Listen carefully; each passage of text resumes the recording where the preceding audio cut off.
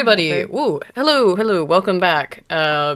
Sorry that we're pretty late for today's stream. Very professional here, naturally, as always. How is it my fault? Because you're on African time. But, yeah. But Bill was the one who went to the shop and came back now. Yeah, I got back on time. Yeah, Bill was back in time for the show. I was sitting here with my coffee. Canoodling about. Like, oh, bollocks. You muted. Oh, you were like, you joined, and then you said wait, and then you're gone for like 5 minutes. Yeah, it's called getting coffee. Every time. I called it. Coffee? Yes, it was. You did call it. He was getting coffee. I have to. I had quite good coffee this morning. We got this Bailey's whipped cream that was fairly cheap. I made a Irish coffee packet, so it's nothing. It might be alcohol in that Bailey's whipped cream. I doubt much though. There's not. It just tastes like Bailey's. You used to get £2.50 pop it in the fridge if it was.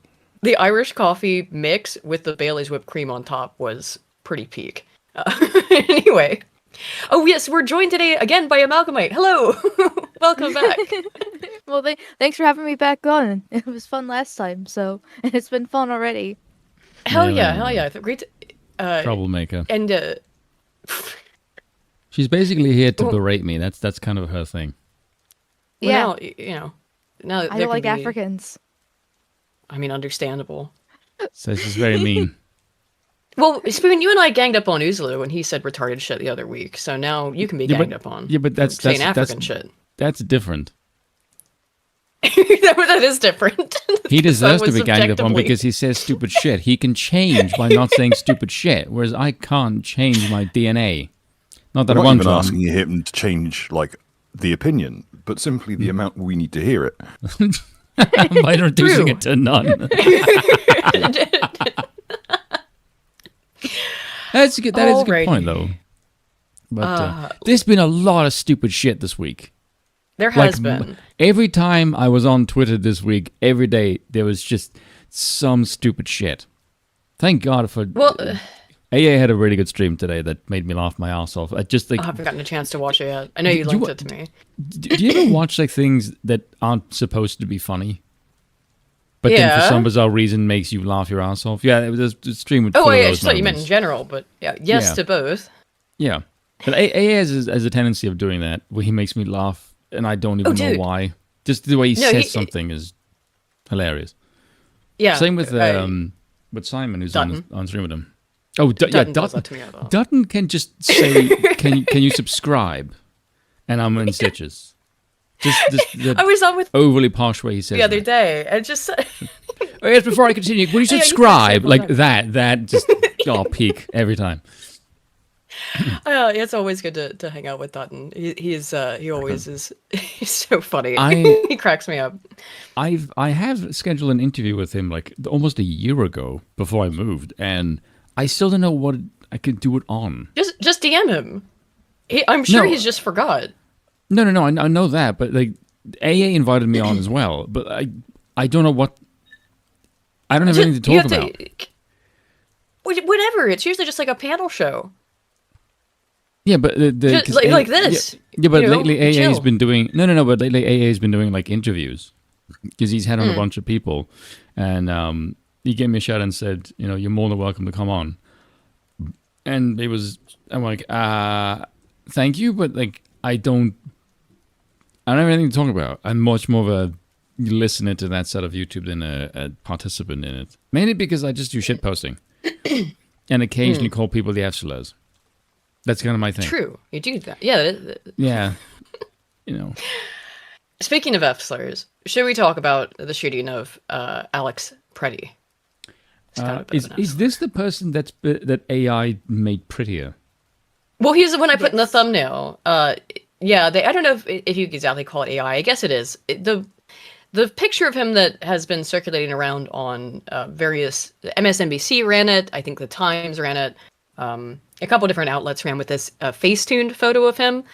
Because, I mean, I've been doing this investigation into empathy, what it actually is, who has it, and its correlation to dark tetrad traits, specifically narcissism and sadism, and how that interacts with the, affluent white liberal female, I always say that wrong, female liberal stereotypes. And I think with this guy, it's like oh, we have to make Pretti a little bit prettier so that women will be sympathetic to him or empathetic towards him. I don't know. I wonder if it worked. I don't know. It's hard to say because of how fast the news cycle functions. But it seems to me that it. I mean, his why else would you do physiognomy that? probably didn't play well with the pro-Palestine crowd. Well, I keep no. hearing people say he's not Jewish. He's Italian. The last name's Italian, and so he's definitely not Jewish. I mean, he is like one of the most Jewish-looking people I've ever seen. I was going to say that there's. I He certainly looks like a rat. Well, have you not seen a picture of him, Bill? Here, I'll pull it up. He looks like a rodent. Yeah. We'll look at the headless picture later. So this is the actual picture of him. This is the real one, but then they face-tuned him to. Let's see if I can bring this Make up. him look a little bit more attractive, yeah. Yeah, I'd say considerably so. Like they made him far less pale. They changed the cam of his ears very slightly as well. They made his head a lot. They made less him more muscular. lengthy. I was gonna say, More like, he went from muscular. like kind And they of narrowed his- Weasley to jacked. I mean, the one I put in the thumbnail is a little bit more jacked than that, but They actually made his Norwood slightly worse, though. maybe. I think it's because they just shrunk his head. They had to get rid of the 5 head a little bit because he being another Minnesotan, he does look a lot like Nick Rekieta. Yeah, poor Yeah. Nick. I mean, well, the original Rest one, in not the pavement, face-tuned Nick. ones, not the face-tuned one, but the original one does bear a resemblance to Nick Rekieta, I'd say. But they ran with this on a couple of different sites. So this guy is the latest casualty in the war on ice, or the war between He looks ice a and lot like a Minnesotans. He looks like a YouTube chiropractor called Brent Binder. He does look like a chiropractor. He was a registered nurse, Yes, but he does look like a chiropractor for some reason. I Yeah, agree. if you know Dr. Brett, then you'll know, because I looked at him and like, wow, it's like if Dr. Brett had hair. What is it? What is chiropractor physiognomy, Bill? What are you asking me for? I don't. Yeah, well, you I- got asked. You were don't- asked another physiognomy question, or a sort of related question. His thing is his ears are flat on, but that just means he's done mixtured. He's most likely a little bit of Italian and Polish, and probably Sephardic, given the length of the face. Well, Pretti again is apparently an Italian name. The Bishop of the Railway. Sephards are Celtiberian and Italian Peninsula, like Hebrews. True. The Bishop of the Railway, for 10 Canadian, says, y'all, I just discovered I have Ashkenazi names in my family tree a few generations back. I'm part bagel. Is there a cure for me? Does Bill have the For executioner legal sword reasons, yet? listen, I want the executioner sword. People aren't donating towards it. People need to, I'm sorry, I'm doing my best to sort the finances out to afford the damn thing. But these things are pricey. Thank you, man. So I think we'll... Side Look, effects include becoming shorter. yeah, by about a foot. Is there a cure? No, but you can just ask for forgiveness by throwing up 10 hiles. Oof. You'll be fine. Daily. There's been a bunch of... I think this shooting in particular is less clear-cut than the shooting of Renee Good, because although they tried to run with she was just escaping, she was just fleeing, once you saw the officer's perspective on things, and really you could tell from before that, but particularly once the officer's perspective came out, it was pretty obvious that she and her wife were belligerent, and it certainly looks, intentionally or not, like she did hit the guy, first of all, and that she was trying to, intentionally. That's what the footage revealed more of. But with this guy, I'd say it's a bit harder to kind of pull apart. One, because it's a giant clump of people who were all jumping on each other. So it becomes sort of difficult to look and see what's what and who did what first. And there, as with always with these things, there was a ton of misinformation and speculation that got reported as fact. That happened with Renee Good too. And I'm curious about what you all think about this, because I noticed this. Have you noticed that the term misinformation has just disappeared from the cultural zeitgeist? I mean, Yeah, pretty a couple much. years ago during COVID, it was everywhere. Misinformation. This is conservative disinfo. And then I've not seen almost any of the use of that word, particularly regarding a lot of this stuff in Minnesota, both the fraud and now these shootings.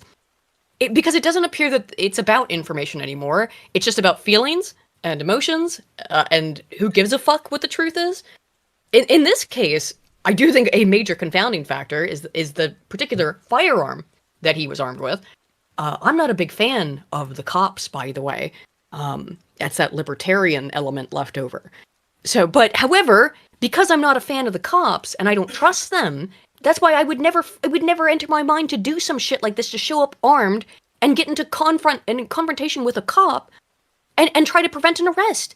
And to me, I mean, like, I'm not trying to, like, bootlick, but it sounds like that's a death wish. No, what are you owning doing? a SIG in general is a death wish. Well, the SIG 3, his particular gun, the SIG 320, is infamous for just jiggle it the wrong way, and it will fire. Oh yeah, I saw this one video of some guy testing it out, and Yeah. he just like lightly tapped it and it just went off. I'm just like on the top of the gun with that, and I'm just like, and then I saw somebody do like a frame by frame video of a close up to the agent who disarmed him, and the first gunshot you lines up with the gun in his hand, kind of like jerking upwards, and you can kind of see like some sort of like smoke kind of coming out of the gun too. And so I am a believer in the whole SIG misfiring theory that that it went off and it spooked the other agents, and so that's what made them start shooting. Because like if you actually watch from the time period of when he was just got disarmed, the SIG going off, and then when he was getting shot, it's like 4 seconds, 3 to 4 seconds. Yeah. And that's happening. And so I do agree that it's messy, it's murky, but I do think the ICE agents are justified, because in those moments it's a life or death situation. They hear a gun going off, the guy's already been resisting arrest. Apparently there are reports that he already got like broken ribs we'll go through like a that. week or two ago from fighting ICE agents beforehand. And stuff, so he was already like kind of relatively known to them. And obviously he was armed. You don't know how many other weapons he might have. All these different factors at hand. They only had 3 to 4 seconds to react. And so they started shooting because it was either their life or the guys. Yeah. I agree with that completely. Yeah, people would think because they're able to like rewatch the footage over and over again, they're not in that situation, they're viewing it from an outsider perspective, they go, well, I would do something different. He had already been disarmed, how did the other agents not know? Again, it was about 4 seconds. Yeah, because we have the luxury of sitting here in our chairs and go like doing the frame by frame, slowing it down, looking at other perspectives, different things like that. But in the moment, they only had literal seconds to react, and there's already processing times from what's happening before them. They have to register in their mind, and then their mind has to decide, okay, what's the next course of action and how do they respond. And when you're in a stressful situation like that, you only have a second to decide if it's your life or theirs. Yeah. And the ICE agent decided to choose their own life. Was it a mistake? Was it a screw up? You could maybe argue yes, but I'm on the agent's side because I would probably do the same. Yeah. Why are you carrying a weapon and fucking with federal law enforcement? I have no sympathy. Why are you carrying? I would want to know when he purchased that pistol, because if it was after the big brouhaha about that gun being so unreliable, the conspiratorial part of my brain goes, did he choose that so he had a weapon that would likely go off if they tried to disarm him? I don't know. There was a CBS article that I read that was like interviewing his friends and family, so it was a puff piece talking about how amazing he was. But it was quite telling because he apparently has had the concealed carry for like 3 years now. But none of his friends or family ever expected him to actually carry before. Like, they knew that he shot rifles because he's been to the range, but they've never seen him actually carry before. But he's had it for apparently like 3 years. So I don't know if he's always, because he got it after the Black Lives Matter riots because he was like involved with those too. Because he became extremely more left wing when the Black Lives Matter riots were happening. Yeah. And so that's when he got it. It was like after that. But I don't know when he actually got the gun itself. So it was like, but then again, there was a whole controversy last year about the SIG. Like, I mean, I like guns, but I'm not like a gun nut. I don't know really much about them. I just know how to shoot them and that kind of deal. But I remember last year there was a whole controversy about the SIG and how bad it was for misfiring. So Yeah. it's like, okay, if he actually shoots guns, he, at least goes to the range with his rifle. He's had his concealed carry for 3 years. Why did he get a SIG in particular if he is at least knowledgeable about them? Like, does it really make sense? Would have been right when it came out too. The videos that have been coming out, that the people have been posting about it, and that we're going to look at here in a minute, the one in particular I'm going to show was posted 6 months ago, because one of the claims was, conservatives are reacting to this and they're making stuff up about the 6-hour P30 or 320. How did I fuck that up? When it's like, no, people have known this about this particular gun for a while, and I think that it's possible that it's possible that that's right, that's why he purchased it. Specifically, is because it has a tendency to go off. It's essentially an unsafe firearm as they go. And particularly if you're intending to go in and fuck with cops and get yourself into a dangerous situation. It cheap? I don't think so. Not very. There's a lot of stuff that was going on. Like, again, they only had a couple of seconds to react to this. And in addition to that, as we're going to look at with these signal chats, what they're discussing in private, you'll notice if you play the videos, as we'll play here in a minute, the constant whistle blowing. Mm-hmm. Well, they're doing that to cause psychological distress by their own admittance in their private signal chats. They want officers, by their admittance, to make mistakes. What I find really disgusting about this is that these are people who are collectively deciding to allow their comrades, not just allow, but get their comrades killed. And, I think they're a little bit upset that it hasn't been a black person, but I saw a couple of videos, I've seen quite a few now, of black people on Twitter and Instagram and whatever saying, hey, we're not going out and protesting for this stuff because we're on to the game at this point. We're not going to get killed and die for your fraud. Because, and to be replaced by illegal immigrants. Because that doesn't benefit Black Americans either. Being replaced... To be fair, neither did BLM. Well, no, it didn't. But I do think a lot of them are pretty wise. Did get a couple of some good real estate, though. Aspect. It did that. I pulled up this Hill article, though, just as a kind of a launching off point, because I don't really know, like, if they labeled him a domestic terrorist and stuff. Stephen Miller called him a domestic terrorist. I don't know if I would call him that. I think he's, like many of these people, they're useful idiots. That doesn't mean that they're not dangerous. I wouldn't call him that either. Dead domestic terrorist is what I would call him now. I don't think... Well, that was funny. Yeah, it is funny. I don't think most of these people... Their empathy is being twisted by people who are fucking evil. And I think they've all got a lot of this underlying narcissism that's exacerbated by social media, which is anyone can be a little bit prone to narcissism in some situation or another. It's, subclinical narcissism. I'm not talking about pathological. But they all kind of live in this weird pseudo-para-reality where they're in like a Marvel movie or some kind of film or television show where they're the fucking hero. And I know people talk about white savior complex and stuff like that. But these people all do seem to believe very deeply that they're going to be the hero of the story. And that gets twisted and gets them killed.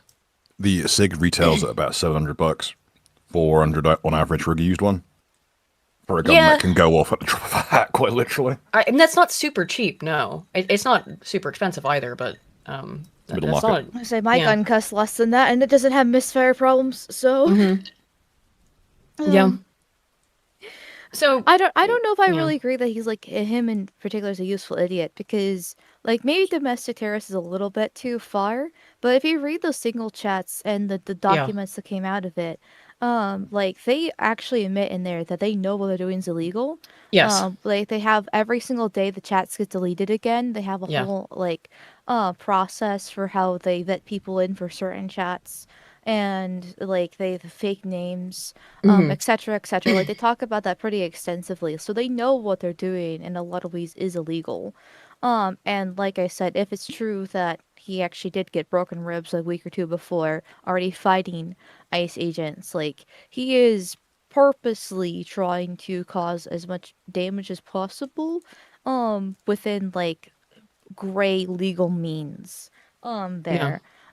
So like he's not obviously setting a bomb or anything like that, but well, carrying a gun Yeah. itself is not the problem. Yes. Getting to like being concealed carry without an ID is technically illegal, in Hmm. Minnesota, and then you're getting to a fight with ICE while carrying at the same time, and that's already a huge That's mess where right You got there. priors that's for where the Like days. problem it's starts. yeah, it's just Yeah. like I don't well, I would maybe say, like I said, domestic terrorist is maybe a bit too far. He's really not that far off in my opinion because he's there to cause problems as far as possible. And at this case, he paid with his life, but Yeah. he was more than willing to do that. Like it's not really these people are well organized. When I went through the single chats myself the other day, part of the discussion they had is that 1,000 people can be in these like chats at one time, Hmm. and they get like instantly filled. And so if Yeah. they're not on patrol or working or whatever the case is, they're asked to leave and then they immediately get replaced. And there's multiple of these chats for like different zones within Minneapolis. And there's also WhatsApp chats as well that they talked about. And so my rough estimation is about 7 to 10,000 people um that are involved with these between the WhatsApp and the single chats is roughly. I could be off a little bit, but if it's 1,000 and oh yeah, you had the zoning there, Hmm. and stuff like that. Like that's a lot of people just Yeah. for to be like useful idiots when they're purposely being Oh yeah. vetted and talked about how these gray areas they're technically illegal, but like they're not like super like bad like actual like murder obviously. So I'm gonna call them like gray area things, like all these different factors at hand. This is like a militia. This is beyond just useful idiots in Well, my eyes. This is an and members of actual the like government are members of these chats. But so yeah, yes. here as you were mentioning, here's like there's 1, 2, 3, 4, 5, 6, 7 zones, and yeah, each zone can have up to 1,000 people in it. And I've read that as well. That basically they fill up instantly, so there's always 1,000 people.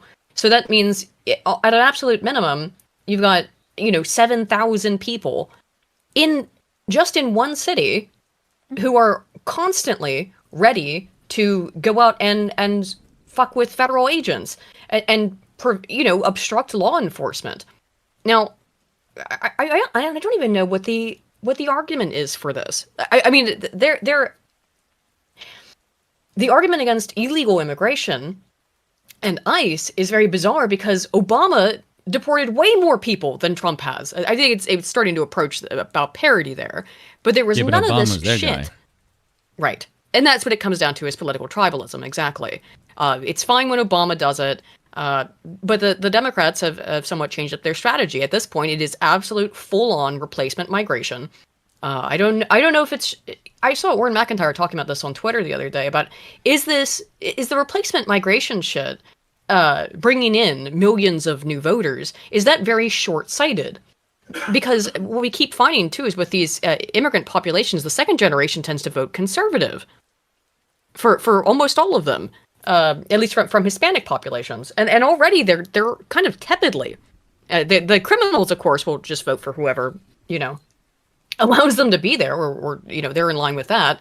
But I'm not sure this is a long-term good strategy for Democrats. It's not a good long-term strategy for the United States in any capacity. Next Democrat comes in, will just deport them. Maybe that's it, right? Is that I don't think it's it. I don't think they really think about long term. They maybe only care not? about power right then and now and how to I don't think they basically think. make themselves rich as possible. So like one of the problems with democracy, and I know Spoon beats me with this all the time, which the thing is I agree, is the fact that they can go in power for 4, 8 years, however long their term is, depending on what position that they're in, um, and then then they can leave, and so Yeah. they only need a short term thing to get into power. So they just import as many people, get voted in, stay in power as long as they can, become rich as fuck, or in a case like And then obviously like Tim Walz has been in power for a while, and he's obviously doing well with the Somalian scams going on. And then they can just leave. Like they don't care about the long term. They only care about now and just becoming rich now, and whatever means necessary, and just having the power now. It's not it's not supposed to be a long term plan. Because it is very short time horizon. I mean, you can always, I guess, maybe there is no long term plan. It's just we'll import people. You have to make sure that everyone knows that. Step the game up. Oh, thanks, Bill. Give me the mace. I also think it's the fact that, oh man, pardon me if I'm getting a little too spicy here for you guys' channel. No. No. I also think that it's the fact that white nuns are generally, while they're definitely a little bit more up there in the violence scale, they are pretty good, easily to control, especially when you actually have the power in hand, or the whip, I could say. Versus whites, not so much. I mean, obviously you have the whole like white liberal woman stereotype, but that's because it's women, and women just follow whoever is the leader at the time. And when they're childless and single, then they're gonna follow government because the government's the daddy in the relationship. Government can do it more than any single man can do in terms of the amount of power and wealth. Yeah. Yes, and so that there's that problem there with the white liberal woman. There's a whole different discussion to have there. But generally with nuns, they are more. I can't exactly call them slaves. Well, you call it. I was just talking about. No, they are slaves. I mean, like on the Democrat plantations in many ways. People have used that terminology to talk about inner city blacks for a long time. And I was talking about this earlier today on Twitter, because that's what happened to my home state of West Virginia in many ways, is it got turned into a Democrat plantation, and now it's an absolute shithole. You vote for Democrats for 100 years, and they will end up destroying all industry and business and make sure that you cannot get off that plantation, which is absolutely what they've done to American blacks in many ways. Now, there's other problems there, but as to why it also, just to be clear, they did that to white people too, in my home state. They put them on a plantation. They can't get off because they're so broke. The communities are so destroyed. Here was the post about the 1,000 people. Oh, yeah, thanks for rolling that up. Oh, no, I was just looking through Cam Higbee stuff. But, a lot of it probably is then just short time horizons. I get what I want now and not thinking about the long-term repercussions. It's just the browning of society. So... Indeed. Speaking of, these are what I'm looking at here on the screen is Cam Higbee and not that he's not the only one, but he's one. It was the first guy to really break this of breaking into these people's signal chats, and as you can see here, 1,000 people in each one, and they just leave a new chat, delete the old one, so they're constantly cycling through these so that they can avoid being caught. Which again, by their own stated purpose, they know what they're doing is illegal. If not illegal, then it's on a sketchy line, right? A gray area, as you called it. They've got all of these plans. Here's how you document what you think is an ICE vehicle. Now, of course, we also know they've been really bad at their accuracy on this and have just gone through and... I mean, they've just gone through and started like punching the windows out of random cars and writing ICE on them because it's an SUV. I have to say the irony of the situation, because like they're usually, they don't like stereotyping, right? They don't like racism, sexism, transphobia, all that fun stuff, and a lot of that's actually based off stereotypes and pattern recognition. Yes. But here they are, and they're stereotyping based off like what's a truck and an SUV and like license plates, like styles and stuff like that. Like, they're people's clothing, people's skin color. I mean, they're chasing people down the street and be like, "You're a white guy. Well, you must be with ICE." I mean, it's with liberals and left-weights, though. The one guy that was screaming, "You ICE!" Like, say "fuck ICE," and he's like screaming on the top of his lungs in the middle of the street. It's like, what the fuck is wrong with you? Craziness. And again, just people having lunch in the at a business meeting. They're dressed in business casual. Oh, ICE! If you're not terminally unemployed, if you're not terminally unemployed loser like me, you must work for the federal government, which is a bit of a fucking telling on themselves. But oh well, yeah. Especially hilarious when the state government is in their chat. Well, yeah, we'll get to that. Is that there's the lieutenant governor was in one of these chats, as well as another person close to Tim Walz. So it's not just. I mean, no wonder they feel emboldened to do this when you've got not only the very front-facing, openly Tim Walz saying "go out and resist" kind of stuff, but then you've got the lieutenant governor and people high up in the Walz administration, the Walz government, actually actively in their dumb little chats. And they're sharing all kinds of stuff in this again. How to, detect an ICE vehicle, which just means stereotyping an SUV as obviously being an ICE vehicle for whatever the hell that means. Also, yeah, they wouldn't let him in. Cam Higbee, they wouldn't let him in without his real name. So another thing to point out here is that ostensibly the people operating these signal chats or somebody on the back end has got all these people's docs information, which means that, well, I don't know, if anyone in the federal government can get off their fucking ass, if Kash Patel, who has opened an investigation into this, at least allegedly, if he can actually do anything, it would seem to imply that if they have to be vetted to get in, that their names are somewhere there. So, Kash, can you do your fucking job? No. And I'm guessing probably not, So You could be like Pam Bondi and send in our strongly worded letter. Right. Yes, a strongly worded letter indeed. Hey, Trump, I have a question for you. If you were able to black bag a literal world leader in his own freaking country, how the hell do you not have the authority to kidnap these fuckers? Good point. Okay, apparently Nasra Ahmed, the dumb bitch from Somalia, who said like Somalia is more than bananas and rice. She's been arrested for throwing hands with federal officers. I wasn't even going to play this really? because I thought we wouldn't have time. I just forgot about it actually. Bananas. This is a rice Somalia. Oh my god, I saw that. It's like Dude, a it was Valley so girl funny. with a Somali accent. It's like, I mean, While yeah.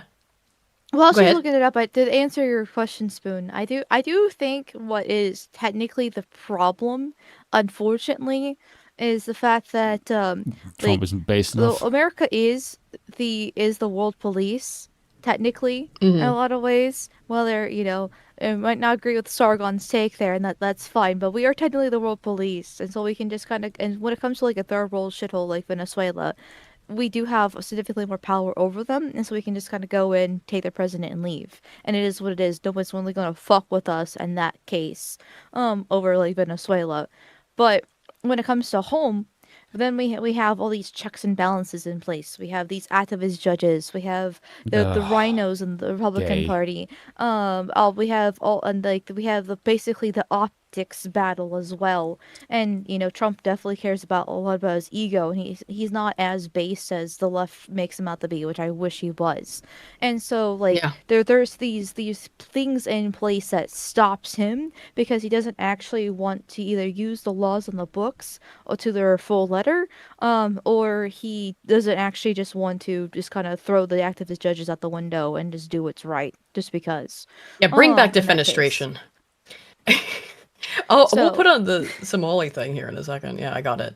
I totally forgot about that. The news cycle with this Minnesota was stuff's been really so stupid insane. this week, yeah. Well, it's been really stupid, but it's also just been a deluge. It's so easy to I was being things. being slightly rhetorical with my question because I know why, but I didn't want to interrupt the poor girl. And she just rambled. I'm like, let it fly. Sorry. No, it's even look. Spoon's being It's rhetorical because of how we talk here all the time. But it does actually bear explaining, and not just be like and chortling to ourselves about how silly the whole Democrat process and facade is. Spoon. Yeah, because it is kind of annoying to me. People go, "Oh, we have checks and balances." Yet your checks and balances right now is keeping the corruption in wind. Well, It's not I mean, actually Judges are it is here exactly to make that. sure that these people are being able to be held accountable. So we made the judges impossible to hold accountable. Yes. Yeah, I mean, it's not, the judges are. That is the last stop. That's the worst part of much of this is that they're very difficult to You will de-seat. have no justice in your country until a judge can hang. Yeah. Those old words ring true. You might have noticed that checks and balances just ensures you have third world corruption. Only there's less violence.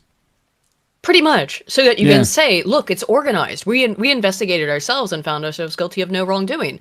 Yeah, of course as you have. many such cases. Let me get these super chats real quick that we got from the beginning, and then let's watch the bananas and rice thing because it is funny. Elder Saga for 2 says, funny how all it took was one small hat to end the riots. Well, we'll see what happens with that. I mean, it's hard to get these people sometimes to back down, and they're really activated. I don't know. I thought they might back down.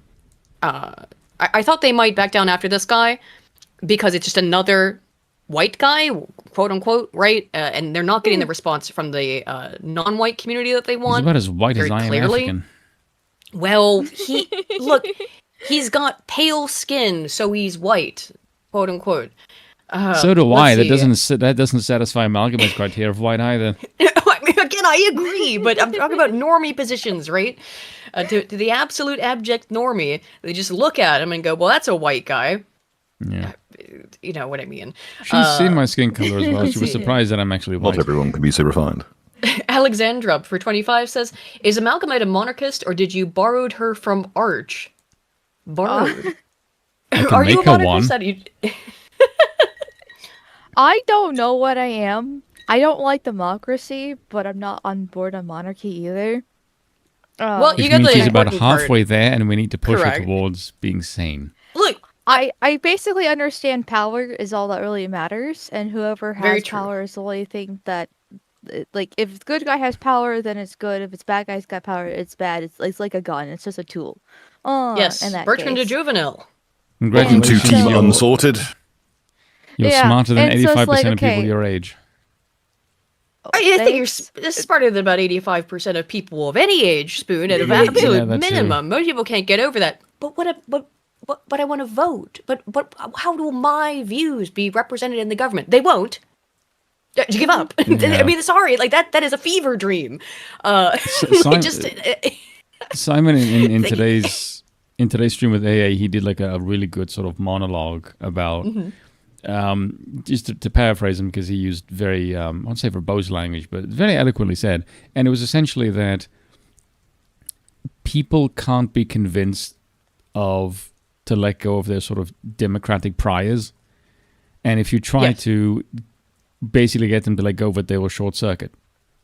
Like they can't it's the understand why it's bad, which I said to him, I find that quite strange because I agree with him, but I said, having spoken to people, you can get pretty much anyone, if you split democracy into its components, you will get almost everyone to admit the components are shit and they don't work. But the moment you try to collectively take them all away, that's when they short circuit and revert back to it like, oh, it's the evil that I know.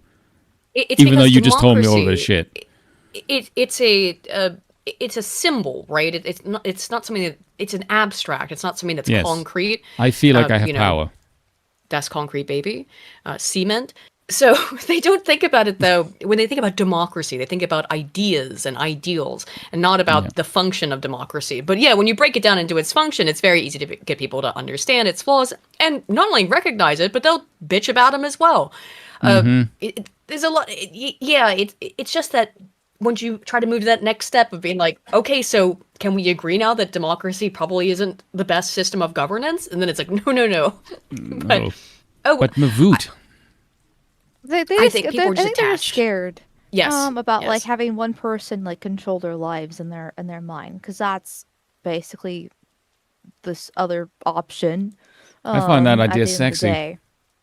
I think most people, I think most women actually do in particular. And I it's weird that it seems that women are some of the most ardent defenders of democracy when it's like, wait a minute. I mean, I don't know. Okay. When I've talked about this before, I've used the example of like, what do you want to do for dinner with the boyfriend or husband or whatever?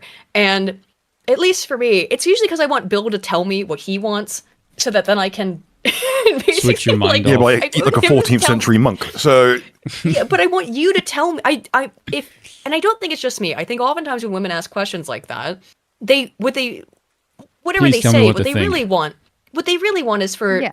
a strong male figure to say, "Here's what you're gonna do," because it's very Women easy don't like thinking. to be like, "Okay, well, it's not thinking. Yes. It's more not having responsibility, right? Yeah. Yes. I Women don't are like very making allergic decisions. to responsibility. Yes. Yeah, I don't. It's Accountability is basically You know, kryptonite.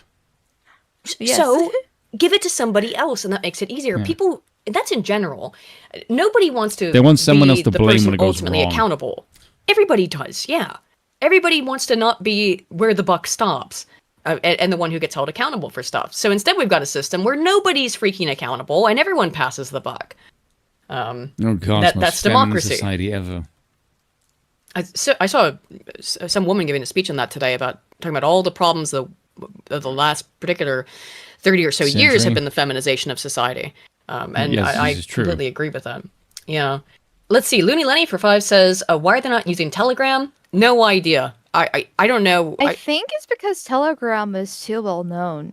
Like, maybe everyone knows about it now. And apparently there's been, like, it's not as secure as it used to be, is what I've heard. Don't quote me on that. Versus, I never heard of Signal until last year when JD Vance and had their whole Signal chat leaked. I never heard of it before. And then I haven't heard about it since. Like, I don't know anybody that actually uses it.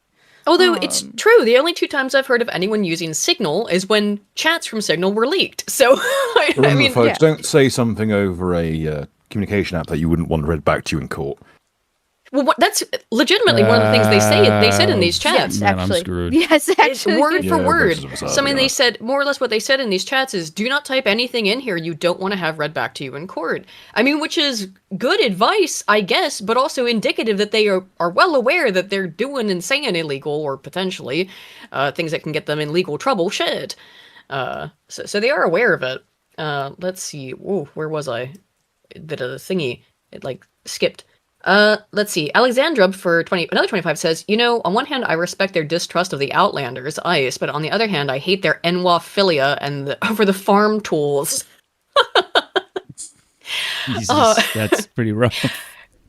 I very much appreciate the Morrowind references. No, this is a penal household, quite frankly. It is a penal household. Although, Bill, I've often been accused of being an elf. What are you going to do about that? There's a reason I have a longsword and a mace. Good comeback. My choice of weaponry was intentional.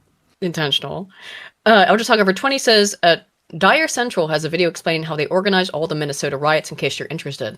J Dyer? Yeah, I'll check that out later. I don't have it here, but I'll watch that later. Let me write that down.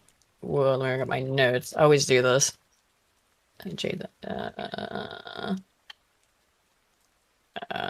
Okay. Alrighty, let's see. Ardent Party for 5. Fastidious with note taking. I am. Ardent Party for 5 says, cheap ads are cheap. Live and Let Die. Live and Let Die. Live read part 9 tonight at 9 p.m. Eastern. Ardent plays on Rumble. Siggers are just bad people, if you ask me. Well, I mean, it seems like it's just this one particular type of Sig. It's not all Siggers. No, SIGs are notorious for their incredibly unsafe firearms. I hadn't heard that about other ones. I heard this one again was notorious specifically, though. Yeah, the new generation of SIG P320s have been bad. They've always been bad, but the latest ones are the ones where, like, if anything flexes, it just goes off if it's chambered. They've had a problem with this with all the SIGs, though. Like, the SIG P226 was pretty okay, but the issue is that these are guns that don't have safeties. They've got decockers instead. Yeah. So they've got a lever that just releases the hammer safely. Yeah, we'll pull that up also in a minute. Rambam for £5 says Terrence Popp and his friend Battledorf just did an extensive breakdown of all the signals going on. Signal goings on. It's a lot of SIG things today. Signal, SIG, sours, yeah. Rat Chasington for 5 says, I have a sociology class taught by a white woman and we talked race today. It was as painful as you can imagine. I've sat in them. It's rough. Alexandra for another 25 Ron says, it's a good thing for democracy. It's a good thing democracy is diffusion of blame, so they can't revolt under a unified enemy figure. Sort of. I mean, maybe. It depends, though. I think they can unite potentially. The problem is the lack of accountability, though, ultimately. And that's in leadership. Which is there's no real way to ameliorate that in a democracy because you're always sucks. Yeah. Like, you can't tell me you will look at what these people are doing and go, there's no reason you're doing this other than your life is shit and you need to feel like you matter in some kind of grandiose sense. Because no one else I think so much of it is, yeah. Yeah, because I can't imagine anyone else would go out of their way to, hey, look, I'm going to literally fuck with federal law enforcement. And it's fucking with federal law enforcement while they do the most basic job ever, which is defense of the nation state. That's completely normal. That is like the one function that people expect libertarians actually will acknowledge the state is supposed to do, and for some bizarre reason they don't want to do that, which is really bizarre for me from a libertarian point of view. But fucking anyway. Yeah. Rammem for £5 says, in the 1970s, an Irish Republican bigwig said, if you discuss something over the phone, you shout it to the world. Yeah, you think they'd be aware of that, but I think these people have a sense of invulnerability. It's why they also go out here and do this shit. Because they kind of, in a sense, kind of they do, thanks to the court system. Right. Exactly. They do have an invulnerability and a protective layer over top of them. They don't get in trouble. The worst that happens to them is they get killed.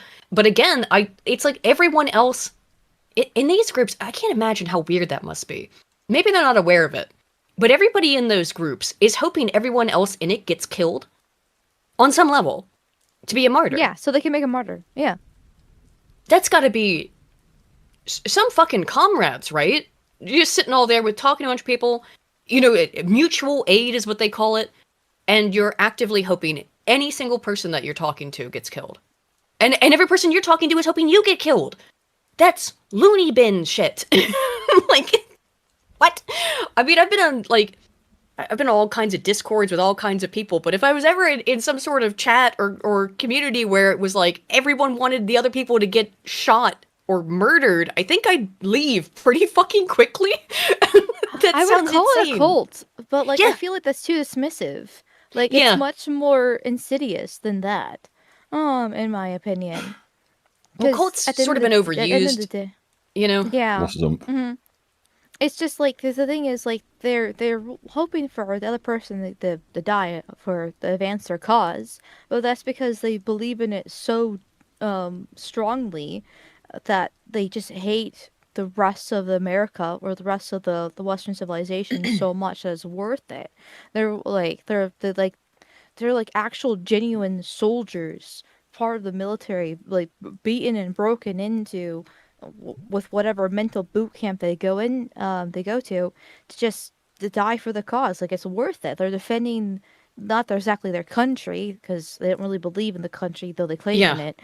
It's just they literally are soldiers in this case for what they're doing, and they're willing to kill themselves or at least die in battle.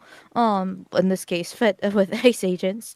Or basically kill somebody else in the process. That's on the opposite side. And there's research on that. They've been notorious for violence for years now, for literal decades. I mean, back in 2017, some crazy leftists decided to shoot at Republicans at a baseball game. Thankfully, none of them died. They really want people. I'm glad you brought that up. That one's been almost entirely memory hold. The baseball shooting. Yeah. And then back in 2020, some guy was wearing a MAGA hat and he got shot in the street in Portland. They don't care. They're willing to sacrifice everything to defend their cause because they are true believers. And until the rest of the right, because there's a section of the right that I saw with the whole Pretti guy dying here, that as soon as it got a little bit messy, they started oh no, okay, we have to back up now, ICE is too far. No, until you actually realize that these people hate your guts and they legitimately want you dead. I'm not sure how you didn't get the memo with Charlie Kirk there, or literally any time beforehand, but Charlie Kirk's the best example.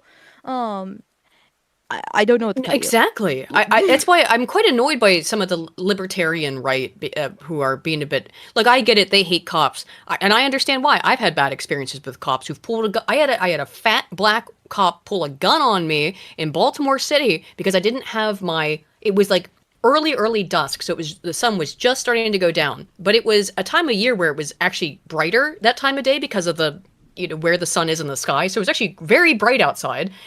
But technically it's dusk, or it was past a certain time. So I didn't have my headlights on, pulled me over. I went to go get my, information out of the glove box. I didn't know that apparently this is considered a hostile act. I learned after the fact that it is. So when she came over to me, she pulled a gun on me. This woman was morbidly obese too, 400, 500 pounds.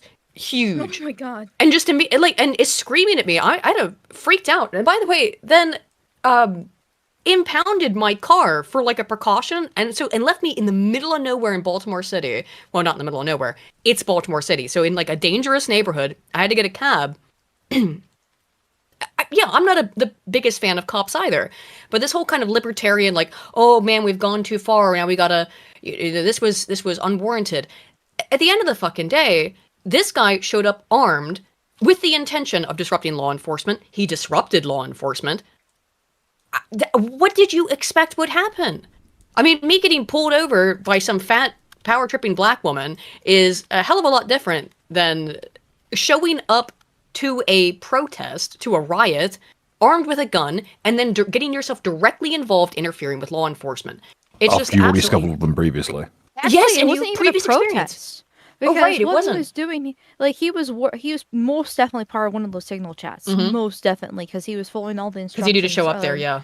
Yeah, and he was trying to direct traffic, which is part of the defense that the left is giving him. Like, oh, he's trying to direct traffic. Whatever. He's a civilian. Why Yes. is he directing traffic? He's in the middle of the road. He's putting his life at risk just by being in the middle of the road in the first place. Like, and he's actually actively impeding on a federal investigation because they were there trying to arrest somebody. I believe a child molester. So, you know, great person, obviously, that he's trying to defend in this case. And like it wasn't even a protest. He was actively trying to impede a federal investigation. Yeah, they keep accidentally, quote unquote, the ones they keep stepping in to impede tend to be a lot of pedophiles for some reason. Maybe it's because those are the ones ICE is targeting. And so the people they end up defending end up being sex criminals and pedophiles. God, it's almost like they're criminals. Yeah. Shocking. More news at 11. I know. Let's see. Tato Chip for €5 says, "Hey guys, I found an invasive species, a nutria. Oh, those things are fucked. And report to the local wildlife agency. Those nasty little rats. Sorry, cute fat water rat. All illegals must be reported. You should report those though, because those nutrias will just destroy every ecosystem they touch. There's a reason there's a bounty on them in most states. Yeah. They turned one Jersey a couple of years back. Yeah, and it's had a all fat Jersey water rat. Walk down. It is a fat water rat. Oh.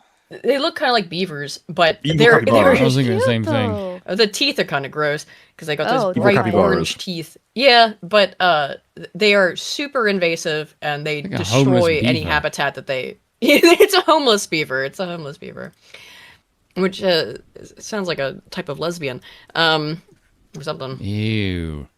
Yeah. It doesn't help when you mention the teeth. Yeah, I did. Oh no. Let's see. Alexandra for 10 says, "Praise Ysgramir and Pelinal and all other heroes. Based. Very based." Mighty Biscuit for 10 says, "Hey, finally awake. Are we surprised leftists are so violent? Nope. Look at the Bolshevik Revolution. Do you have any idea how many civilians were murdered under the name of liberating them?" Yeah, a hell of a lot. Good question. A hell of a lot is the answer. True numbers unknown. Just piles of bodies. Piles and piles of bodies. Sir Squatch for 10 says, "I'm partial to the idea that Trump is doing this on purpose to put on political theater." Maybe. I think that's a little bit of copium. I wish that were true.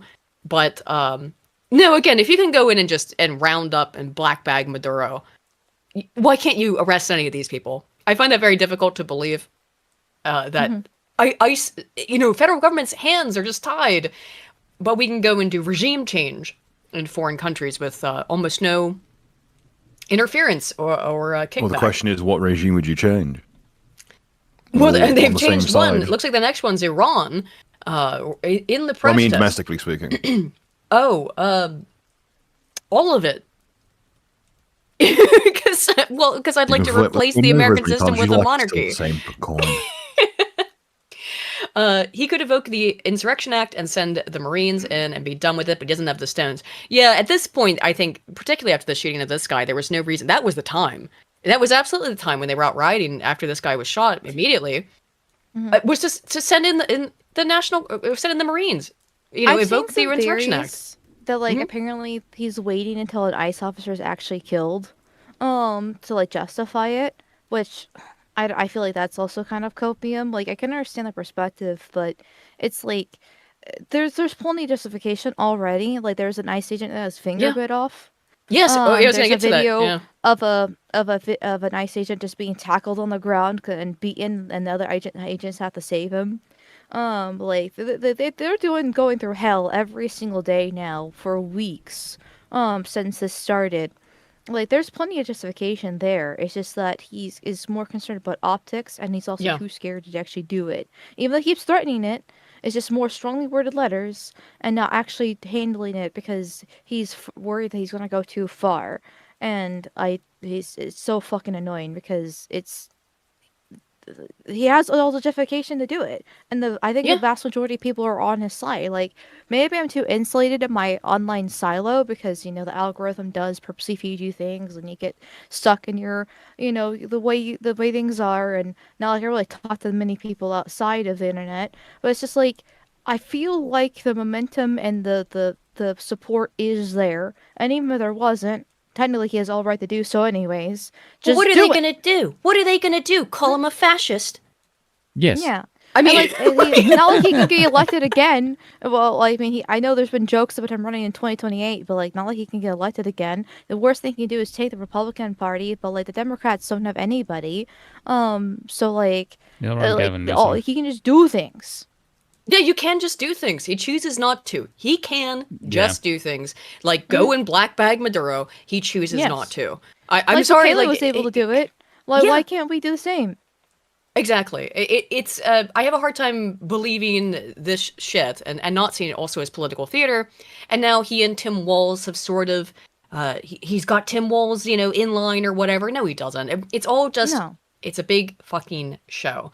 It is quite frustrating. Literally the day before that Trump put his two social posts talking about how like they're talking and they're on the same wavelength together, Tim Walz was on the news talking about how he's not willing to negotiate and compromise with Trump. Yep. Now, I know things can technically change in a day, but after seeing the single leak chat with like the Lieutenant Governor and a couple of people connected to Tim Walz, and then also the whole allegedly conspiracy theory asterisk qualifier, all these different things of Melissa Hortman, who got Yeah. killed last year during the No Kings protest after she voted against giving By his illegal immigrants appointee. help.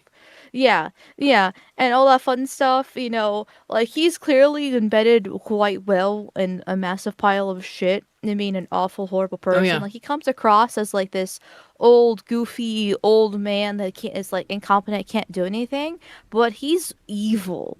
Oh, yeah. Actively evil. Yeah, this was like, him before getting the call from Trump. Yeah. Yes. So it's just like, okay, so a day later things change. I don't trust him. More than likely Trump's capitulating because they saw how messy the Pretti shooting was and got scared. I don't want that to be the case. Maybe Trump did more than a strongly worded letter that Pam Bondi sent, but I don't know if that's highly likely. So it's just so fucking frustrating.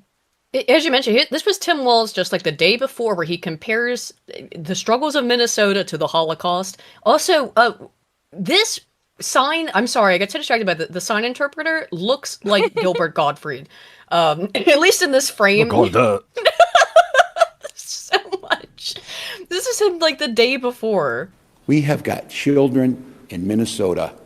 Oh, talks like Gilbert Gottfried too. Who's afraid Yeah. to go outside. Many of us grew up reading that story of Anne Frank. Somebody's going to write that children's story about Minnesota. And there's It's so cringe. Yes, you're Anne Frank, Tim. one person who can end this. It's about as useful as a drum kit. You fucking dip. Like, oh my God. I was doing that. Where was the other? Oh, he's threatening. He's gonna. What was this one? Where he's threatening to beat people up. I would beat the shit out of him now if I could. I would call that out. I mean, Yeah, I'm terrified, Tim. What even was this? Just he postures himself as a goofy old uncle when convenient, and then he'll go and be very aggressive like this. Like, again, he told these people to go out there and riot. He's more going or for less. goofy old uncle. He's giving off vibes of the goofy old uncle who will eventually be an awkward Bad subject touch. of talking Yeah. at Christmas dinner as his fucking hard drive gets found. Yeah. Yeah, a lot of people different, like. right? Sorry, no, a go lot ahead. of people like waved him off because like in the VP debate against JD Vance, like he was so bad. Yeah, he It got was stomped. like laughable.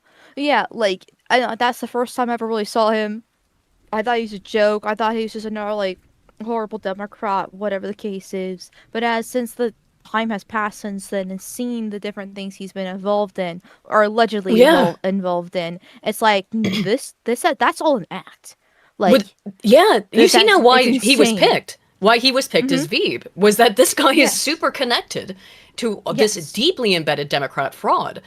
And it's very easy to find that if you're someone looking to get blackmail material on him. I guarantee you the shit that they have on him is even... Those are the best politicians. I mean, if you're seeking power, is to have somebody who's ruthless, but that you have a lot of dirt on, so that they have to be loyal. Here he is being intimidating. Verbally going at it. My argument is much better. Making the case that housing prices are up because of immigration and that we should build on federal lands. But they are up because of immigration, yeah. It was such a crazy thing. But then when I watched him, I got sucked into that. And if you remember, this was right in that moment of eating dogs and cats. This must be quite a while ago, yeah. That bait and thought that was the argument of how outrageous it was. That was not the argument. They literally were eating dogs and cats. But they were eating dogs and cats and geese and swans and shit, yeah. Yeah, there's so many videos and photos and testimonies of that. It's not even funny. Like building on federal land, the thing about that is like once the federal government has some of that land, I don't believe that they're actually allowed to sell it. So it just stagnates and goes to rot. Yeah. Like include buildings that they've actively moved out of and have just let go completely derelict. Yeah. See, this is what. Oh God, sorry. The first comment on there beating anyone up. It's like, okay, yeah, he's an old man. He probably is not actually going to beat anybody. No. But like the fact that a lot of right wingers believe that he is just so incompetent and useless because he puts on this act of just being a goof and not being able to like process. No, he knows what he's clearly. doing. Like meanwhile in the interview, like you can clearly see that he's lucid and active and very violent-minded. I would probably say something along those lines. Like they still believe that. They still are like, oh my god. Well, that's why he put his son in a idiot.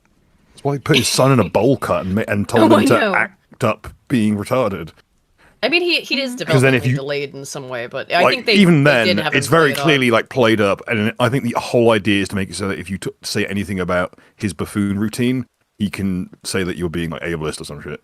Well, yeah, to anything. They always have those kinds of backups. So, does he see anything else like aggro here? I knew that was just in the beginning. He comes out intense like that. That your cops are liars. He said that the ICE agents aren't. Well, your cops are liars, as it's come out. And then a lot of the cops are in the signal chats. Of course.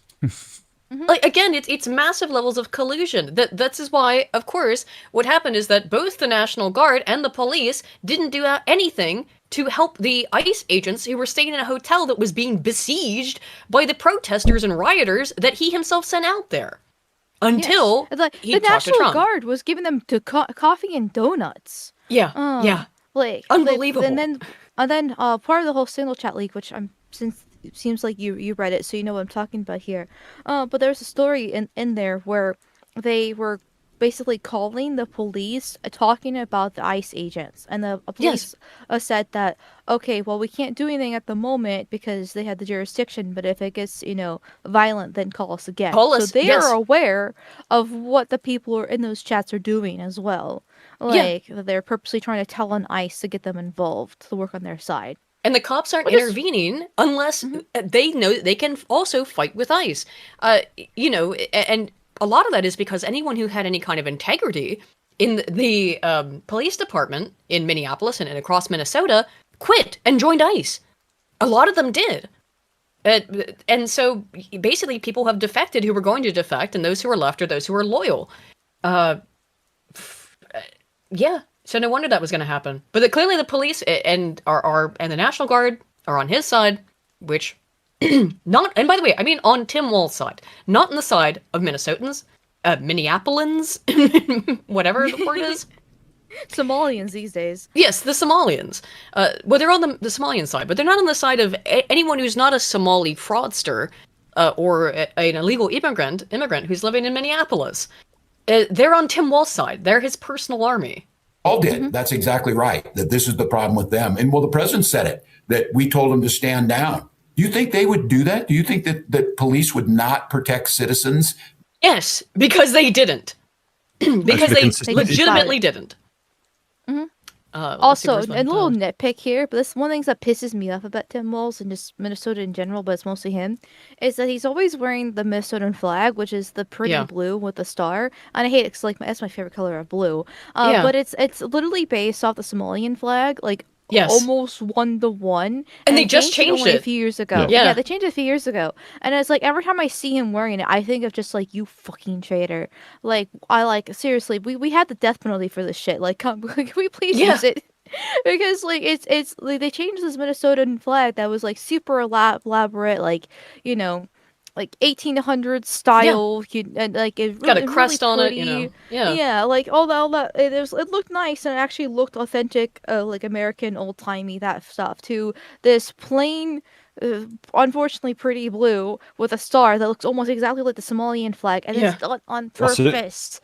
What's that? On purpose. An African nation has dog shit vexillology. Imagine that. I mean, it is so close to the Somali flag at this point. But here, the previous 1-to-1. Yeah. Almost. Well, I shouldn't say 1-to-1, but it's fucking close enough. It's so close. It just makes me so mad that he did that. Yeah. I mean, this reminds me of the West Virginia flag. Our flag is still like this. But where it's just got, this kind of imagery. Old school 1800s style flag. And now it's just the flag of Somalia, more or less. So, again, when he's saying all that shit, you think the cops wouldn't intervene? Yeah, I know. Ouch. Because they didn't. They just they just sat by and let this shit happen. This is private property, by the way. A Hilton hotel that was just smashed up and destroyed because there were ICE agents staying there. Well, at least they believe there was ICE agents there. I know they've been kind of like attacking hotels randomly, thinking whenever they feel like same with the cars. Actually there. So I'm not sure. At this point, I don't know which hotels are actually which. Yeah, I don't actually know either if they were actually staying at this hotel either. I would wager the idea is simply to like spread out police response enough. Not that, but the problem is that the police are on the payroll, so. But the police are on the federal payroll, response. Just spread out federal response to literally every single hotel. And I can give it to you if you want it. But there's a video of an ICE agent just like standing guarding the entrance all alone, his blood pouring from his face. Yeah, I did see that one. And like it was just him, and he had to wait for his own people to come back and like help him out. Yeah, it was just the one guy there for a long time. I saw that. That was God, is there the video? Yeah, here it is. Oh my god. Oh, you have it? Okay. Yeah. I did see that. I went through my bookmarks. 56 tabs. So I was talking tonight. No, I didn't have it, so I looked it up, but it was they just have the one guy left to defend this. I mean, it's absurd that this is. So where are the cops? Well, the cops work for Tim Walz. The National Guard works for Tim Walz, and he has clearly called them off. But then they have a conversation, whatever the hell this is. Again, I think it's largely theater, I agree. Walz called me with the request to work together with respect to Minnesota. It was all a very good call, and we actually seem to be on similar wavelengths. I told Governor Walz that I would have Tim Homan call in and that we were looking, what we were looking for, and that all criminals, and that they have in their possession, blah, blah, blah, blah, blah. Anyway, success! President Donald J. Trump, yay! We're gonna fix Minnesota. Now, at least afterwards, I would say this, they started arresting people outside that hotel. That did happen pretty quickly, it seems. I'm not getting my hopes up on this, but they did at least start arresting people who were... And it was basically directly afterwards. I mean, within minutes, I think, or hours at a maximum. After Trump and Walz apparently had this conversation that they were allowed to go in and start arresting people. I just want to know what the fuck that conversation was. Yeah. Because... like, there are so many things that he could throw at Walz to just, like, completely set him in prison for life. So I feel like that's the moderate solution. Yeah.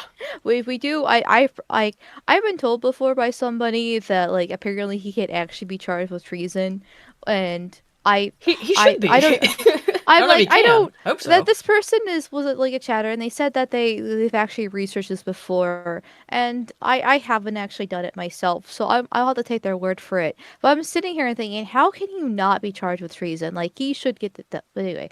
And it's just like, what? I mean, I what agree. did they discuss to make this happen? Like, are they going to let his fraud charges go with the Somalians? Like, because he's obviously involved with it. Like, and this is all, in my opinion, a major part of a cover-up to get the attention away from the Somali stuff. Yeah, and the fraud. And it's like there has to like something like I don't trust whatever deal that they made to actually make the police do their jobs, because clearly they had to come to some sort of agreement where Walls benefits it from it, and Walt should not get any benefit. He should be completely crushed and turn to dust. Yeah. Like no if ands, buts about it. Same with Fry, the mayor, and then everything like the whole entire Minnesota like politicians need to be completely just replaced, because it's from the top down, just full of corruption. Will it be easy? And no, there'll be obviously a long-term transition period, but they are beyond insane. So well, that's like a lot of the libertarian kind of cope that I've seen is, and Orrin McIntyre was asking this question, I think actually, which is that, okay, so what do you, but it's not, he's not just him, a ton of people who are kind of more, I'm not going to say sensible, practical on the right are going, okay, fine, you have a problem with, you don't like the optics, it's a bad look to you. And I agree, stuff like the Alex Pretti situation, the optics on it are bad. But what do you want him to do? Just not deport people? Yeah. You're going to have to do... Did you expect that like 100 million people that need to be deported roughly? Because I do believe that the legals is like 75 to 100 million roughly. And that's like... and then we're not going to count the ones that like are actually here legally, technically, even though they're like they were brought in, or immigration scams, whatever the case is. Like, do you not think that's going to be messy? Do you not think that's going to be violent? Yeah. Like there's already going to be them resisting and trying to run away, but then you have half the fucking country that actively defends them, literally to the death, fighting against you, like. And it's just, it's not going to be easy trying to take your country back when literally half the country needs to be deported. Like, I mean, they are either need to be deported or that they are siding with the people who need to be deported. Yeah. Mm-hmm. What was that? Punished. In some way, shape, or form. The reason why I say half the country needs to be deported is because if you do like the rough numbers math, so like last year the Trump administration admitted there's like 55 million people on visas, and those are like the ones that like we kind of know roughly. And I at this point I'm like completely want more immigration moratorium. I want everyone kicked out, no matter where. Like needs to go, and so that's 55 million people on visas. And then you have the fact that like, okay, how many people here illegally? You're talking about a country of 340 million. So if you got 55, I mean, that's already just the 55 on the visas is a significant portion of that. Don't ask me to do quick maths. And then 75 to 100 million illegals, and then we don't know how many of them actually are legal, quote unquote, but the part of the immigration scam, because there's a bunch of those lawyers that help with immigration papers, that obviously try to go through loopholes, and there's people that like bring them in, like their family members in later, once they get the legal citizenship, and they shouldn't be here either.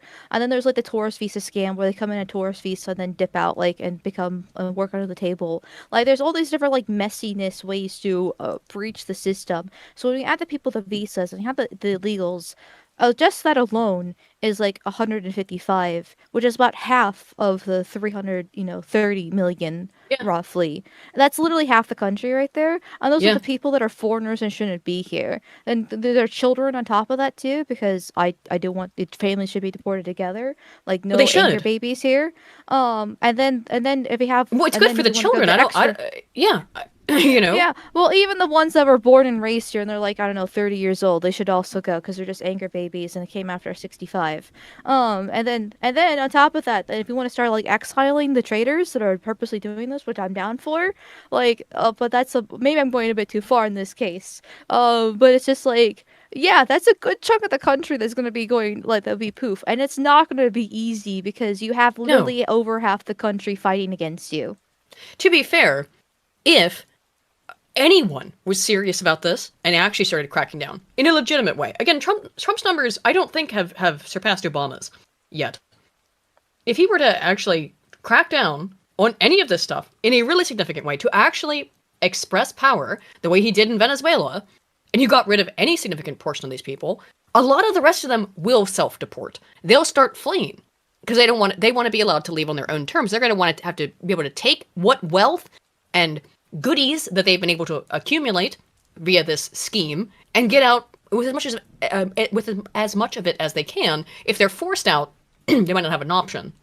And so a lot of people setting will self-deport. And setting don't up rely so on that, they though. can still draw benefits from the system in areas that would allow them to exploit it in that fashion. I mean, I say they that can't be tepidly. deported if they're already gone. I say that tepidly because that's what like a lot of libertarians too try to bank on is, they'll all deport themselves.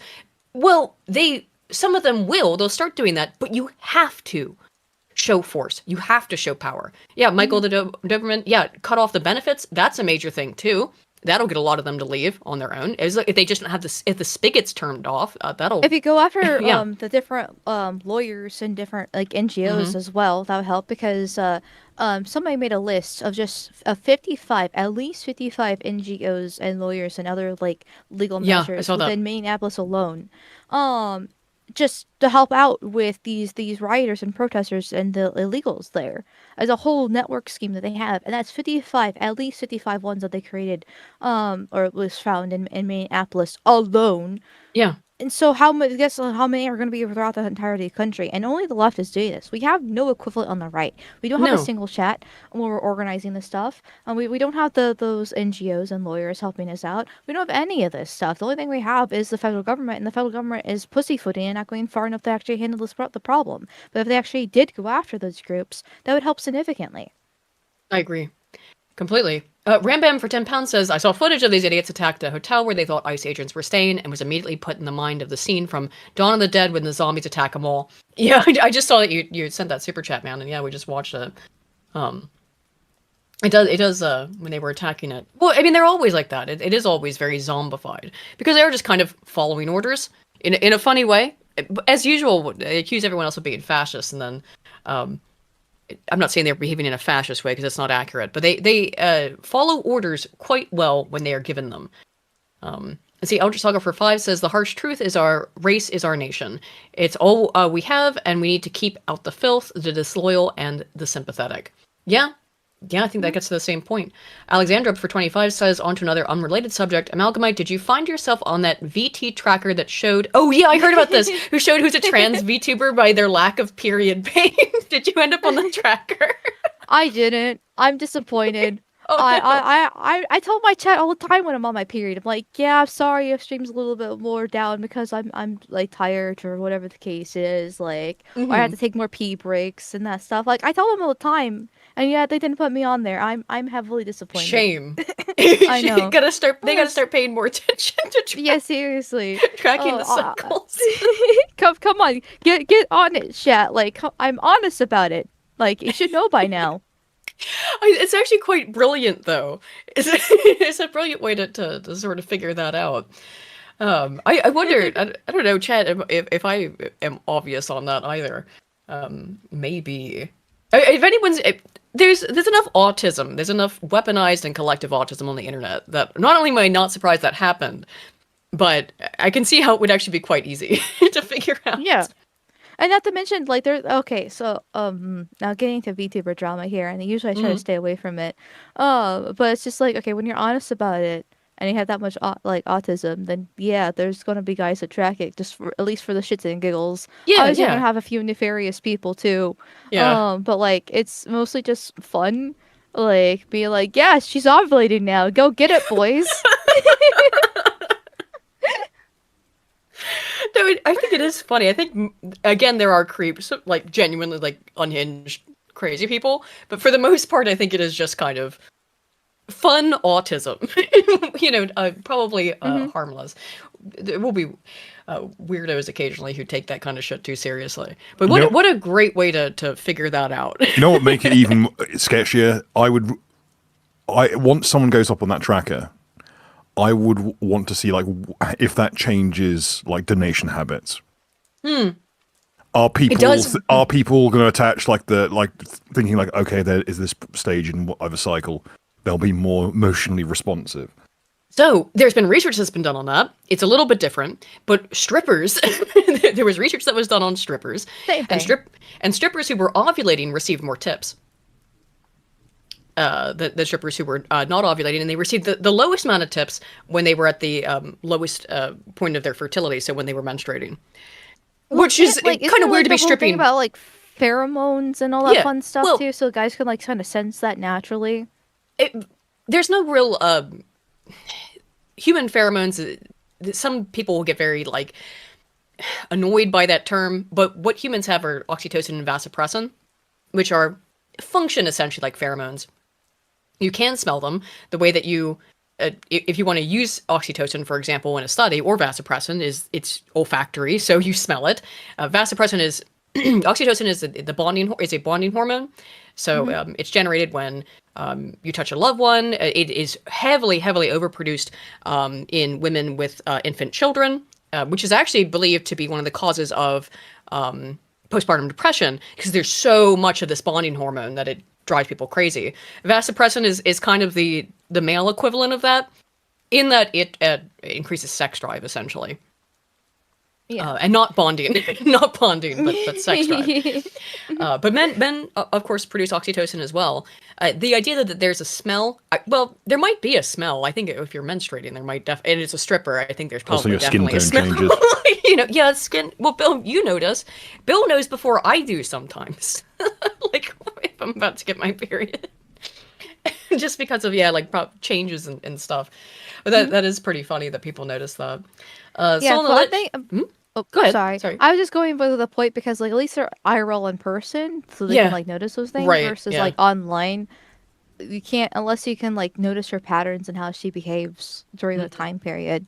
If she's not being honest about the cramps or what the case is, then that's a different story. You wouldn't have the same like natural desire to a man's natural desire to like help her out, or in this case give her money. In that case. You know what might be the most cracked out thing about it? Because ovulation raises your skin tone. It makes you slightly paler. And because of a lot of VR tracking stuff, if you're not using like an actual suit, you pick up better the paler you are, which is a major. Really? Like early Teslas was like they just could not see black people. Oh, I remember that. So it was just like if it was trying to discern where to go, it would just rinse black people with no rhyme or reason. God. Yeah, they haven't been unlocked I would be wondering, it's like, are people picking up that the V-tubing rig is actually sharper? The rate would change. Maybe. Like maybe the actual movement tracking is easier for the system. Oh, maybe. That would be crazy if it actually worked like that. If it just made it was a little bit easier for it to pick up. I wouldn't even be surprised. Solon Lich for 100 ARS says, Kent Blackbag and cuff Tim Walls and his gay lieutenant government because they will start yelling, "Harder, Daddy," or "I'm ready for that horse 3-footer." I mean, like the Alex Pretti guy, like I know that some pictures have come out of him in bondage gear and in drag or something. He's not the only one either. Real. I don't know if they're real either, and I can't find any confirmation of it. There was one of him like in a really pink dress, and I was like, that doesn't look like him. I don't believe it. And then sure enough, a couple days later, apparently it was fake, and I was just like, okay, like, so I think he was just a left-wing nut. That's all. What? There was another guy though. Where was that? I have it here in my thing somewhere. There was certainly another guy who got outed. It was the Antifa leader. The guy who was talking about how they need to kill ICE agents. Yeah, where was this guy? That one I do believe, because that one's a little bit too spot on. Yeah, I have it here somewhere. I think I have it as well. Give me a second to find it in my 56 tabs. Yeah, that's a problem too. It's somewhere in this big, because I had I put it all in a big document at least, but then if I'm trying to find it on the fly, sometimes I can't. Usually I'm pretty good on it. Where's this dude? It's an Opera, let you group up tabs. I know. You use like the instances, and it's like it's a whole day. Maybe I need to start doing that. He called himself an Antifa something. I don't remember what it was, like an Antifa general, I think, wasn't it? It was something to that effect. Yeah, and he was like wearing some sort of like, I don't want to say military gear, but he was like had like a chest plate on and stuff. Let me see. I think. Oh, this is it. Here he is. Here's Antifa general. This guy.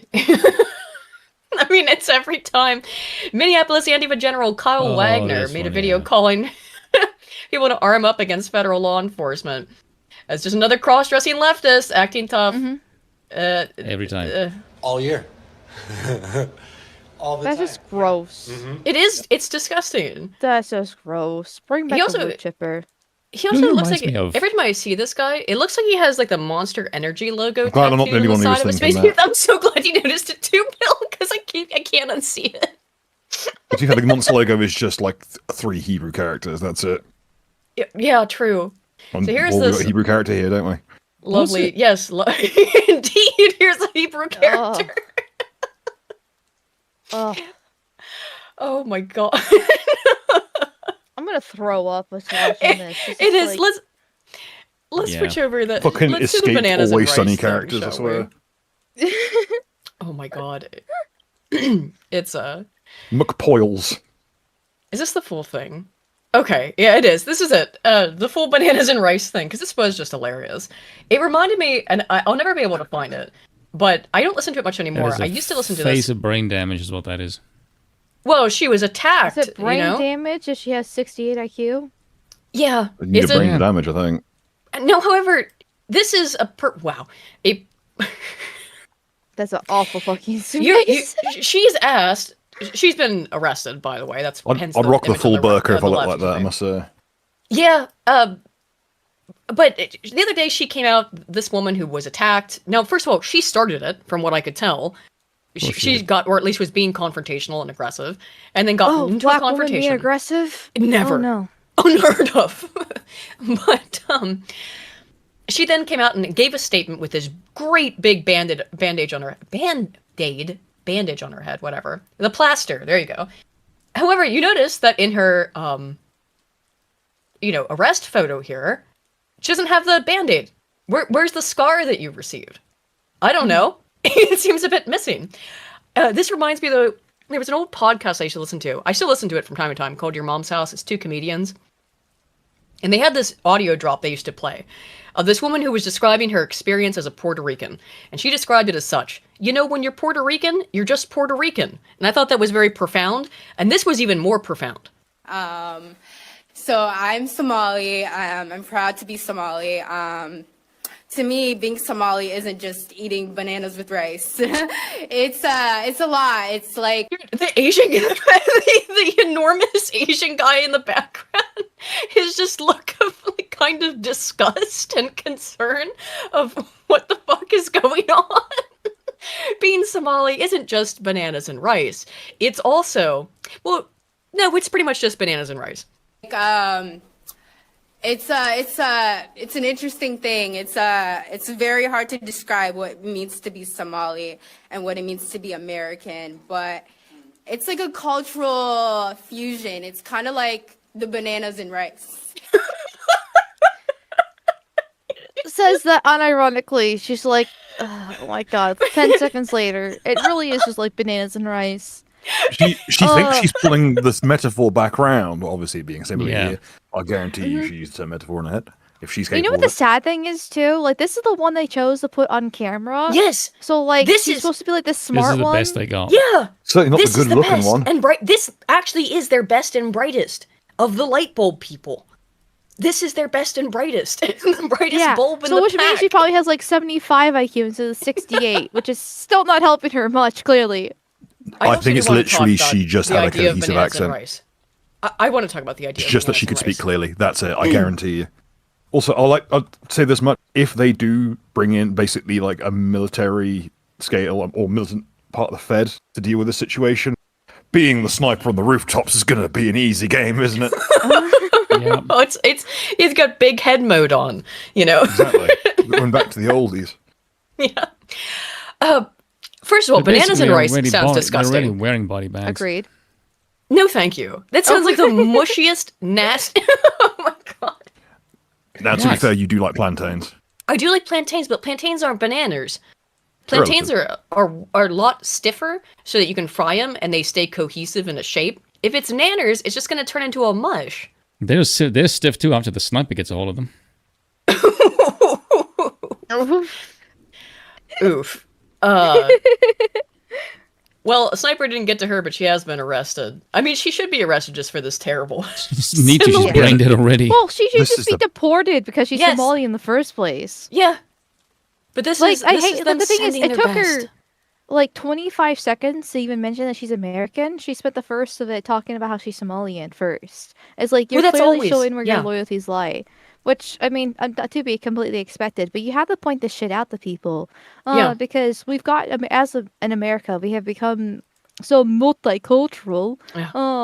a melting pot that we're so used to people saying like Somali American or Mexican American or It's whatever mutt people. American, when in reality there's only one thing that's American, and it sure as hell ain't Somalians.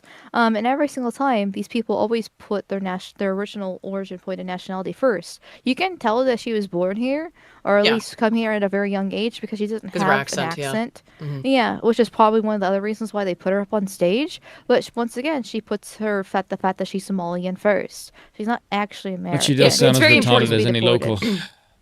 Well, she sounds about as retarded. But you're right. They always hyphenate. And whenever they hyphenate their American statuses, whatever it is, Mexican American, Somali American, whatever it is, the thing that comes before the American part comes before the American part for a reason. Is because they do not give up their in-group loyalty, their national loyalty to whatever country they came from. Now, when you become a U.S. citizen, you're supposed to do that. You speak an oath. Although they don't make them do that anymore, apparently. Yeah, You can that just doesn't take really it mean much, online. though. Well, of course it doesn't to people who don't give a shit about oaths. That stuff mattered when it was white European men taking oaths amongst each I other. had to swear one right? too when I got a naturalization in Ireland. Did it mean something to you? No. So, wait, never mind. Ignore my point then. Thanks. Always Well, away there's with a reason why he's Africans. back in South, Yeah, back just in 'cause he's an Africa African. again. Yeah. Yeah, that's my point. Is you don't let go of your loyalties. You'll always be loyal to where you're born. That's just a fact. I mean, No it one is goes to true. a different country and then just goes like, oh, look, I'm going to forget all of my genetic... Like, you don't fucking go to a different country and then just year zero yourself. True. I mean, like, It's easy to do if there's nothing there anyway. I don't Did know. I just destroy your point by what I just said? Well, you did, but Well, maybe it's different from my experience as an immigrant or whatever.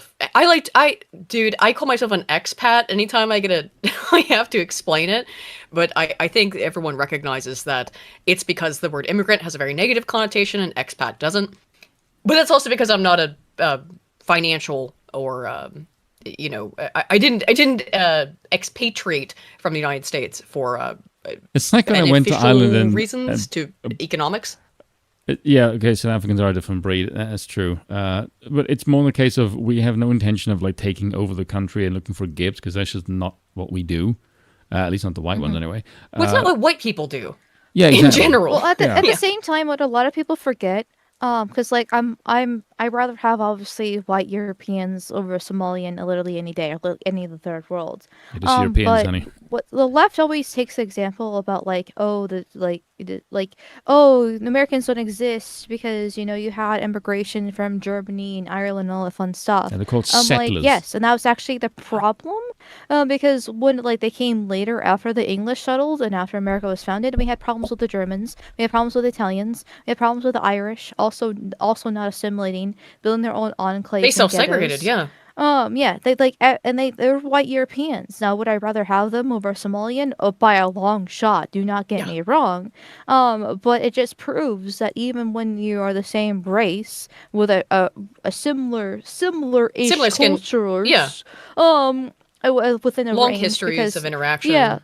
Yeah, like because obviously Germans are going to be more closer to the French even than the Nigerian is going to be, even if they are different. Like we had problems then with immigration. What makes you think we'll have easier time with Africans or Indians when we have even further relations No shared with cultural the history. Europeans? Yeah. Yeah. So at like least Germans and French and English people have interacted a lot and have shared genetic lines through not just the people, Yeah, and but do you know also how they usually the interact? royal families. War. Well, there's a lot of that too. But That's there's why also, it's funny. I mean, We're going to pull people from the same continent. All these people have been kicking the shit out of each other for like centuries on end. however, Spoon, you and I know this very well, is that the way that you used to make That's political true, though. alignments and agreements is through marriage, intermarriage. So you also have, the British royal family is German. So like, Yes. And right, so I went to I went to undergraduate in Cincinnati, which is also called Zinzinnati by some locals because of the enormous German admixture. And there's been people, enormous German population.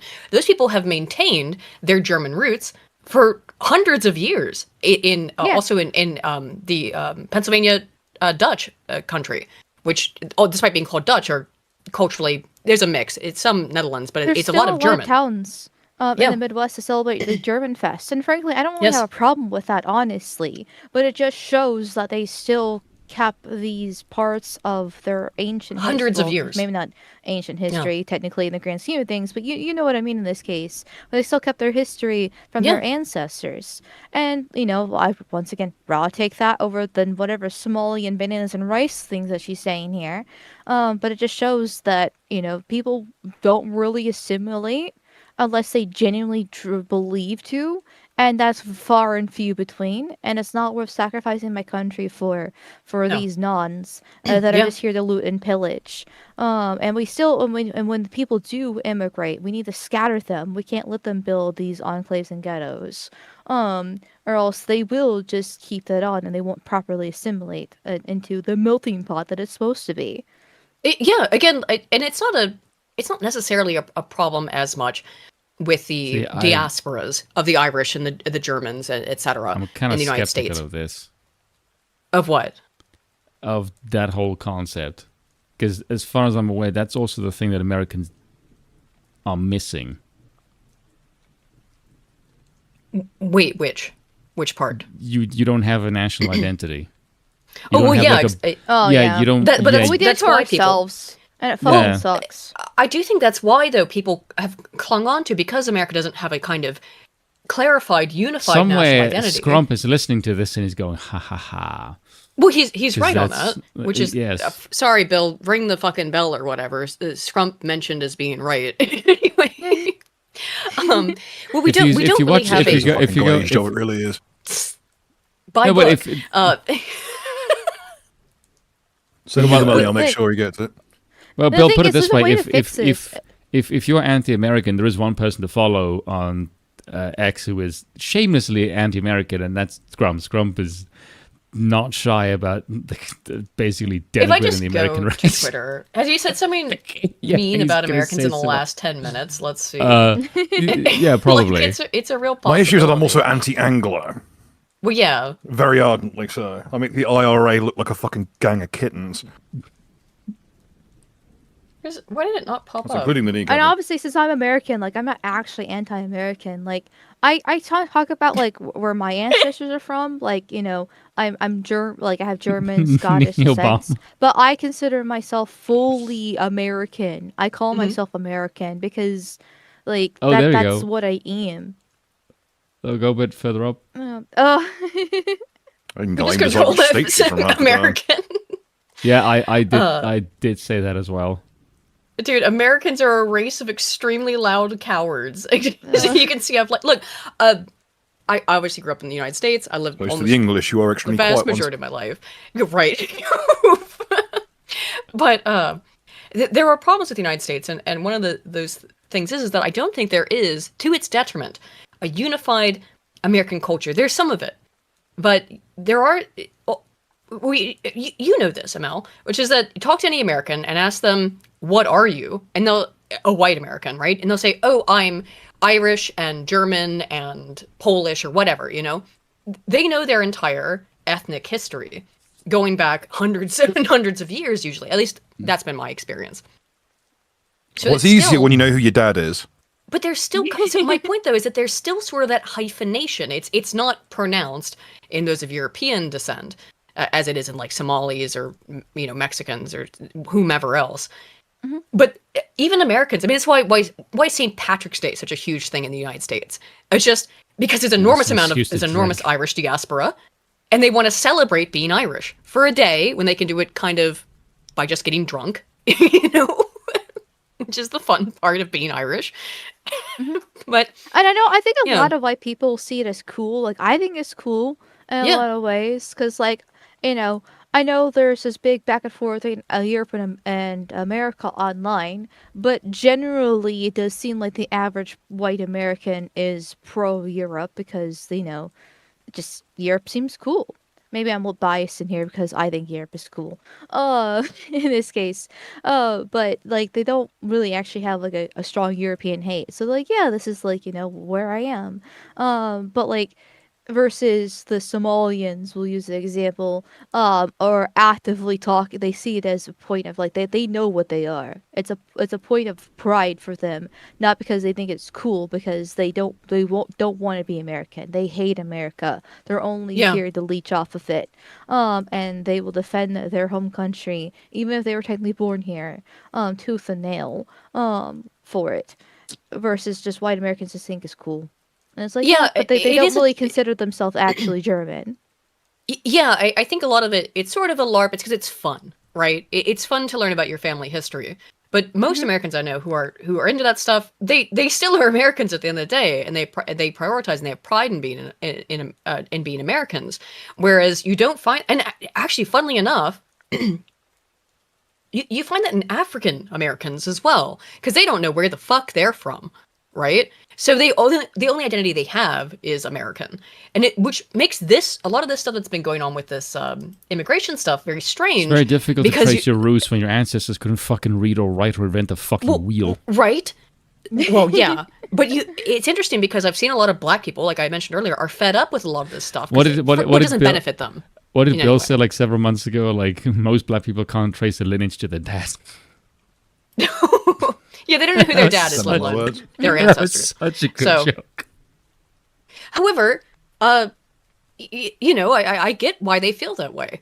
I'm not making any kind of broader statement than that, but it's interesting to see Black Americans not going out and participating in this nonsense. And I mean, by that I mean African Americans, not this woman. I mean, people who don't know, they can't give you a specific African region that they're from because they don't fucking know. Now, I give you a broad I think if I was her father, I would know that she doesn't know black, who I am. though. Yeah. As a broad political black, too. Yeah, often. but, like, it's this very strong distinction. This, like, they don't consider themselves, like, American. They usually consider themselves, like, black. Black first, is what I've noticed. Because everyone, when you speak American, not speak American. When you say that you're someone American. Kind of American. Well, but when you say that someone's American, the first image that pops up in your mind is a white person, not black. Though it's funny when Europeans criticize America is usually because of black culture. So everybody distinctly knows that there's a difference between blacks and whites when it comes to America, and for good reason in this case. And that's how they also identify themselves. And the only reasons why they're actually against the Somalians here is because they're both trying to eat from the same pie. Yes. Like, the blacks have massive welfare fraud, too. Like, you see with the EBT scams when those were being shut down, or for back in October last year. Yeah. In this case, obviously the single motherhood scam, which, by the way, fun fact about the Somalians, I hear nobody talk about this, but they're Muslim. Everybody talks about how they're Somalian, but they never bring up the fact that they're Muslim. And this is important because they can have multiple wives in Islam, and so what they do as part of the scam is that they have like one wife that they like marry for tax purposes, but they have multiple other women that they have kids with. Yeah. And then they go to the government and say they're a single mother and get benefits that way. And in this particular scam, then they get one or two of those women to sign up to run a home daycare and take care of their own children, getting paid huge amounts of money for it, even though they're all the wives of a single guy or of one dude. But they get paid enormous amounts of money to run a home daycare for Ahmed or Mohammed and his 5 wives, because again, only one of them is legally his wife. And it's such look, it's not a brilliant or intelligent scam, but it is a scam. I mean, again, these people are 68 IQ on average. So, but it's been allowed to propagate in part because, the people in the government who run this stuff, they get short-term gains because they get the votes from these people. And then you have the awful class, the white liberal women who have this endless empathy for these people. And what it really is, it's no, they just want social credit. That's all it is. They want savior syndrome. Good. Yes, they want good girl points. There's people at the state level who are just glad they don't have to set up any infrastructure for these idiots. Yeah. And they can just let them rot in their own little ghettos, Yeah. like looking after their own kids and just teaching themselves into a fucking downward spiral of retardation. Yeah. Let me get these super chats and we'll try to get us back I'm on. gonna give me like 2 minutes. I'll be right back. But Oh, you can perfect. Continue. Yeah, perfect. I'll get these super chats then. Eldritch Saga for 2 says, U.S. Navy/Marines was created to deal with Somalis. Well, yeah, to deal with pirates, indeed. Alexandra for 25 says, where did they steal the rice from? Rice is too water hungry to be grown in desertic lands of the patriarch Somal. Yeah, I was curious about that. I'm not sure where they get the rice from. They must import it. Which is pretty fucking funny. Where can you grow rice in Somalia? Can you grow rice in Somalia? Yes, rice can and is being grown in Somalia, particularly in fertile irrigated regions along the Shabelle and Juba rivers. While Somalia is a larger importer of rice, there you go. Local production, especially in the... Oh, can I... Spoon, are you there? Yes. Can I talk about how much I hate the word especially? Do you also hate this word? No. I hate this word. I hate this word Especially? so much. Yeah, and it's AI always uses it. I'm reading the AI overview here. Oh, that's but why. Especially in the Johar region. No. The reason I hate it is because this... I think I probably wrote this word one time in undergraduate and got marked off for it. You do not use the word especially in academic publication or writing whatsoever. So to me, it has like a weird... anti-academic, low class, anti-academic, anti-intellectual connotation to it. I really despise the word especially, and I can't even exactly explain why. I'll just replace it with particularly. Yeah. Yes. If you listen to my videos, you'll notice I will always use words like particularly or uniquely, but never ever especially. I hate that word for some reason. It gets under my skin. That's a total pet peeve. I hate that word though. Man, I fucking hate it. Anyway, sorry. It's my moist. It's my moist. Yeah. Alexandra He especially hates that word. Yeah, hold on. I do especially hate it. Alexandra for 25 says, where do you put the border of white on European? Benjamin's definition for the natural borders that include 21 million Turks, i.e. Turkified Hellenes. Where do you put the boundary on Europe? I wouldn't include Turkey. No. Now, well, hang on. Persians were Aryans, quite literally. Yeah, but they've been so intermixed at this point, like all these centuries later. What do you think about our friend Nima Parvini, Spoon, the Persian himself? Is he white? I don't think he'd call himself white, would he? Or European? Yeah, I don't know. I mean, I would probably put mine in just the I feel like the natural. Yeah. The normal boundaries of Europe, like even Spain. Like I joke about Spaniards and like Northern Italians, the ones only being white, Southern Italians not, which there is somewhat truth to the Southern Italian thing, but I kind of allow them in. I'll consider Eastern Europeans because I do think Slavs are white. Though obviously Eastern Europe is different than Western Europe, but they're still Europeans. In my book, and basically just kind of end it there. Once we get past Greece, then this doesn't count anymore. Yeah, and I'm up in the air on Greece and Italy and Spain as well because of the large amount of African admixture. I don't, but they're certainly part of the European continent.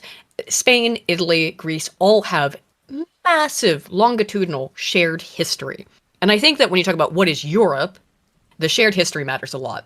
Where the basic political structure of most of Western civilization, European civilization, is based on Greece and Rome. So I think it would be ill-advised to discount Greece and Rome historically as part of Europe.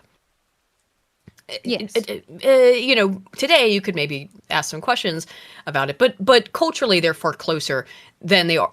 If you look at it in a comparative way, Greece, Italy, Spain, relative to, I don't know, Japan, on the more positive side, relative to Somalia, vastly, much more similar cultures that are agreeable with one another and can at least work together and have shared ethics, morals, and history.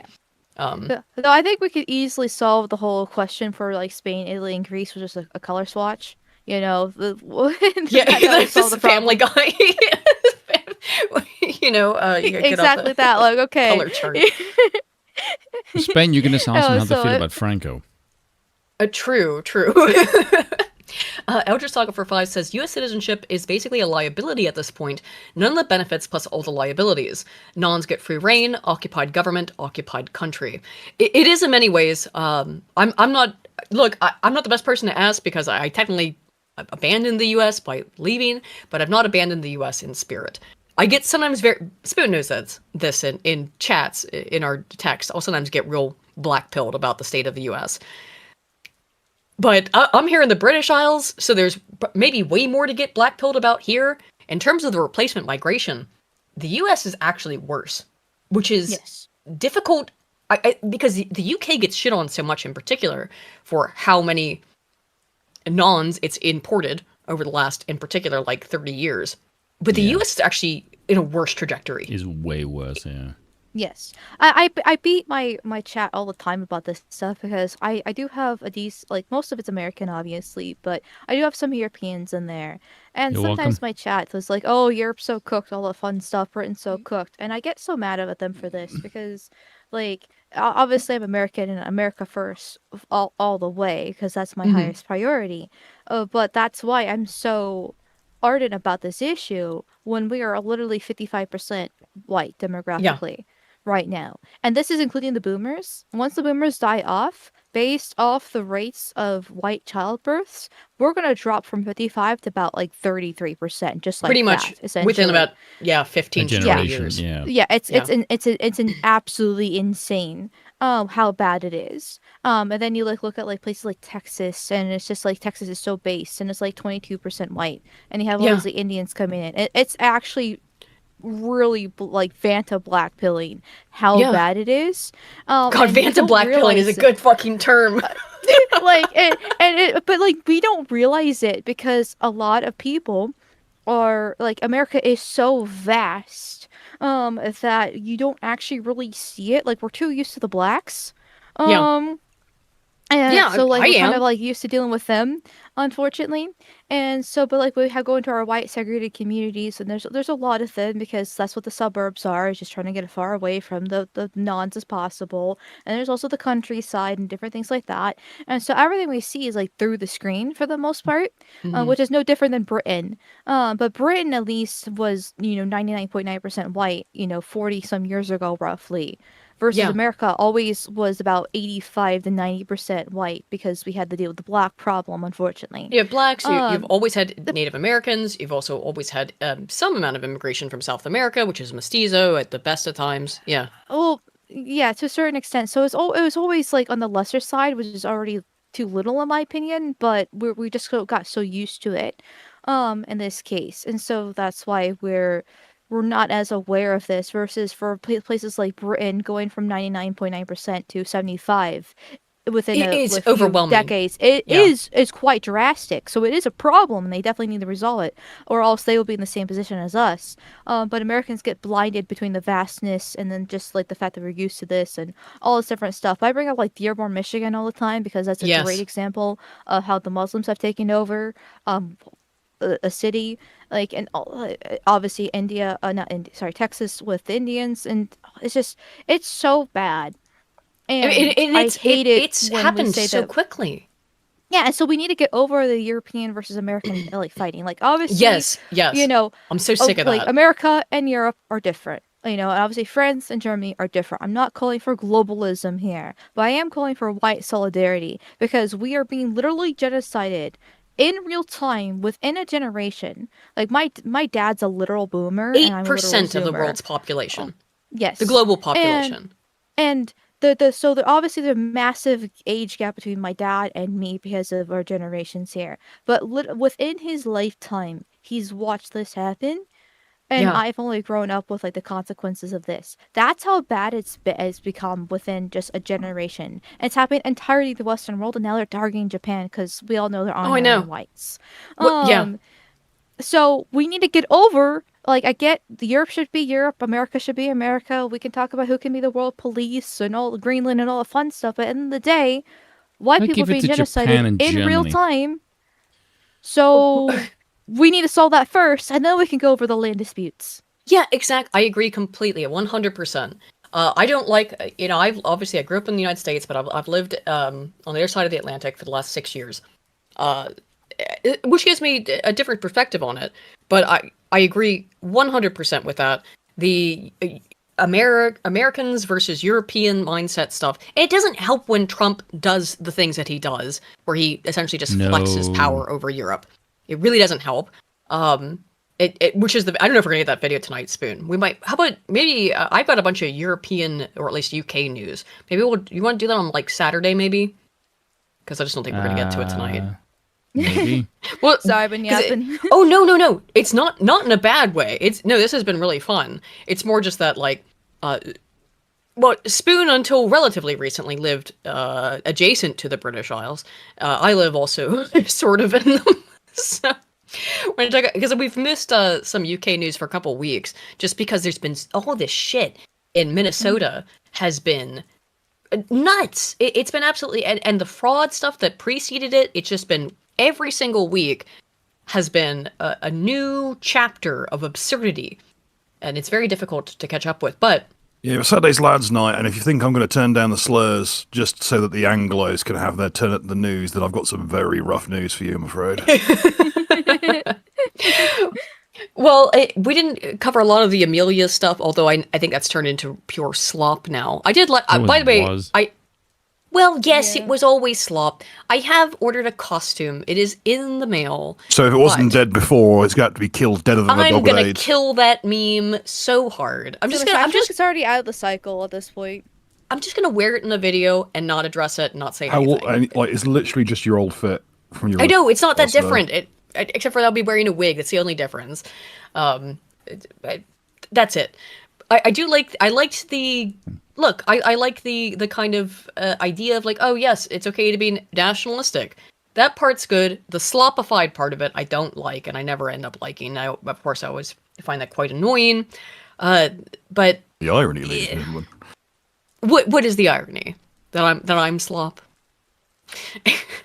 Well, yes, and also that when you're not watching news content, you're watching drama slop. Oh yeah, yes. When true. it's only two lanes with me. It's either like political analysis. It's either political analysis or Andy Worski and PPP talking about I don't know, Review Tech USA folks and at home, DSP. I hope I brought this up before, but I'm gonna bring it up again. Next time you watch Kino Casino, put on like the 10-hour loop of Bulk and Skull's theme from Power Rangers. It's works. Amazing. It works so well. We've done it. Last time it's like putting up the video of someone crip walking to the X-Files theme. It just works. If you put on the X-Files theme, go onto YouTube, look up crip walking, and there's a kid like crip walking by a traffic light.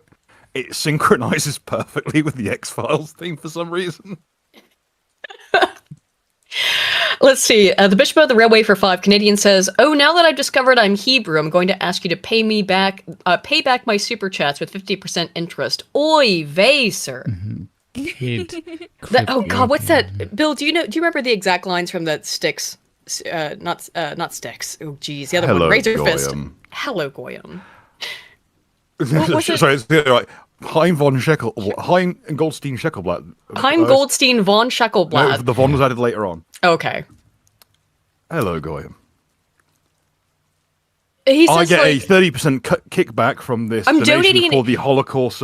I'm donating $50 to this Holocaust Orphans Fund. So $30. It's not $30, and it goes 20. So $20 is an acceptable loss. Right. I wish you all the best. Please enjoy this $10. He donates $5. Yeah, thanks, Haim. I'm very much paraphrasing, but it keeps coming up. God, it was so good. It's so good. Elder Sucker donated 2 and just redacted his message. Don't worry about that, man. Okay. Rat Cheesington for 2 says white birth rates in UK are up surprisingly. The abortion rate, however, since you did mention that, I do have that right here. Look at this. Now, we're all over the place tonight, but it's all right. I've got all kinds of stuff. Abortions reach record high in UK.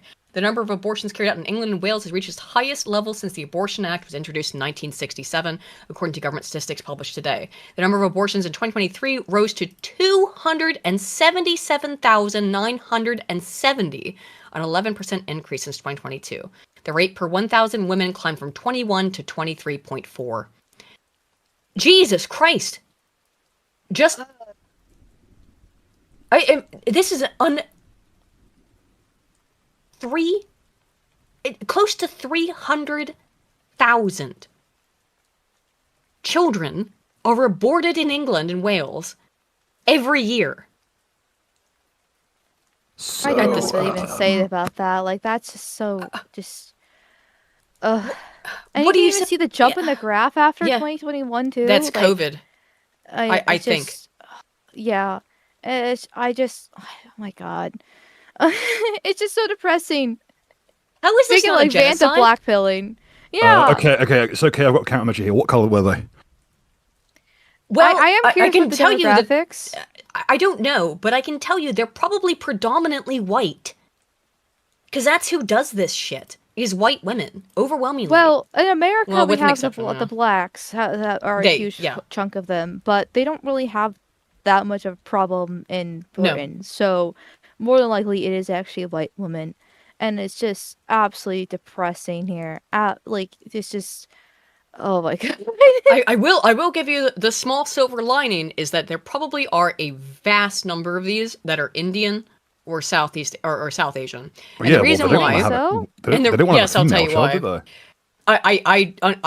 I covered this a couple months ago. I was like reading this Trekkie's weird scientific papers. He was just writing about Star Trek in medical journals, which was very bizarre stuff you could get away with under COVID. And while I was reading his papers, I came across a theory that I'd never heard of before called the Trivers-Willard hypothesis.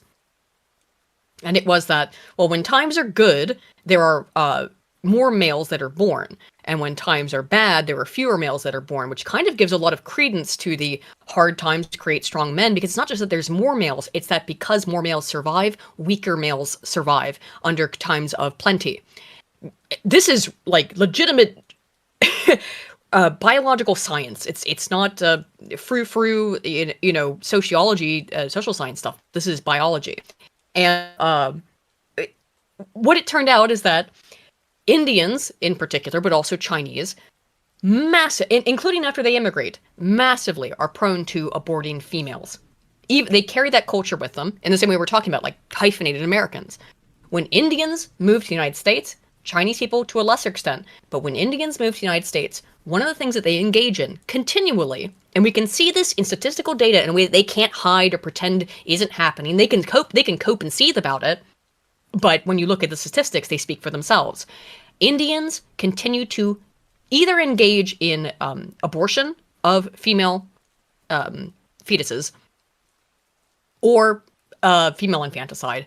It's one or the other. I think there's probably very little infanticide. But what they do instead with modern technology is that when they find out it's a girl, they go get an abortion. Because having a girl is seen as low status. This is, by the way, the same thing. So the stable sex ratio for the human species is 1.05, which means that for 100 females that are born, there's 105 males that are born.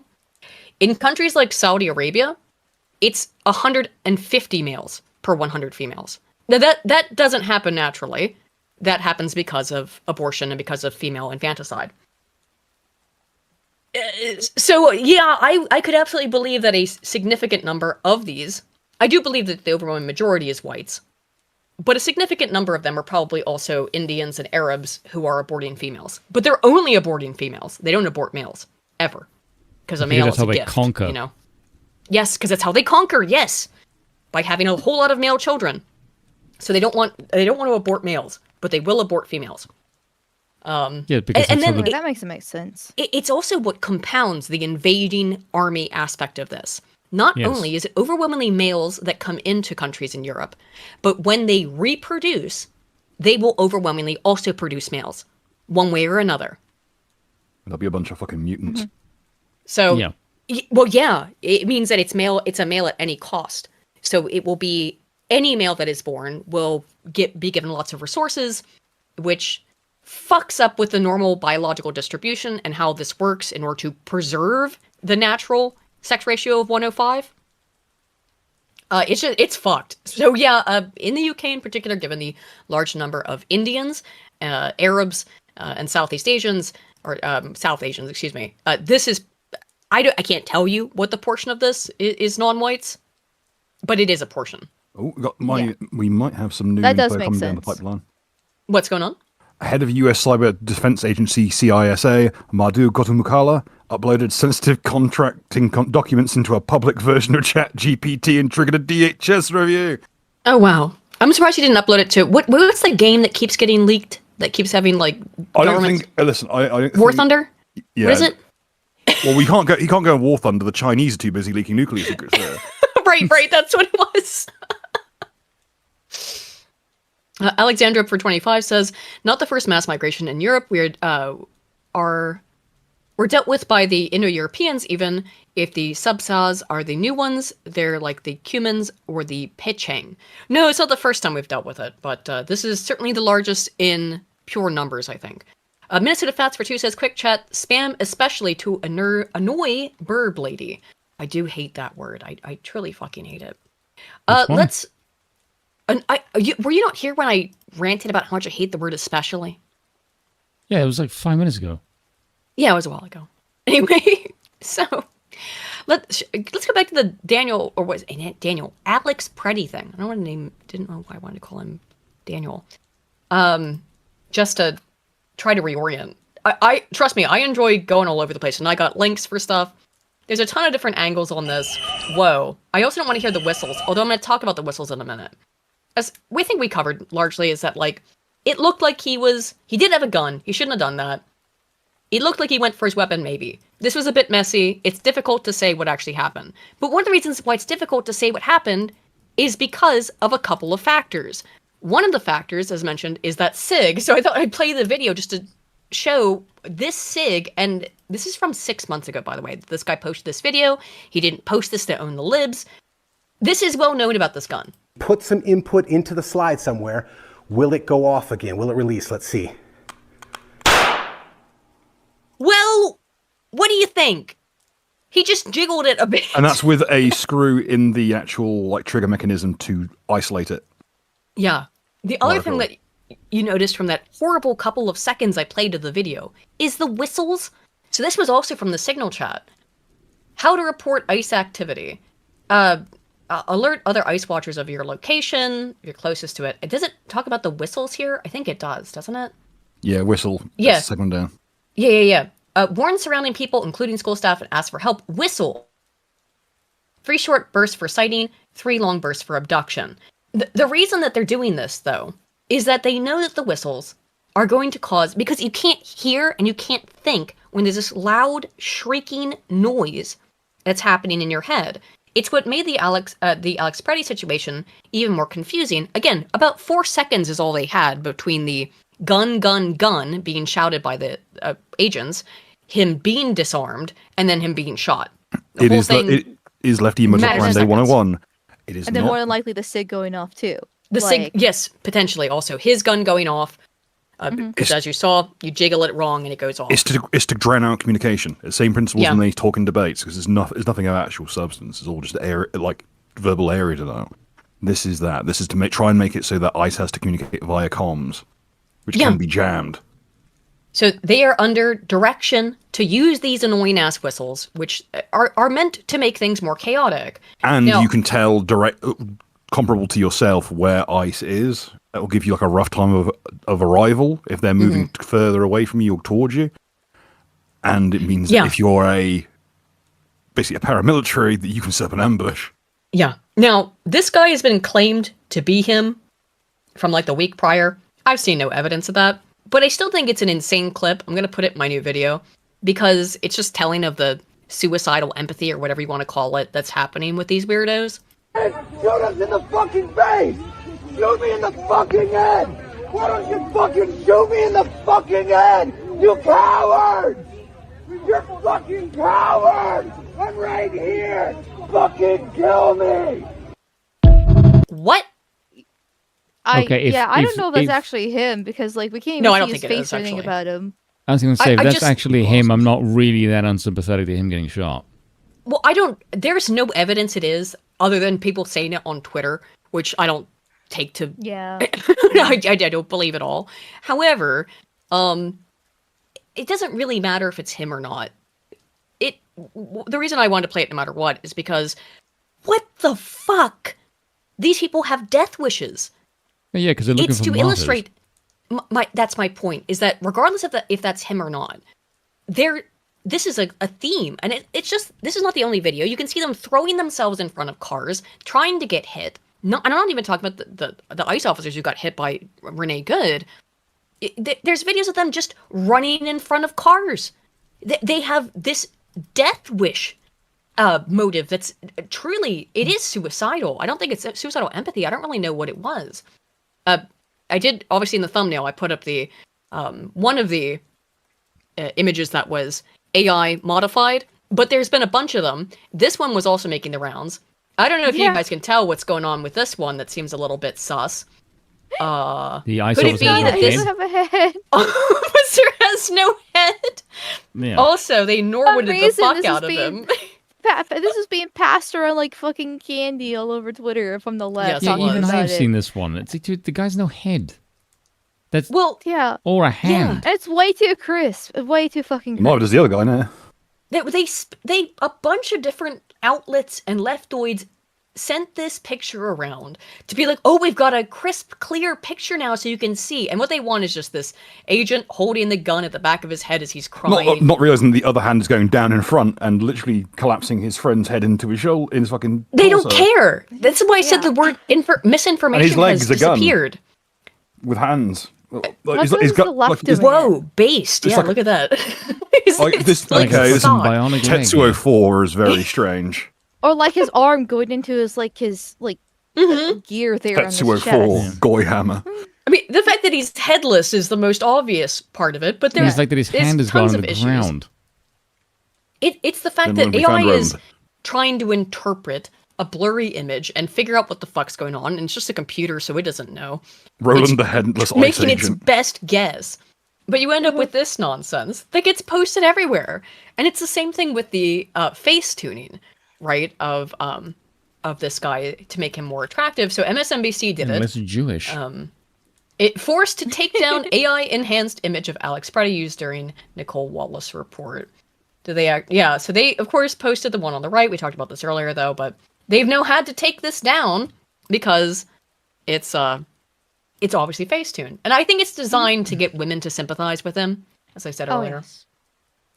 It wasn't just MSNBC. A Telegraph, a bunch of different outlets did this. The one thing I do want to say is that I thought this was real. It's not. This is fake. They didn't put his face in Times Square on the Facetune one. I thought that was real too because I expect that kind of shit, that they would do that. Yeah, I thought it was real too. I mentioned it on my stream the other day, so I guess retraction.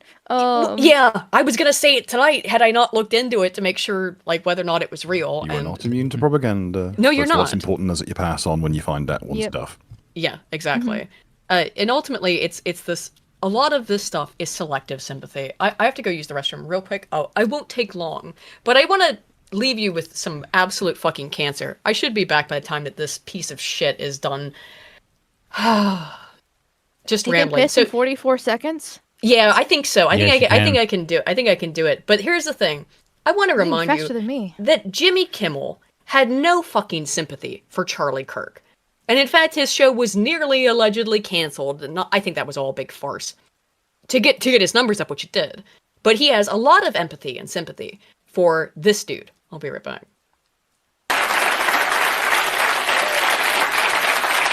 And to the people of Minneapolis, to the Pretti family and the Good family, and these people who were looking out for their neighbors, we want you to know that we are with you and you are not alone. So fucking gay. And I'll tell you another thing. We also want to see those Epstein files already. Oh, God. See you there, Chief. I don't don't believe Trump has a plan of any kind when he does this stuff, but I think the we've seen Kimmel's name on them. Our esteemed Attorney General Pam Bondi, who runs the Justice Department, sent. No, no, it's already looped. She's too late now. There we go. Oh, I just missed it. I was so close. Dude, he's pathetic though. But it's always this It's just propaganda. It's just a feedback loop. Yes, it is. It is. It is just propaganda. All right. Also, if he was known to the agents before, I'm just gonna say this, and I'm probably gonna piss off a bunch of Americans. I don't give a flying fuck about your gun rights, your concealed carry, or any of this kind of shit. If you take a weapon, you were obviously there to piss off federal agents. The fact that you're armed means nothing to me. Like, that actually makes it worse. Yeah. Well, right. Especially if he was known to them, feds, dumbass. had a broken rib. We've already covered this, but a week before he was killed by the Border Patrol. So he was already on their radar, so to speak. It was a week earlier he apparently broke a rib and he was right back out there. Hang on. No, scroll back up. We need to talk about the Concord character to the right hand side. That's actual Concord cosplay. Whoa, in the wild. That really doesn't look like that one there Concord on site. character. Is that a whistle? Dude. Oh, it's probably the whistle, yeah. Whistle. Yeah. That really does look like that one Concord character. What the fuck? The fat brown one here. Yeah, this one. They're made to be ugly and realistic. So I mean actually. We thought to ourselves, no one would possibly look like that. Oh, there it is. Fuck. It's uncanny. It is uncanny. That's insane. Like it's definitely like player 2 color scheme, but it's there. Well, yeah, there it is. Though what's just a cosplay in the wild? Oh my god. They're very Well, I did see that Concord currently has one person playing it. I did see that. There has been exactly one person playing it constantly, and I think it's like the same person. Is some developer just going, is there anything we can fix? I was shut down. It's still up. How bad it was. I think it is. I saw it on Twitter today. Yeah, there was one recalled. Concord player left. Well, did it? Yeah, they actually recalled the game. There's no physical copy anymore, because I know Craig from Side Scrollers has an actual physical copy of Concord. Oh yeah, and it's worth like thousands of dollars for its nowadays. Cultural significance. Here it is. Yeah, yes, exactly. One person. Oh my god! Wow, I thought the servers were shut down. It has to be a developer of some kind. It must be then, or a QA guy, or it's one dude just fucking about with it. Who knows? Because the servers aren't up, so it has to be a private server. What was his end goal? What did the he numbers, mean by Mason? This? What do they mean? Good lord. Let's see. Some other stuff about the signal chat, which I think kind of... Oh, wait. Let's laugh at Will Stancil real quick. Oh my god. We have to. It do be like that, Mr. Stancil. He's there is out a bounty there, of out the way. course. If you're black and you find Will Stancil, there is a bounty to go up beside and drop the it do be like that. It do be like that, Mr. Stancil. If you drop that, someone on Twitter's got like I think it's something like $5,000 bounty on that. I mean, I contribute like $20 to that. I would love to see. No, it needs to be recorded. I need a video because he has a degree in blacks, so he'll be very friendly if you approach him. Just walk up to him. If you see Will Stancil on the street and you're a black person, you should walk up to him and ask him for a selfie. Make sure to because you recognize aggressively him from reach for Twitter. your wallet so you can show him the pictures you have of him in your wallet. Make sure you whip it out as fast as possible in kind of a quick drawing motion so you don't waste his time. Yeah, and just take a video of you saying it do be like that. Make sure you hold that when you do pull out the wallet, you hold it up at exactly head height at full arm extension. Thanks in advance, Jamal. They're shooting at me. Oh, look at my God, look, AA's oh, most listen. hated people. Oh, we'll ignore that's Captain Trooper. He just posted it. Not gonna lie, when he said Jamal, I almost had whiplash because some people in my community and some of my friends call me Jamal instead of Amal instead. Oh, yeah. Oh no. Like what? What do you mean? What? Amalgamyte. Yeah, Amalgamyte. I'm maybe especially when from I'm now late. on. Oh, like they call me Oh, Amalgamyte. no. Now you're never gonna get Spoon to stop. It's okay. I call him the N-word all the time. It evens out, I think. Oh, you stupid dogs! What are you doing? Hey, arrest these guys! Oh my god! His whiny little voice.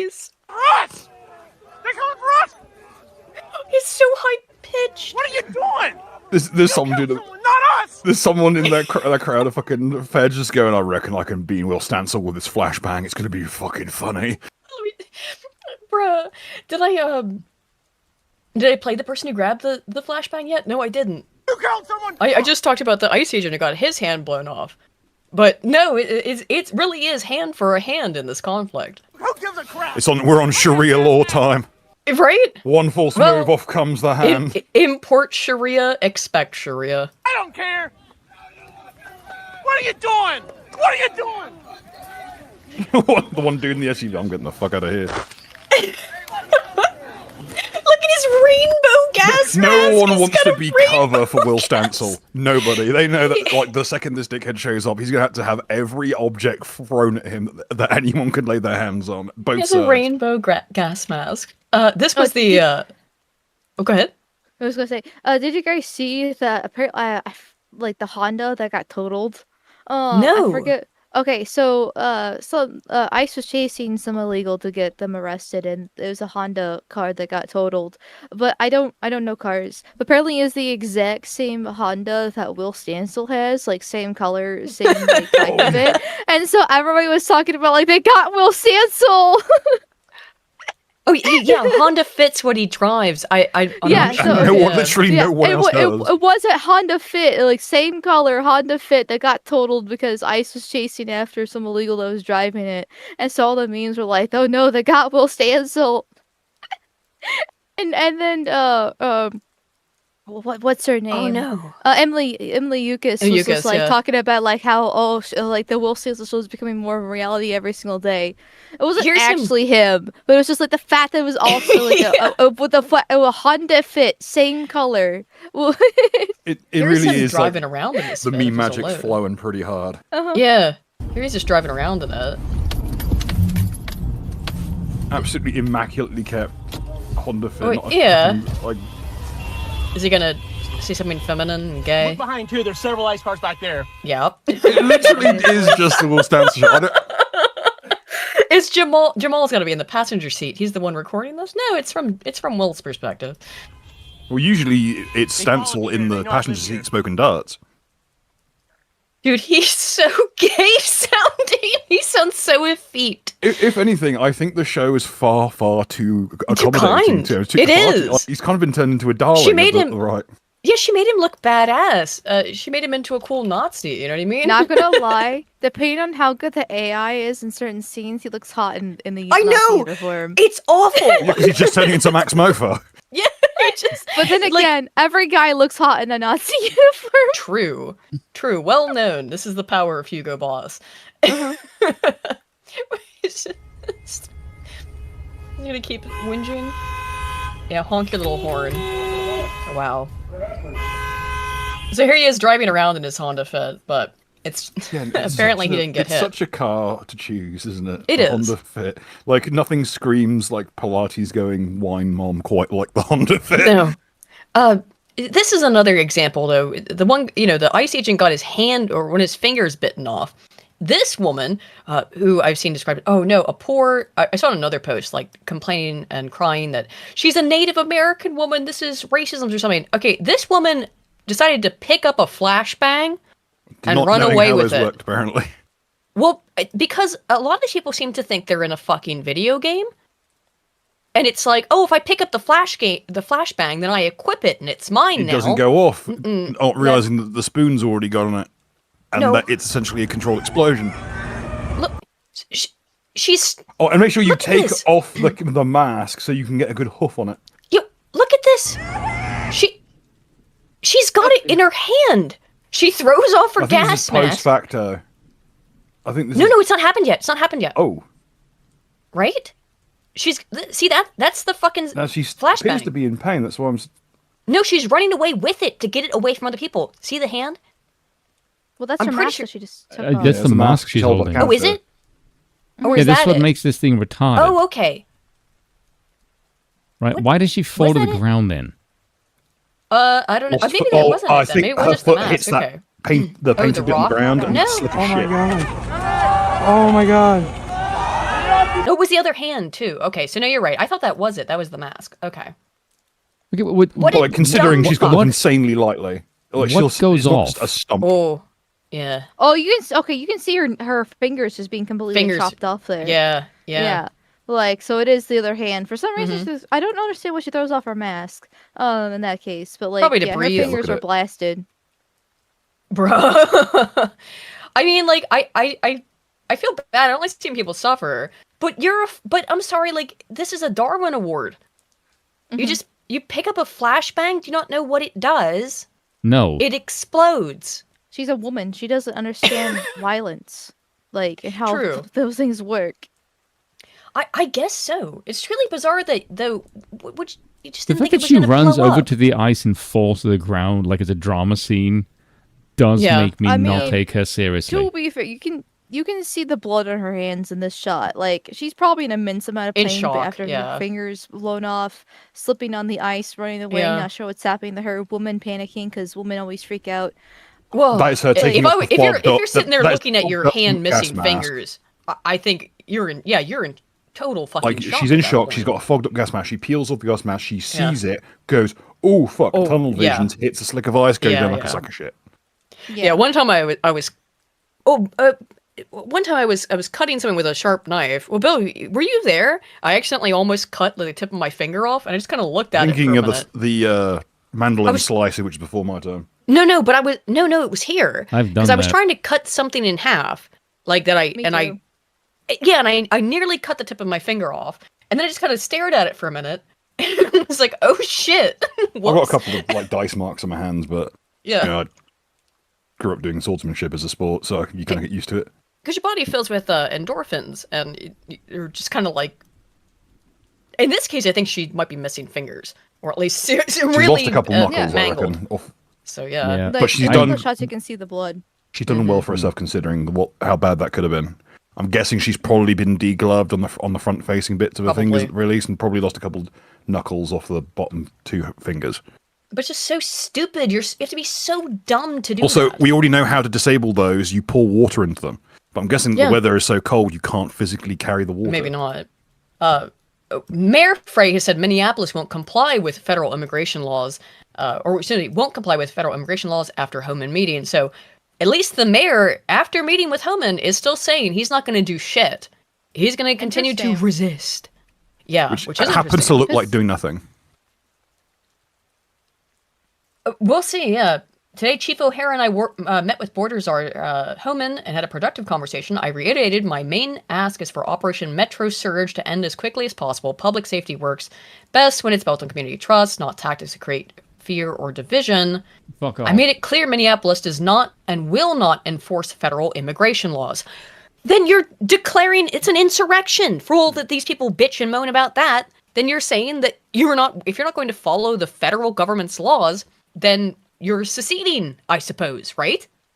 How is she supposed to interpret that?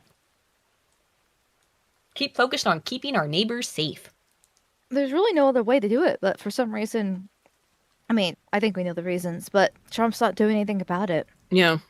No, Trump's I think part of the, I know earlier I mentioned about the whole like activist judges and the checks and balances, but I also think part of the reason why, especially when it comes to like Frey and Walz in particular, is because the left and Democrats will immediately stir up a frenzy about how he's going after political opponents. Right. And that would be bad. They don't do that, but sure. Oh yeah, seeing what they did to Trump, like 70 some federal charges that they put on him a few years ago. All that bullshit. And people just like laughed it off, and nobody cared about it, obviously. But the left will obviously handle their propaganda better than the right does, because the right doesn't know how to wield power at all. No. And so they'll turn this into a big shit show that he's going after political opponents and going after Walz because he's a Democrat and all that fun stuff. Yeah. It's unfortunate, but the right does not know how to wield power. Then they've got all of it right now. They basically can't have more in the United States at the federal level. I don't think that's the biggest problem. I think the biggest problem that the right has is that it wants to be liked because it focuses on fucking optics, and it doesn't understand. Want to be liked. Yet anyone right winger will just go, who cares? Just go full authoritarian. Don't be a bitch. Don't dip your toe into the pussy anyway. Yes, exactly. Don't dip a toe into the Rubicon. Go for like, no. If you screw with me, I'm just going to kill you. Like, do that. Yeah, People will. You need to be like, you need to scare these people. You need to actually like instill fear. Like, fuck with me, and I'm going to put your head on a pike. This is. And at first, people are not going to be happy about it, but give it like 6 months, and they see the fact that like the streets are cleaner, traffic's down, housing prices drop, grocery prices drop, all those other like side effects that goes down with just like mass deportations, or going after like the homeless in the streets and the criminals in the streets like he did in DC, like, and then people will be happy about it. Like they won't be happy at first, but then they'll realize the benefits. Yeah, like the leftoids will never admit to being happy, but they will. They will in terms of their ability to afford their stupid shit. The person that I don't like, who cares? The person that I don't like is going to like hate me regardless of what the hell I do. Exactly. Right. So who gives a shit? Just say like no. The thing that Trump needed to do when. With regards to the optics, you should have just come out and just said, "Don't fuck with federal law enforcement." That's it. That's all he needed to do was just say that. Yeah. He said something so dumb though. Yeah. What was it? This is the problem. Trump is a fucking chicken. There's a reason for the taco thing. Trump always chickens out. Just say, no, I'm going to stand by this guy. All you need to do is just put your foot down and don't fucking apologize. Don't buckle. Like, these people are openly looking for you to be sorry and weak. If you just say, fuck off, I will kill every one of you who screws with me. Instead, he had kind of the worst response. You can't have guns. You can't walk in with guns. You just can't. That's like the worst response to this. I mean, I agree. You can't walk in with a gun and then impede law enforcement, but you're allowed to have a gun in the United States. So this was not the correct response, I think. Unfortunate, yeah. But just saying you can't have a gun comes off very poorly. Just be honest, if you carry a gun to a protest that involves federal fucking agents and you're in this particular signal group, you're not there to be peaceful. You're there to literally fuck around. Well, no shit. I mean, look, I agree. However, I'm saying optically, this is not a good response. So this is nothing to do with the Second Amendment at all. This is just you being a shithead. Yeah, and then there's people on the left, like, funnily enough, defending the Second Amendment. Now, whenever it's convenient for them, they do. Yeah, of course. Yeah. Mm-hmm. Yes. 5 minutes later, it's now it's a horrible thing. Yeah, look, I don't know why the hell you bother with principles with these fuckwits. No, they don't have any. Yeah. Point of the system is what it does. Indeed, Bill. Yeah. Rat Chasing Timber 2 says, that graph hit me like a train hits an Indian. Talking about the abortion graph. Quetzal Pateo for 20 Mexican pesos says, Yanks became wankers so slowly we didn't notice. I mean... No, I did notice. It's fairly easy to notice the Yanks being wankers. It's certainly... Ladies, please, you're both just awful. Let's see. This was... Speaking of Frey, though, there's another mayor in Minnesota who's got a hot take. This is a mayor in Minnesota. Yep. I can guess where that one's from. Of St. Louis Park, Nadia Mohammed, who was born in Somalia. Guess what her message is? I need money. Oh. What? No way, you think? Are getting here in Minnesota. Meet my mom. Say hi, Hoyo. Hi. So here's the thing, like many Minnesotans, my mom does not want to leave her house out of fear of what's to happen if she does leave. I could literally glue her passport to her forehead and she still will not go. Unless I am taking her from point A to point B, she is not going. And that is so... Sounds like her problem. How the hell is her passport going to protect her from anything? I don't know. But this it doesn't. This is all fake. This is bullshit. A weird She's about to thing beg say you for out money. loud. She's about to beg you for money about what's going to happen. Similar to a lot of Minnesotans. Using victimhood. Whilst already probably embezzling the money from the budget anyway. That's the thing, almost assuredly. Or not, who are too afraid to leave their house, and because they're too afraid, they're not able to go to work. Meaning, hang on, pause it. I'll just figure this out. They're not able to go to work at their fraudulent business. This entire thing is just to launder money back to her through it. This is just to clean money from her various fraud operations. This is not a mayor talking to anyone. This is talking to herself so she can just get the money cleaned and into her bank account. I must reiterate, this is a mayor of a town in Minnesota. don't have rent money, right? So my mom has the privilege not to worry about that because her kids will take care of that. And a lot of neighbors do not have that same privilege to be able to do that or to say that.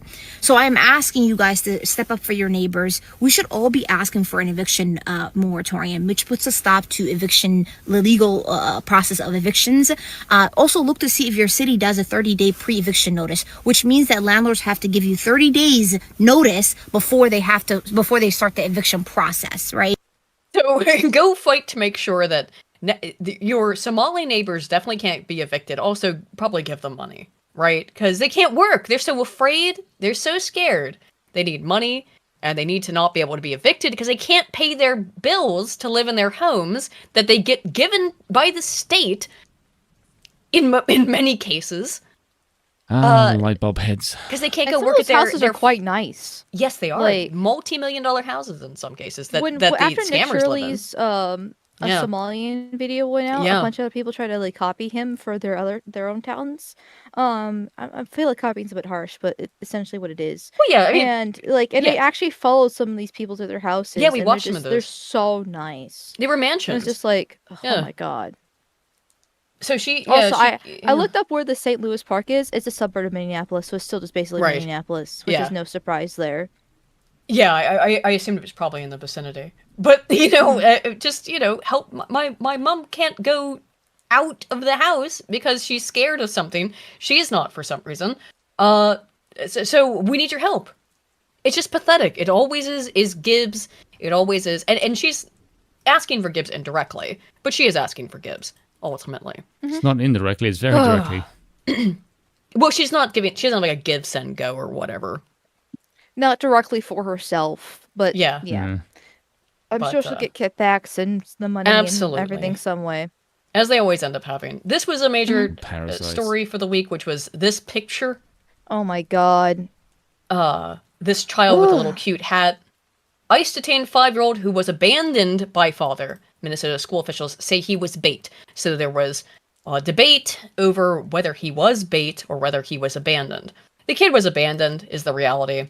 The school officials are all leftoids and are covering for it. In a way, it's the same thing, right? Like, whether it be bait or being abandoned. Like, you use it as bait so he can get away and he's still abandoning his kid, or just drops him, doesn't care about it. Either way, the kid was sacrificed. Yes. They don't give a fuck about kids this to begin with, what the borders Well, that's a good question, because you really don't know. A lot of these children are trafficked over so that they can be used. Now, of course, they have anchor babies, but they also will bring children across the border so that they can say, this is my child, you can't deport me because I'm a parent. But it's not their kid. They have to keep them secluded because a lot of these children are being brought over to be sold into slavery. Essentially, yes. I remember during Trump's first term, there's a whole thing about kids in cages. This that the Democrats were stirring up, and it's just like, no, this is actually happened under Obama. Yeah, it's typical policy when handling the border crisis because of that reason. But during the first term, Democrats, the mainstream media, still had a lot of power, and a lot of normies still believed them. And so it was a really hard talking point to have. I remember discussing this with my sister and being like, no, this is normal. And she's just like, oh, the kids in cages. And I'm like, you don't even have kids yourself. Yeah, exactly. However, again, at the time even, it was the father ran away to get away from ICE agents. He just left the kid there, ran off. So this picture gets posted of, the poor child, he's been detained by ICE agents. Well, what would you rather the agents have done? Left him alone to freeze? Because that apparently was the answer, is, let him die. He's an unattended minor of someone that they're in pursuit of. They have a duty of care to look after the child. Yeah. But that's the only real solution that I can come up with, is that if you didn't want ICE to... Then they put him in an education facility, which is state-of-the-art and brand new. I mean, I don't know how state-of-the-art it is, they claim that. But it looks brand new, and I believe it is. But they probably better funded than the school he was going to was. They housed him. He probably isn't actually going to school. Not three Somalians in an empty room, so it's probably better funded. He's got 3 meals a day. I mean, obviously it's better if he's with his parents, but are these people even his parents? And the reason why I'm suspect about that is because his mother doesn't want to claim him. This will come up here. mother of 5-year-old Liam Ramos would not take custody of him after father's arrest in Minnesota. Weird they blur out his face here. This is all over the internet. Yeah, it is. Mother of the 5-year-old that corporate media outlets have claimed was detained by ICE agents refused to take custody of her child after officers made multiple attempts to give the boy back to her in Minneapolis. The boy who DHS said was abandoned by his illegal immigrant father, Adrian Alejandro Conejo Arias, when ICE tried to arrest the dad, is being held with his father in an immigration detention center. So he's with his alleged dad. There's been outcry from Democrats over the case where some have claimed that ICE set out to arrest the small child, using him as bait, as they claimed. DHS has now said that when agents made multiple attempts to give Liam's mother custody of the child, she refused. So what are they supposed to do? Is this his mother? My guess is probably no. Or maybe she's scared for her own life being detained? Like, maybe, it depends on, like, if they actually interacted with her, or does she just, like, refuse to open the door? Well, I don't think she has been. Only the father has been. Maybe she has a legal right to stay or something. But if it's your child, yeah, like, I don't understand why she would refuse to take it. Yeah, unless it's not really their child. That's the only thing that makes sense to me. If it's your baby, if he's your baby, how would you not freak out and be like, yeah, anything to get my baby back? I wonder if they were in the process of maybe subpoenaing to get a get a paternity test. Maybe. And it would have revealed that neither of them were actually related to the child. Well, I don't know if we'll ever find out about that, but I wouldn't be surprised. Trace for the, if they've got any kind of DNA trace for the father, then that's probably going to implicate him in a bunch of crimes. Let's be real here. Here's some more hysteria, because there's so much regarding this, but this one's quite funny in my opinion. In its own way. So we've got Jake Tapper. The fuck is that thing? Watch. How do you do, fellow kids? For you and your wife to close. Yeah, well. Okay, real talk. This guy reminds me so. When we did the gay up for Commie Mark to fuck with that one book. Yeah. So this guy reminds me so much of that guy. Bill, you want to do a physiognomy check on this guy? Fucked. F-U-K-T.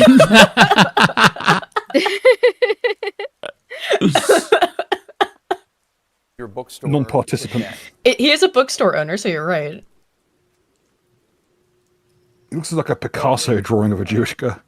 Well, we can't do business as usual right now anyway. Schweznedel. Fucking Christ.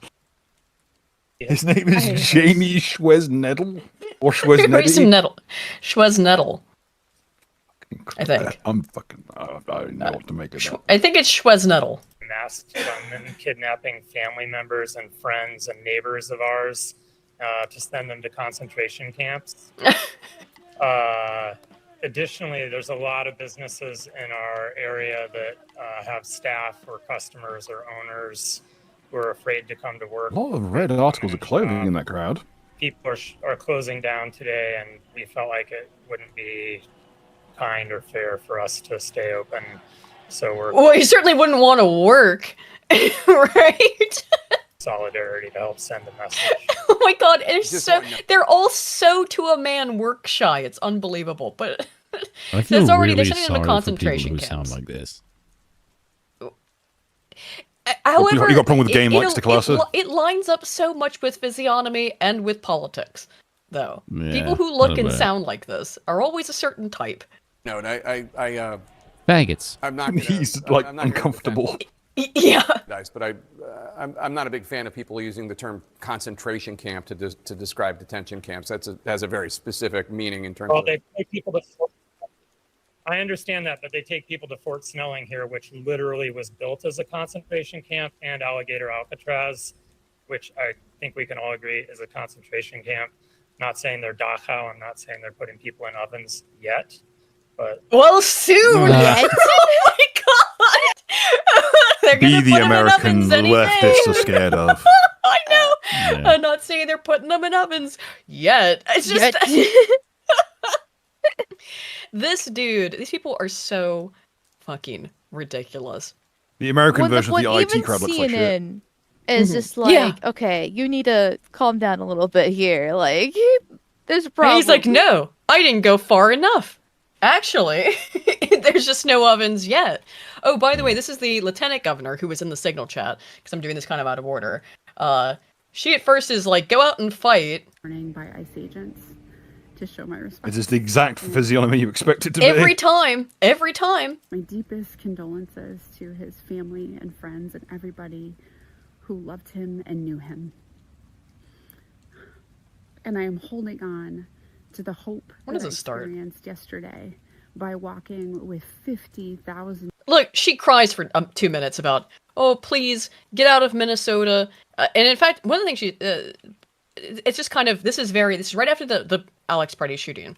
Crying, oh no, please, ICE, please, I'm begging you. Well, that didn't last very long. Because this is her basically like the next day. And being ransacked by Donald Trump and his minions. How did she become more Jewish, like 50% in 2 videos? I think she had some face tuning on in the first one, maybe. Away healthcare from your neighbors, stealing food off of Roll the table dolls for from witches. seniors and children. Indeed. And generally being uncool with the fact that our neighbors are being... I keep expecting to see another, PS without due process. eyelid flick across her eye. Yeah, in horizontal, eyelids. It is just called I'm kidnapping. not going to say the name of that because it's a bit sketchy. Here it is. If you're upset, show up. Again, another person. So first she's like, I'm so scared, I'm so upset. Show up. Go fuck with them. Then show up and Put more bodies into the meat grinder. Put your body on the line. And use non-violent direct action, which is one of the most important tools. She's not going to do it. She's going to hang out in the signal chat. But you... We need some muscle over here. You go put your body Let's on not the forget, we need some muscle over here. Let's throw more fucking corpses at it. I mean, it's insane. Let's not talk about their toolbox of fucking techniques. Like, that is so obviously nefarious. It's deeply nefarious. I am not okay. I will not go silently into the... I can tell you're not okay. Join arms. And I can tell you're not going to go silently. Friends, with my neighbors, and with people who generally believe that folks should be able to afford their lives, should be treated with dignity. Oh my god, whatever. I hate the whole neighbors rhetoric that they're using. Like, I know this isn't our propaganda tool we have, but Somalians aren't neighbors. No, well, Like, hard are they're neighbors, not. maybe. Barely people. It's literally just appropriating Christian terminology to try and like twist Yes. the nerve. Yes. Don't fall for it. You owe these people nothing. Less than nothing. Yes. Yeah. Well, they're In fact, they foreign owe you a invaders, lot of just money. Deport them. Yeah. How much was Have our own Somalia country. bailed out? It was like to the tune of billions. I mean, it's a completely failed state. Speaking of Somalians. Isn't the swindling that they're doing here in Minnesota like actually more than our GDP of the actual country itself? Yes. That's what I've heard. I was like, Jesus Christ. That they've confirmed so far is way more than their GDP, like twice over. Speaking of a Somalian fraud, Ilhan Omar was given a speech at a town hall kind of thing, and a guy ran up to her and sprayed her with an unknown liquid. Secretary Kristi Noem must resign or face impeachment. They were also calling for her to be hanged, not Ilhan, but they were calling for her to have her head chopped off and all kinds of stuff.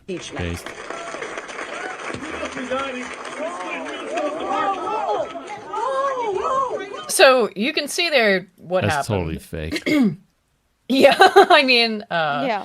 There's one so- angle that I saw earlier today He's got a from syringe, the by the opposite way. side, and it's Yeah. like it's even more obvious that it's staged Oh, from yeah. the other angle. Yeah. Because like you can see her look up and look directly at him, nod, and then he goes Yes. up and does his thing. Yep. Apparently, he's also like a massive leftist, has a black wife, all these other factors, and it's just Trans like, his kids. Yes. Well, his kids are trans, but here you can see the nod right before he gets up. Or face impeachment. Nod, gets up. I mean, it looks sus as fuck. This guy had a syringe that was full of something. Now, what happened afterwards is she chased him down, right?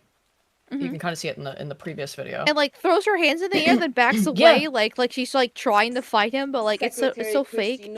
Yeah. She goes and chases after him. Now, if that was an actual attack, that could have been anything. That could have been acid, that could have been It could have been- anthrax. yeah. It could have been fucking Agent Orange, for all we know. Walks around for a little bit. They come over and check her. What she then proceeds to do after this, a horrific attack with acid or anthrax or something, right? She just stands there, by the way, goes right back to giving her speech and talks for another 25 minutes. That could have been fucking polonium. If Yeah, this was a real attack. That could have been something enough to kill the room. The idea that anyone is Yeah. But by the way, the reason why she was able to survive this anthrax attack or whatever is because she's built different. Okay. Representative Omar, are you okay? This is 30 minutes later after she gets done doing her speech. Which again, I remind you, is at massive risk. If this was an actual attack, this would be at massive risk Not just to her, everyone but in everyone. the room. Yeah. Yeah. The idea that you would continue a speech after a potential chemical attack is psychotic. She should be liable for any injury or illness. Unless this was orchestrated and he was your guy and you knew you weren't under any real threat. If this isn't orchestrated, this is grotesque and actually like far worse than if she just faked an attack for clout because she's being investigated. I think I got an idea why she did this on this day. Figure if I am, but I feel okay. I feel that it is important for people. Does she seem shaken up to you? Like she just was the victim of a chemical attack? Again, she went and talked for 25 minutes before this. Office or not, to allow these people to intimidate us, to make us not fight for our constituents and for the country we love. And country you mean Somalia? As I said, Somalia. I survived war, and I'm definitely going to survive intimidation and whatever these people think they can throw at me.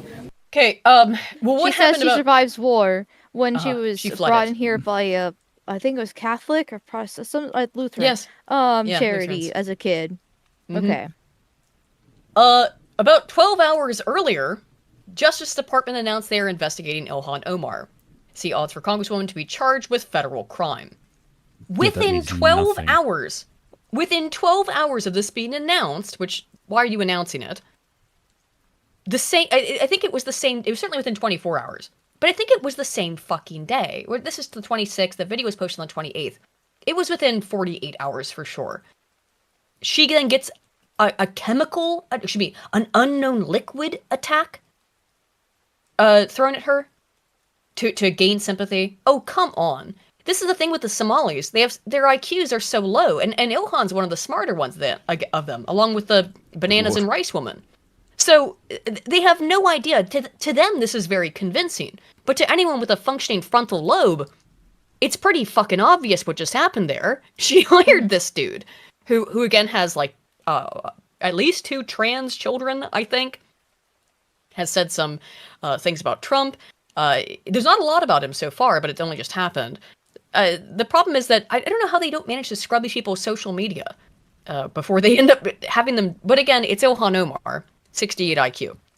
Maybe didn't think about that together, trying to make some sort of thing with the mentality. I mean, it's not the first time a non has faked a racist bait attack against themselves. So They're calling it Somalia too, aren't they? Yeah. Well, I mean, again, I think she had less than 24 hours to put this together, so no wonder it wasn't particularly convincing. But I'm sure she thought it was brilliant.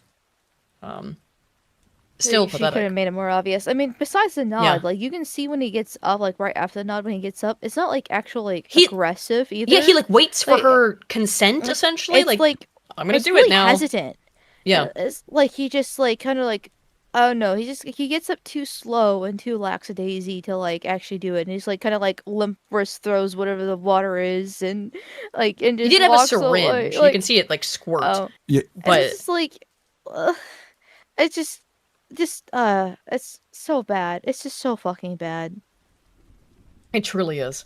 Let's see. Manny Yutsushai for 10 says the GOP is planning the next college debate while the Dems are planning their enemies in gulags. Planning on put their enemies in gulags. Be aware of it. No one is coming to save you. Act accordingly. Stay safe out there. Indeed. 2 different games. Creamsicle VT for 5 says, King Creamsicle, first decree, arrest Will Stancil and make him my personal jester. Amalgamyte, help me out here. I'm not going to Minnesota. I'm sorry. Fuck no. Kizza for 5 pounds says, I have a solution to get Somalis deported. And then YouTube just crashed as I was reading it. Thank you, YouTube. Very cool. Yeah, it sounds like what a kid's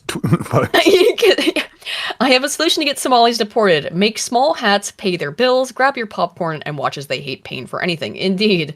I'm actually in favor of that idea. Me too. Same. It's reparations. Think of all the Jewish slave traders and owners. Oh, shh. Didn't happen.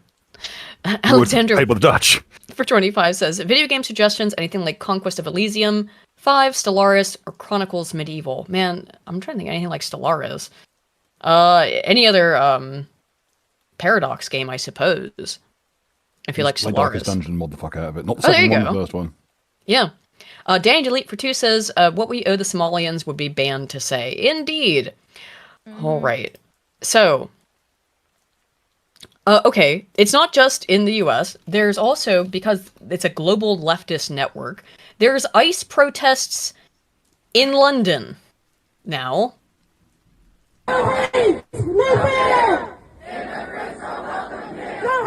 What? This is for Minneapolis. They're clearly paid. Oh, I know. No shit. Well, they've all got the same printed out signs, obviously. This Yeah. is so crazy, though. Again, the right doesn't have anything like this whatsoever, of this mass organized protester class, grievance class. No, that's because they're all working. The King's protests of earlier last year were like, they had it in the US, obviously, but they also had some in London too, and Canada. Apparently there's one in Africa that was also planned, but I don't think that went off, actually. Yeah. They don't have the electricity to organize. I'm not surprised.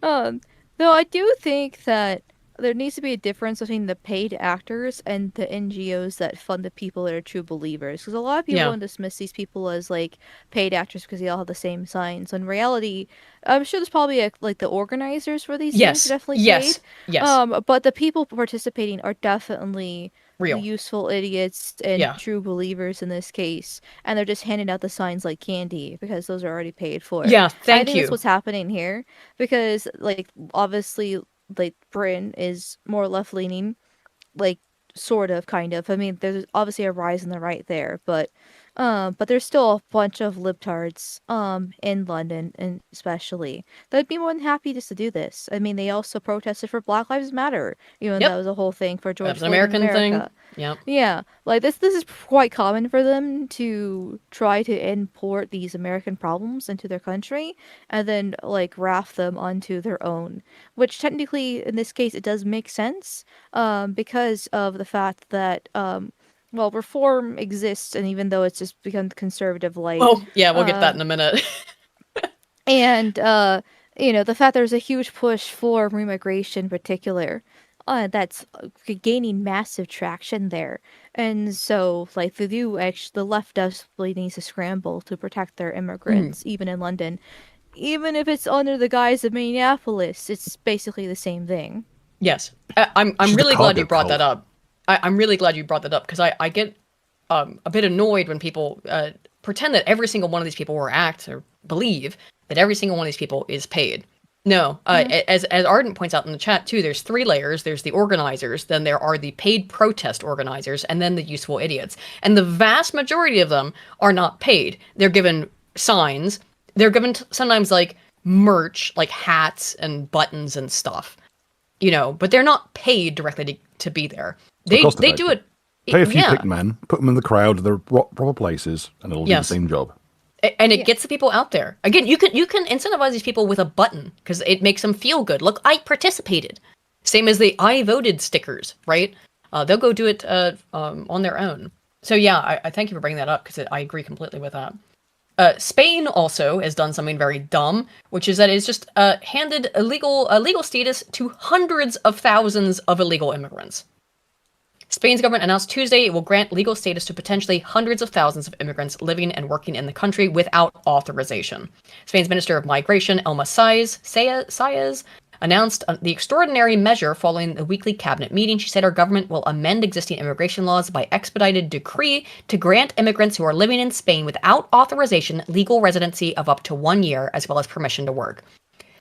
500 to 800,000 people overnight will become legal residents of Spain. That's as per usual. Insane. A woman is undoing the work of great men that came before her. In this case, it is undoing the Reconquista of all things. Right? And then, back in the U.S., there's the ICE stuff as well. It's not obviously just limited to Minneapolis and Minnesota. We did that shit under Reagan. This is the Philly DA, the district attorney, is going to hunt down ICE agents, labels them as wannabe Nazis. bunch of wannabe Nazis. That's what they are. It doesn't work anymore. No one gives a fuck about your stupid labels and terms. You have called everyone a Nazi and a fascist for the last 20 years, and nobody cares. Yeah, but they will now. And in fact, Gen Z seems to embrace it. So, good job. Yeah. Yeah, let's see where that goes. Hugo Boss stocks are up, boys. Listen, all I'm saying is Weimar problems creates Weimar solutions. Indeed. Of 350 million, we outnumber them. If we have to hunt you down the way they hunted down Nazis for decades, we will find your identities, we will find you, we will achieve justice. And I thought that, like, doxing and all this stuff was terrible. Oh, wait, never mind. It's fine when we do it. Of course. There's some more stuff on the fraud front as well across the United States. California in particular. Again, with when the Minnesota stuff came out, it was like, do California next. Because if Minnesota's this much of an atrocity, there's no way California next. There's no way that every Democrat stronghold is not just as bad, but that California isn't way worse. And New York City too. Yeah. So this is Dr. Oz has been going around and conducting his own investigation into California. So Gavin Newsom was giving us a hard time for threatening the health insurance of illegal immigrants. Just to be very transparent, if you're on Medicare, you don't get free dental, you don't get free vision. You do if you're an illegal immigrant in California. This is the infuriating part. So anyway, it's fucking infuriating. Citizens are second class to illegals in California in terms of medical care. You got taxpayers in New Mexico, right, which is a blue state but a poor state, paying extra tax dollars to the federal government that are recycled back into LA to deal with the fraud that I'm talking about. So illegal immigrants, he's mad. We're horrible people. We're Republicans. You have no conscience. You have no heart. As soon as we made it clear we were no longer going to pay for illegal immigrants in California, what did he do? He took them off Med-Cal. Now, he didn't take them off. He came up on the federal side. So in theory, only emergency services are going to get paid for illegal immigrants in California, which is using the federal money, not using the state money. Because California is grotesquely overspending compared to their actual input into the system. Basically, to get around the federal government saying, well, you can't use federal funding for that. And by the way, they just shuffle the money around anyway. They take the federal funding, put it into their fucking bank accounts, and then now, whoa, wow, it's state funding now. Reasonable. Now, we want babies delivered, car accident victims. Yeah, of course. Of course, get health care, but not elective hernia surgery, cataracts. You have to be an American citizen who paid into the system to get these. So anyway, we deal with this. Gavin says we're only going to pay for illegal immigrants through our own state-based system. We've audited him now. This data's coming out this week. Yep. We have now found over $1.5 billion of money spent wrongly. We've audited it. They're not even arguing. $1.5 billion from that California charged the federal government for illegal immigrants that they're not allowed. I mean, how is this surprising? They're doing this in Minnesota. They're doing this in every state. They take federal funding and then they move it into their own bank accounts, as I said. Then they repurpose it and say, oh, it's state funding now. So we're not using federal funding for it. It's still federal dollars at the end of the day. And in this case, and in many cases, because they don't give a fuck, they don't even bother to hide their tracks on it. To pay charges for it. They have to pay for it themselves. He's not happy, but they're paying us because they know we're right. So you're going to see something happen very interesting in California. As soon as the money is being paid by California government officials, they're going to start getting more serious about this. And that's why it's so important. Probably. I hope so. We'll see. But even if even they do use their state funds for it too, like they still don't really care. They'll just raise the taxes more than they already have. Because they don't care. As long as they get their money and they keep on getting the votes, they'll keep on importing more people in. They'll give them the free gibs, and the cycle will continue. I mean, obviously they're trying to use the federal government there as best as possible so they can get more money themselves, but they'll still continue. They'll figure out some other way to get around it. Like, they've managed to go this long. They're not going to give it up easy. Indeed. And as Eldritch Saga says for 5, this is all with a Republican government once again. This is what elections give us. They lost, but they act like they won. We won, but we act like we lost. Yeah. There's another a clip from Dr. Oz's investigation here. So here he's going around. Buildings. They've got Cyrillic writing, Russian, Armenian writing. Both sides, there's lots of action, it seems. I don't know how many patients getting care, but it's just all medical hospice centers. He's going to talk about how many there are in just a 1 block radius. Block area in Los Angeles, there are 42 hospices. What? So either there are a lot of people dying here, or you've got a fraudulent activity that is so good that everyone wants to get in on it. I'm in Van Nuys in Los Angeles, and this boarded up area above my head here is a big hospice center. There are apparently quite a few hospices around here, 42 within a 4-block radius. And these guys stole $16 million. Listen carefully. The main guy went to jail for 2 years, stealing $16 million, which is a good trade-off for a lot of folks. And if you look at it, it's pretty indescript. There wasn't anyone... Went to a white-collar prison, I guarantee it, 2 years, for 16... Well, yeah, but $16 million...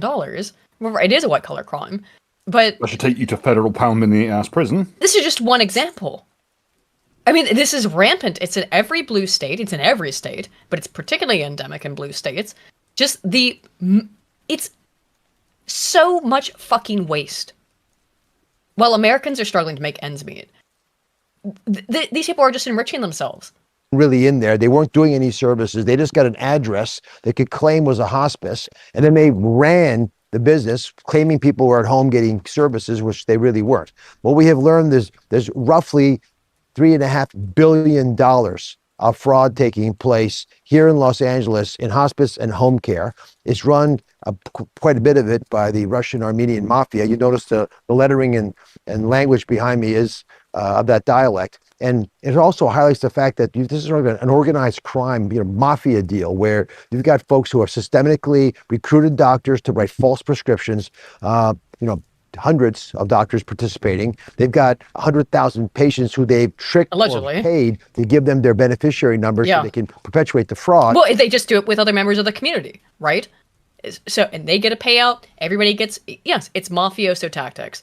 So, again, and 16 million in fraud. Every person in the community is basically involved with it. Like, I know a lot of people don't like sweeping generalizations with it. Sorry, but they are. Things. But yes, like the women are involved, the children, even though they might not realize it because they're children, every single person in the community is involved in some way, shape, or form. And even if they're not actively participating, which is going to be far and few between, they know about it. And they're not saying anything, or else, the fraud would be destroyed. And because they're all benefiting from it. There's no reason to. Right, so if you're making money, don't snitch. Mm-hmm. It makes sense. And the medical stuff is insane because a lot of this has come out. So this guy, registered nurse in Florida, he says he won't give anesthesia to Republicans undergoing surgery. Shit behind those fucking eyes. Oh, yeah, you think? Needs to be fired and stripped of his license immediately. I will not perform anesthesia for any surgeries or procedures for MAGA. It's my right. No, it's not. You took an oath. And also, it's just not your right. You can't do that. Also, you're not an anesthesiologist. And he's not. That's the other thing. This guy, so he's bloviating. However, he's not the only one saying this. And the problem is that it only has to happen once. One of these people decides that they're going to kill somebody because of politics, and that person's dead, and it's irreversible. Yeah, guess what? That's a major concern in the nursing industry because it's not as heavily vetted. Yeah, it's also insane to me that these people feel so comfortable. They feel so emboldened that they just go and post this shit on social media. This is another nurse. I thought of something good. I think it's something weird spot. Sabotage tactic, or at least scare tactic. All the medical providers, grab some syringes with needles on the end. Have them full of saline or succinylcholine. Whatever. Poison. That will probably be a deterrent. Be safe. I believe this comes under conspiracy to commit chemical terrorism, which gets you sent to Gitmo. Yeah. Another one here is another nurse. Same kind of shit. It gives me great joy to wish Caroline Levitt a 4th degree. Oh God. This is talking about, isn't this J.D. Vance's wife she's talking about here? No, this is Caroline Levitt. They were also doing this about J.D. Vance's wife the other week when she announced that she was pregnant with their 4th child. Was like, oh, I can't, it brings me so much joy to think about you getting ripped, from bow to stern, trying to give birth to that baby, and I hope you bleed out and all that stuff. But this is, again, so J.D. Vance's wife, this is Caroline Levitt, response to her. As a labor and delivery nurse, It gives me great joy to wish Caroline Levitt a 4th degree tear. I hope that you fucking rip from bow to stern and never shit normally again, you cunt. As a labor, These are so fucking. vile. It is vile. They're so evil. These are healthcare providers. They're supposed to do no harm. It's their first duty. I mean, they literally. Almost like they never gave a shit about it to begin with. I guess not, right? I guess not. Never gave a shit about it whatsoever. Like, So I'm already worried about, like, if I get into, like, an accident where I have to deal with a non-doctor. Yeah. Oh, because they're overrunning the system like crazy. But now I have to worry about, like, nurses also wanting to kill me if it comes across my beliefs. Like, If they find out, hopefully yeah. me being like a white woman will, like, the stereotype will go through and protect me possibly. Oh, but it's just Yeah. like, okay, now I have to worry about basically being killed by just my own people because of my political beliefs in this case. Oh, I But you could never- like you never know. imagine wishing like this upon somebody. Like I think the worst I say is like charged with like Walls, for example, with like the death penalty for treason. That Yeah. is something because he's actually breaking the law. He's committing Yeah, treason, legally. and there's like Yeah. death penalty is a legal justification for Yes. something like a serious crime like that. But to a random leftist, like, well, I won't care if they die, like what happened with Pretti. Yeah. Like I just don't care. I'm not celebrating it. I'm not wishing that they die. I'm not wishing harm upon Exactly. them. Yeah. I want them stopped. I could never imagine saying like in graphic detail about what I want done to them. It was like that's just awful. It is. It's pure evil. I agree completely. Because, do I care? Am I going to cry tears over Renee Good or Alex Pretti? No.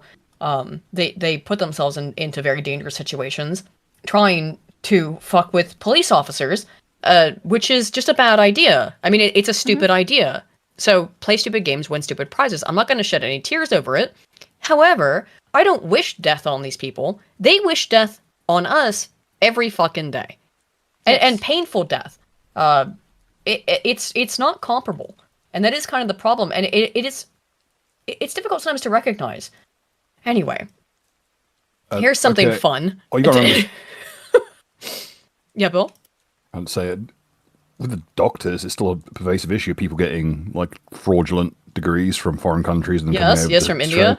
So you get people, Oh my or like Dr. Yavid Purvise, who would get women like doped up on anesthesia for like childbirth and such, and would convince them to surgeries that would sterilize them. Oh my god. Yes. Oh, I heard a story in the UK where this woman had to do stomach surgery for something, and she had a non-white doctor, and he purposely cut both her fallopian tubes. And just an accident. Yes, accidentally. But the thing is, like, where she had to get her stomach surgery was so far away from her fallopian tubes, like it's definitely not an accident. But There's no way.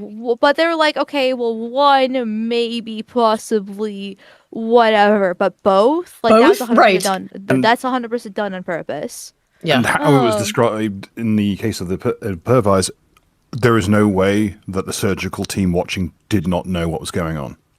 Mm-hmm. Of course not. Yeah. So it's it should be multiple convictions per instance of shit like this, because they're fucking. And as far as I'm aware, nothing happened to him. I mean, I think sure. I think he probably got like arrested. Like that's why the story broke in the first place. But he probably got let go or given like a slap on the wrist, whatever the case is, because that's always what happens in this case. And it's like I'm just scared to go to the hospital in general at this point because like I don't know what's going to happen to me, who I'm going to get, who I'm going to deal with, all that fun stuff. I've already decided years ago that I want to have a home birth because it was going to be healthy for the baby anyways. And all this stuff too, it's just like, I avoid hospitals like the plague. I avoid doctors. I don't trust them. Like, they don't have my well-being first and foremost. Yeah, of course not. I mean, it is terrifying because these are the people you're supposed to be able to trust, your life with. And yet they actively have contempt for you. Sensible Center for £2 says new Pretti video all over X, him smashing an ice car. Let me see if I can find it. I'm not sure if it's real. Well, that's the problem that's why I usually like to have this stuff prepared ahead of time, because I don't these days in particular with AI stuff, you never know. Yeah. There's some really good AI videos out there these days. Anymore. It's insane. And I'm not really good at telling which is AI and which isn't, unless it's like blatantly obvious, like the guy not having a head, for example. In that case. Or so absurd, like those cat videos of them like playing instruments on the lady's porch. That is funny. I did like that. Mhm. I kind of like the cat it's ones. It's hard to tell. Yeah. In a lot of cases, it's very much like the whole basketball game with the dude in the gorilla suit in the background. If you're told to like count the number of times the ball passes, you won't notice the gorilla suit. Yes, selective perception. So this is from Tim Pool. He posted it. This is allegedly of it. 13th in Minneapolis, showing a man who appears to be Alex Pretti interacting with federal immigration agents 11 days before Border Patrol shot and killed him. Our footage was analyzed by the BBC, whose facial recognition technology confirmed his identity to a 97% degree of accuracy. The schnoz On the is morning the same. of January 13th. Yeah, so he's another violent piece of shit.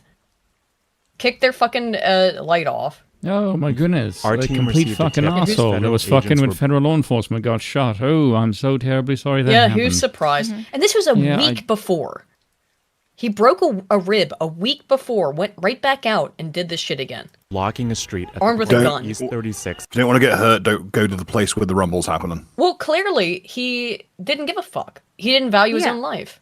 I made a post about this when like a day or two, like the next day after it happened back on Sunday. After I kind of waited for more videos to come out and that kind of deal. And my stance was I didn't care. About it. It was messy, but I didn't care that it happened because he basically fucked around and found out. Yeah. And I got a lot of shit from it. Mostly from the left, obviously, to be expected, but a lot of people on the right, and that pissed me off because I'm just like, these people come here with malicious intent.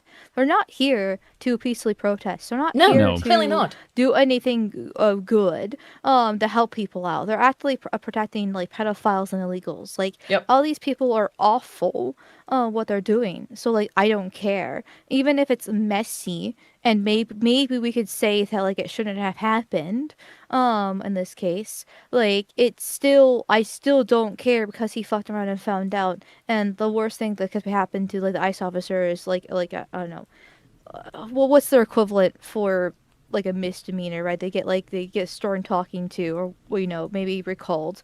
But like even then I still don't really care because they're starting to do their jobs and they're being like heavily attacked all the times, the whistle's going, everything about that, like we already discussed earlier. And the fact that the right was, a section of the right, I should say, was going after me for not caring about this heinous loss of life and then thinking I was going to be like canceled and stuff like that. I was like, no, like he's a violent leftist. And then the left was like, what do you mean he was violent? He was just directing traffic. Look, here's your, like, we all know what's happening here. Stop with these games. This guy doesn't value his own life. Why am I supposed to value it? Why am I supposed to care? He was already injured, seriously, a broken bone. Broken rib. And he still went out there didn't know armed. this at the time when I made the post. And so when the right was crying about this, sections of the right, I should say, once again. Yeah. So, but like, congratulations, stereotypes exist for a reason. This is completely expected. I do not care. Yeah. Here, he got piled on 2 weeks ago, a week before he was shot. He was in this exact same situation. It's nearly identical. He knew what would happen. There's no fucking excuse. He literally went through it a week prior. The exact same shit. And didn't learn his fucking lesson. And decided to go the fuck back. Oh, look, there's a Karen pointing and screaming. Of course. And a journalist with his camera out, They didn't arrest him. They could have arrested him. They should have.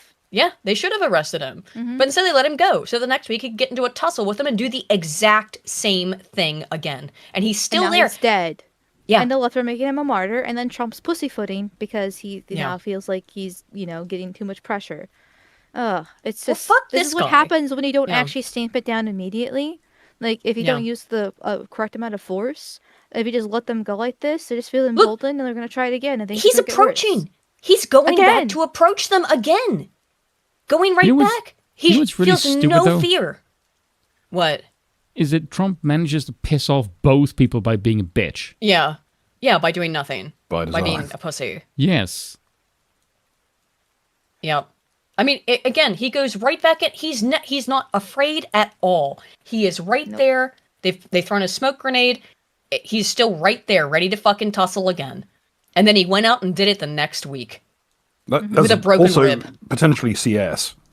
You would not, unlikely given the fact that no one's running, but it does seem, I'm guessing, was it the feds or was it the, like, rioters that were flinging down smokes? Probably the feds. They're the ones who usually have them. But I don't know. But I don't know. But why would you use it as an intersection? That's insanely dangerous. That's true. I don't know. I don't know who put down the smoke grenade. Suddenly that's an excuse to just drive your fucking car straight through the intersection and plow into whatever ICE agents are there. Yeah. Manu 2Cypher10 says, just a friendly reminder, when one is arguing with a leftist or a boomer, one is really arguing with the television, and the television does not hear anything the viewer says. Yes, yeah, 100%. Indeed. Yes, I you're just arguing constantly with the say TV. that debate's out the window. Like, there's no point talking to these people. No. They're not here to discuss. The debate's only good for the viewer.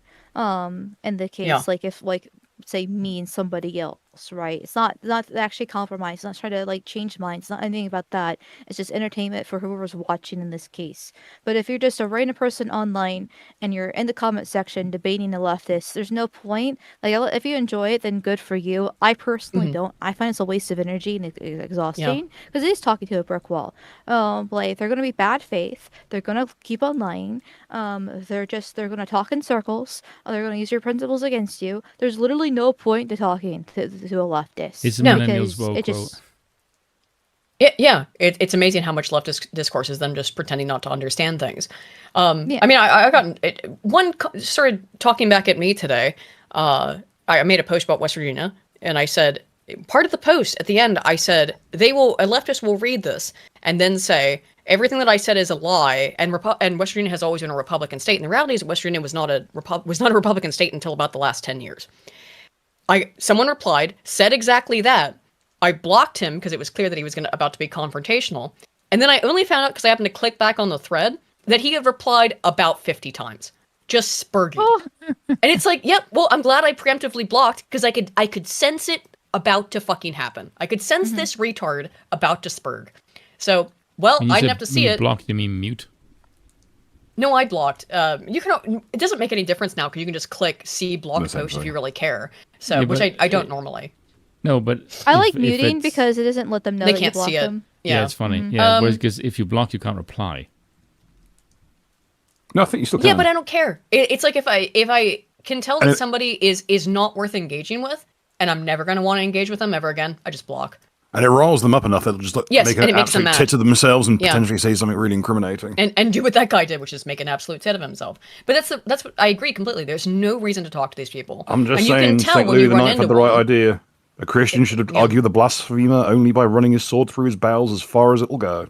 Yeah. And then on top of that too, like, I constantly bring up Charlie Kirk because that's obviously the most recent tragedy that's happened with this, and a lot of people were affected by it, even though the left has been doing this for decades now. But like, they literally shot the guy that wanted to talk. Yes. Like, they just went to college campuses, taught the people, had a debate discussion, and they literally shot that guy, thinking he's like a right-wing extremist. Yeah. What's the point? Like, no, yeah. What is the fucking point? Exactly. Elder Slughover 2 says they know how to make smoke bombs and devices. Yeah, indeed. Anywho, let's move on to the UK stuff because I want to watch that Lotus Eaters video and then we'll probably head out after that. However, LBC has found out about the Amelia meme and they're not happy. Amelia is an AI purple-haired goth girl. For those unaware, LBC is like the far left news outlet in the UK. Originally created for an anti-extremism computer game generated by the Home Office, but now an increasingly outspoken anti-Muslim flag-waving so-called English patriot. They're so mad about fucking AI memes. I'm Amelia. I'm English, and I love England. I like having fish and chips and a pint at the local pub. I like pork sausage. How much are they just going to play the video? And fashion. This character has essentially been taken over, and it's staggering that how quickly this has proliferated across the internet. The middle of last week, from nothing at the start of January, there were 12,000 posts involving this character in one day. Well, the crazy thing is, Like the clip they're showing about the AI video, they cut it off before like the Muslim guy starts coming in and yelling. So all she said so far is that I love England, I like fish and chips and pork sausage. And dogs. And they're trying to frame that as like a bad thing. Yeah. Like if they let the clip finish and had the Muslim guy yelling at her after she finished the pork sausage bit, they could like at least frame it as like Islamophobia, racism, whatever the case is. But all they show was her just saying, I love England and fish and chips. What do you And expect that's from bad? What do you expect? Apparently, it's like he's wearing a pair of glasses made from a dead Game Boy Color. You're expecting sense from this cocksucker? He looks like Gary Linehan got fucking AI regenerated. It does, but you're completely right with it, though. Is that they don't even post any because we played the video last week or the week before, and there are parts of it that you could say are incendiary. Maybe I don't really think so, but that are more incendiary than just saying I love England, I love being English. And however, the parts that LBC chose to highlight are the most normal. Non-incendiary parts, but they're still so upset. They're still apoplectic.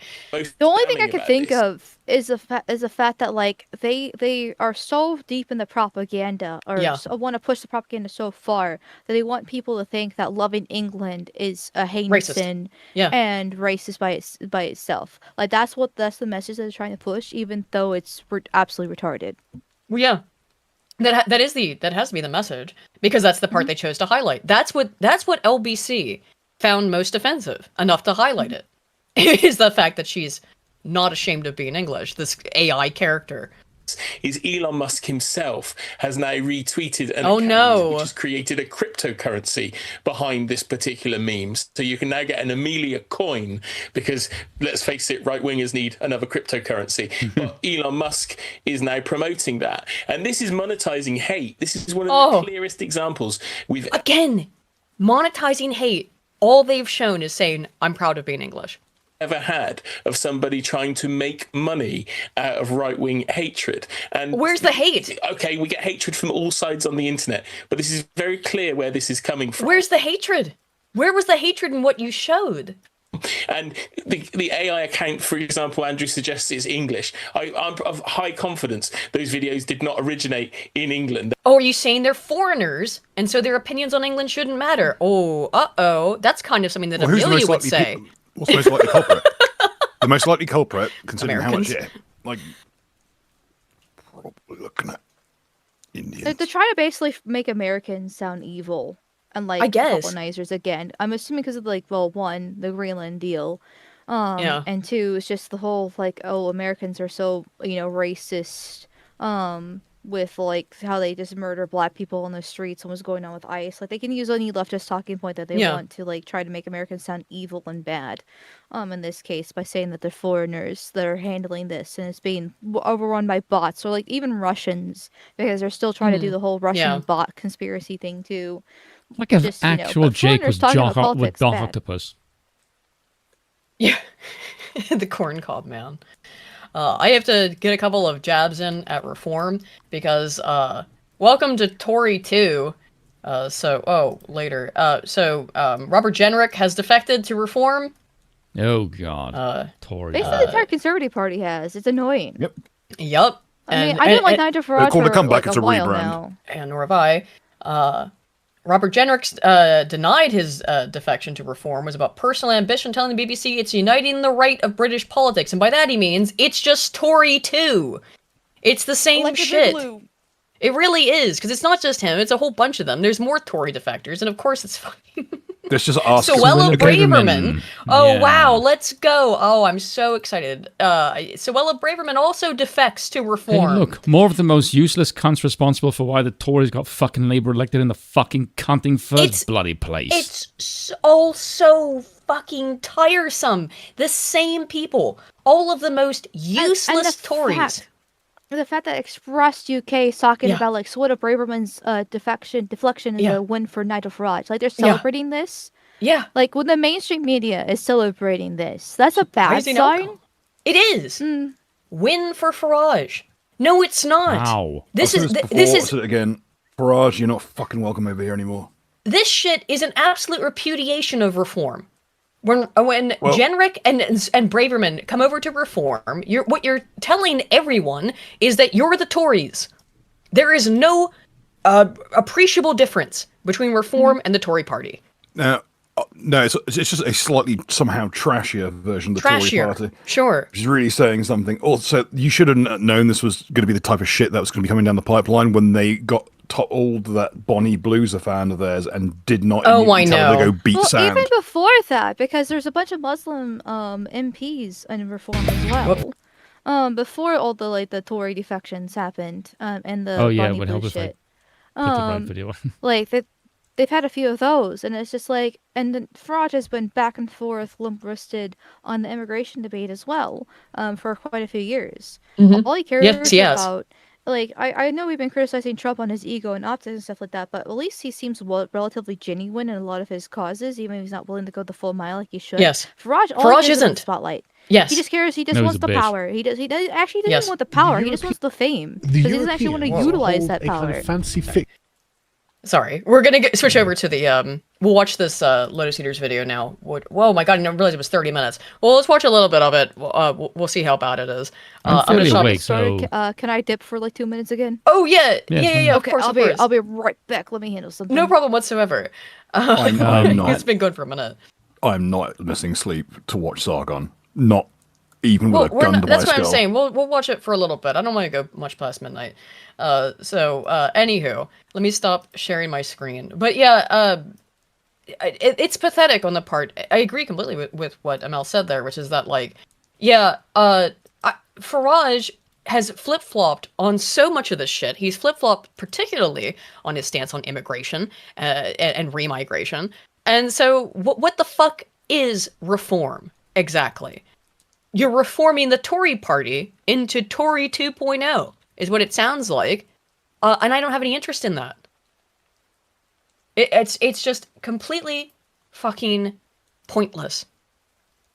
And I don't know who falls for this shit. I thought they cycled out Lib Dems. Now the Conservatives themselves will be cycled or recycled. Yeah. It's a fucking joke. I think they're talking about bringing the Lib Dems back in as a major party again. To basically replace Labour. Oh, God.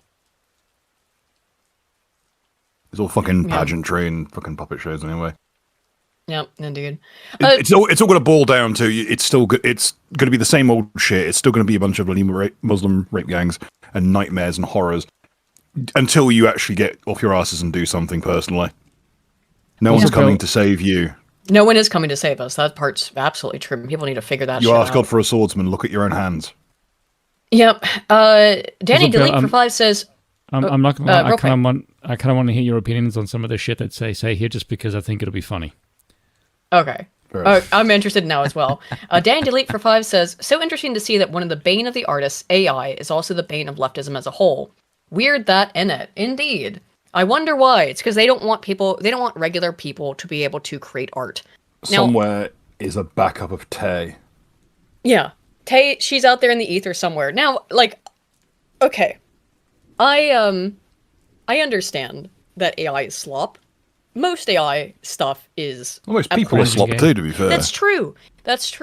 However, there's some good stuff that comes out of AI. For example, I'm going to play this for a minute while we're getting into it, all right? While we're waiting.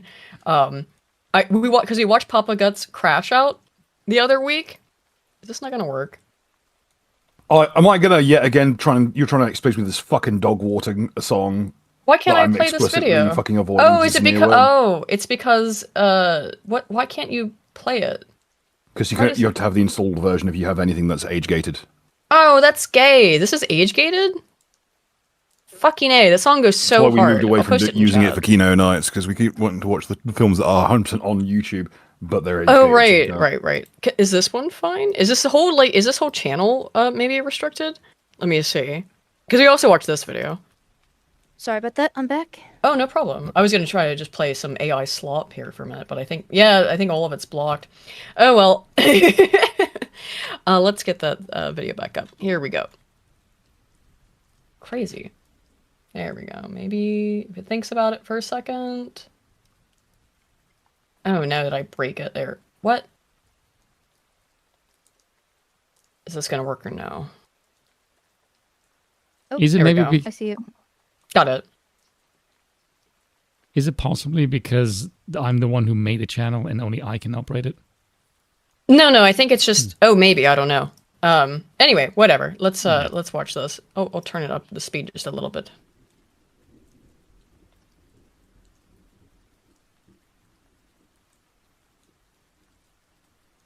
The editing is up to production quality. Oh, poor Harry. He doesn't look happy.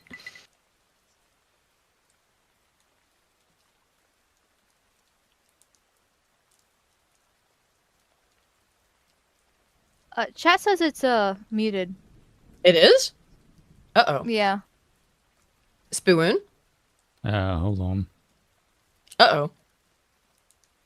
Oh, whatever. You didn't miss anything. It was just an opening and promo. Okay, this is kind of bizarre. Is that working now? No.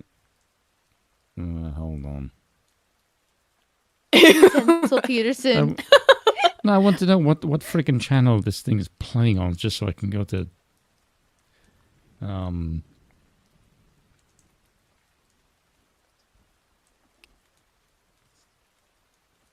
Okay, that's bizarre. Okay, because that channel is not. It's not muted, so I'm wondering why the hell it's. Oh, for fuck's sake, you fucking asshole! There. Oh, this stupid thing was on default and not the channel. I'm like, of Canada. Trump saying go. I'm going to annex America. Completely ruined. This here. Yeah. So let's just talk about Canada, and I want a case scenario because this is an issue of rhetoric. Well, this is how Carney became the prime minister. Exactly. So look at this here. Yeah. So Poilievre was about to destroy the liberals of. Okay, I just want you all to pay attention to something. Pay attention to how many fucking times Sargon actually agrees with everything that fucking Stelios and Harry says. Mm-hmm. Just pay attention to that. Canada. Trump saying I'm going to annex America. Completely ruined. The Libs were about to get zero seated. Yeah. In Canada. And Trump decided, you know what I'm going to do is ruin that. I'm going to make my diplomatic He's done in career Europe as well. way harder than it needs to be. Yeah. So this thing here, Mark Carney saying a pleasure to meet with President Xi in Beijing and proceeding to deepen his ties with it is We a talked about direct this last result week. of this stupid rhetoric. No, last week, How do you manage to be shorter than a Chinese dude? Wow, yeah, that is. Holy fuck. How long they'd be able to hold out if the Americans decided to annex Canada, and it was 3 days, right? So To be fair, Bill, it's not really all that surprising to see someone in the CCP higher up actually get proper nutrition. So, and probably a box to stand on. They most likely put him on a different step, to be fair. I agree with you on all of this, but it does. I would agree. I agree. Yeah, exactly. But the underlying reality is, if Canada just goes, he can't let go of his liberal priors, basically out of the NATO alliance, out of the Western alliance, then the Americans go, well, no, you're not, and all of the fancy formalities will dissolve away as American troops march into. No one thinks America is actually going to fucking march in troops into Canada. You absolutely No. Why Canada is logistically an absolute pain in the cock. Yeah, it's obviously not realistic. It's just this is an insane fantasy. Yeah, is going to bring. Like you got to remember, the Royal Canadian Mounted Police have like a degree of training that is between common like SWAT cop and like special forces. They're really overtrained for their position, and that's why the RCMP have a long tradition of beating the shit out of people at random because they're a bit too roided up, to be perfectly honest with you. So, on top of the domestic police being overtrained and over-equipped, you also have the aspect that Canadian troops are, at least their engineering corps, are very well trained in making things like pykrete, which means that if they have access to like a bag of sand and ice, they can just make barricades that will soak tank fire. Damn. Yeah. Damn. Let's just say, pykrete is tough enough that they were going to make an aircraft carry out of it, and it's literally just wood shavings and ice. Yes. Wow.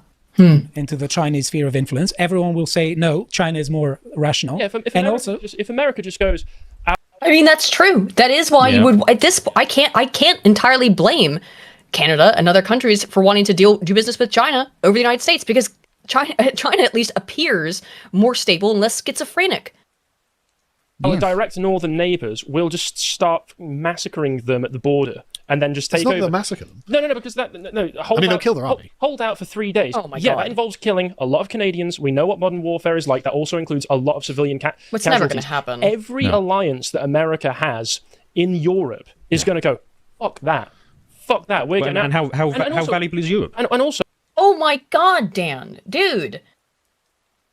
Well, the entire yeah, NATO just- alliance would be one, and two, it's a trading partner. It'll be goodbye the American empire. So that's Yes. kind of why that would be the Half the case trade. then. Yeah, I mean, like, it's what's like 50% of U.S. trade is just from Europe. It And this should is a be nation more. that consumes like the. I think someone pointed out like you could 30%. have Something like massive. you could support maybe 9 billion people on the earth with very modest like third world standards of living. European standard of living maybe 2 million. American standard of consumption drops the number of people that can be supported by it down to like 500 million people. Yeah. Yep. Like you can simply not domestically produce the sheer quantity of bullshit that the Yanks go through on a regular basis. At least as they are now. If you deported all the fucking illegals and all that shit, maybe you'd get something more manageable, but I doubt it. Yeah. Because it's a society, it's a civilization-wide problem of just overconsumption. Indeed, yes. So why? Well, actually, they are a big trading partner. Yeah, as well thank as you. other benefits that Of it gets course, from the whole, Harry. like NATO alliance with America not having to send any Indeed. troops in to fight on Ukraine's behalf, for instance. But there's also the question of like, why do we have? You can kind of see Carl having to accept these as truths, And he's not a fan. axiomatically, but he doesn't like it. no. Yeah, like that's crazy to watch. Like he's like, fuck, a little bit on this. Have to even humor this Harry's line got a of thought point. in the first place, right? This is completely unnecessary. Because he's not stupid. He just doesn't. He's got liberal priors that he doesn't want to abandon, and I understand that. After all this time, it's still that way, though. That we should be having to consider the idea that Canada is having to war game. Oh, how many white boys do we have to send to die, and how long do they have to hold back? This is That's something what we that need, I've more noticed. brother wars. This is something I've noticed with this, is that Stelios and Harry are arguing for these insane positions that you're arguing for are completely unrealistic. It goes absolutely against real politics. There will be massive consequences for the American empire if you act like such a fucking retarded moron on the world stage. And, okay, Dan doesn't really say as much, but Sargon's position is as if the US operates in a vacuum and like is the goodest boy and does nothing wrong ever, whilst also conceding America's fucking everything up. It's so bizarre. Watch. She's wargame everything. And also, how long do they have to hold out? How long would they be able to hold out if our immediate southern neighbor just pointlessly decided to invade us so that Donald Trump can put a big orange face flag down in Canadian If you're territory? viewing it through that frame, it's all going to appear completely irrational and crazy. Yeah, that's kind of the fucking is. point. Yeah, well, Because it is that's- British, it is JF. rational and crazy. That's kind of the point. But that's not the frame that's coming in. You've got to separate the two things. And you made an earlier point about the frustration that it was basically the US that led us into this post-war liberal world order. It's Harry looks like he's about to call him an Noir. Yeah, we he should. looks so mad. It's because it is. That's what Dagoff posting. It's because it is though. Like, Stelios is checking out, Sargon is a little bit annoyed, and Harry just looks like he's gonna quit. Yeah. Stelios looks like a mid-tier Spanish politician who's just who's just been told that they found out about his mistress. Look at that! Look at that! Exactly. Look at the eye. It's very Hello Darkness, my old friend, in the center of the panel here. I completely get that. I completely understand. But what has happened, as Carl pointed out, is reality has drifted away from that. The post-war period... No. But you're No, it not hasn't. talking about reality. They're talking about reality. You're talking about what you would like to be reality. That's the problem. That's the Yes. fundamental issue with so much of this, is that what you would like to be true versus what is true. period was a strong US and a strong Europe, right? And together they could work as a global hegemon. There's no way in hell America and Europe was going to work with the global hegemon. Like, that was never going to happen. No. Read Francis Yockey. Nobody says this. Francis America, Yockey is America he's a always an spicy enemy boy. to Europe.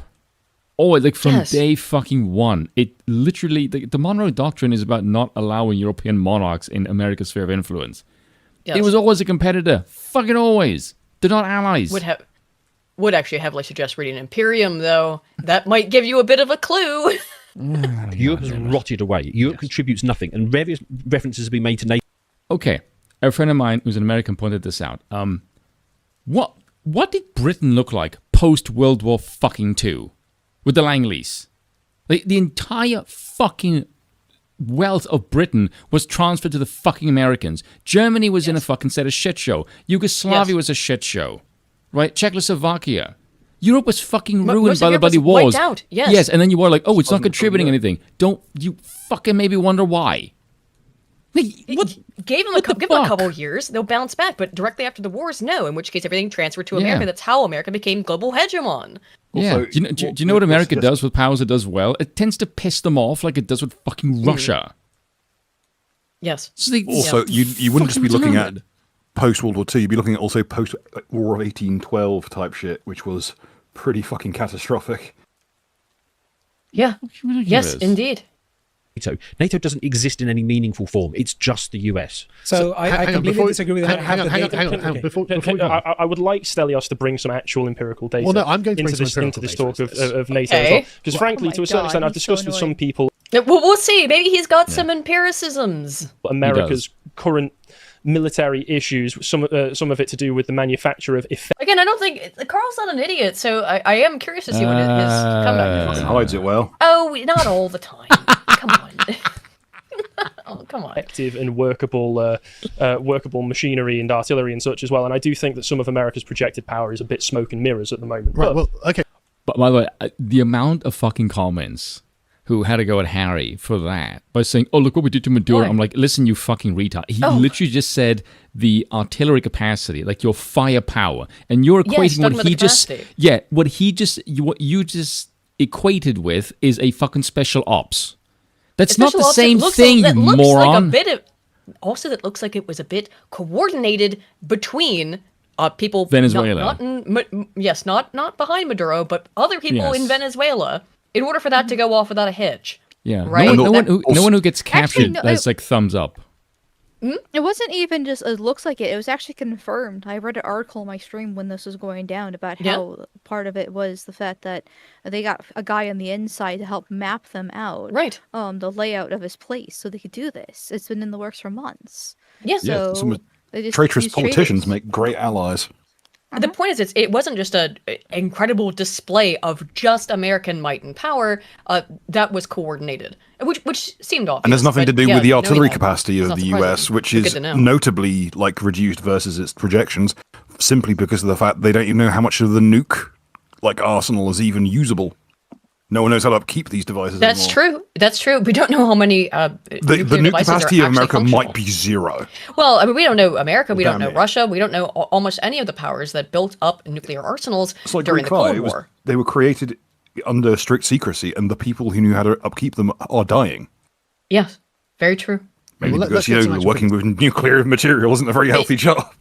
Well, and because of the competency crisis, we're not producing new people who know how to operate this stuff, as well as the people who made it and used to operate and maintain it. From what we learned, apparently Ilhan Omar's just immune to polonium, so she can probably do it. There you go, yeah. So at the height of the British Empire, at the end of the 19th century, we had something what we called the two-power standard, right? So we maintained a... I knew this is what it was going to be about. I fucking knew it. The moment he said something about, America can just take on everyone, I guarantee you he's going to bring up the fucking two-power standard. Fucking every time. This is just... We get it, Sargon. All you care about is late-stage British Empire shit. Just please, restart your History Channel or just go play fucking, Hoi 4 or something. Well, the British Empire was pretty fucking dope, dude. I get it. I get the obsession, but unfortunately, it's not the case anymore. Same size or greater than the two largest competitor navies, right? So that meant if any great power in the world ganged up against us, we'd be ready for it, and we'd be able to crush them on their own terms, even if they were both working together. You're talking about shit from 100+ years ago, though, man. Yeah. It's a completely different ball game. Right. Also, when you ruled most of the world. Okay. Yes. Based on that theory, we can look at the military spending worldwide and apply that. And what does it mean? Well, America is half of the applicable spending in military expenditures in the world, right? Most of it is for them. Yeah, but it's not for NATO. I know that's the point, right? That's why there is no NATO. It's America, right? So when you take everything, right? The United States is 37% of all military spending, but that includes everything from it's high-speed missiles, it's research and development, it's $45 proprietary screws. Yeah, indeed. A lot of per screw. I was about to say, conflating wasteful spending. Conflating its massively bloated budget with fighting capacity is a really amateur. The bloat and excess and fraud that's happening with U.S. expenditure all over the place is currently in the news cycle. Just because they spend doesn't mean much of anything. Like roughly, like what the mobilization power of the U.S. is, and then just apply, modifiers thereon.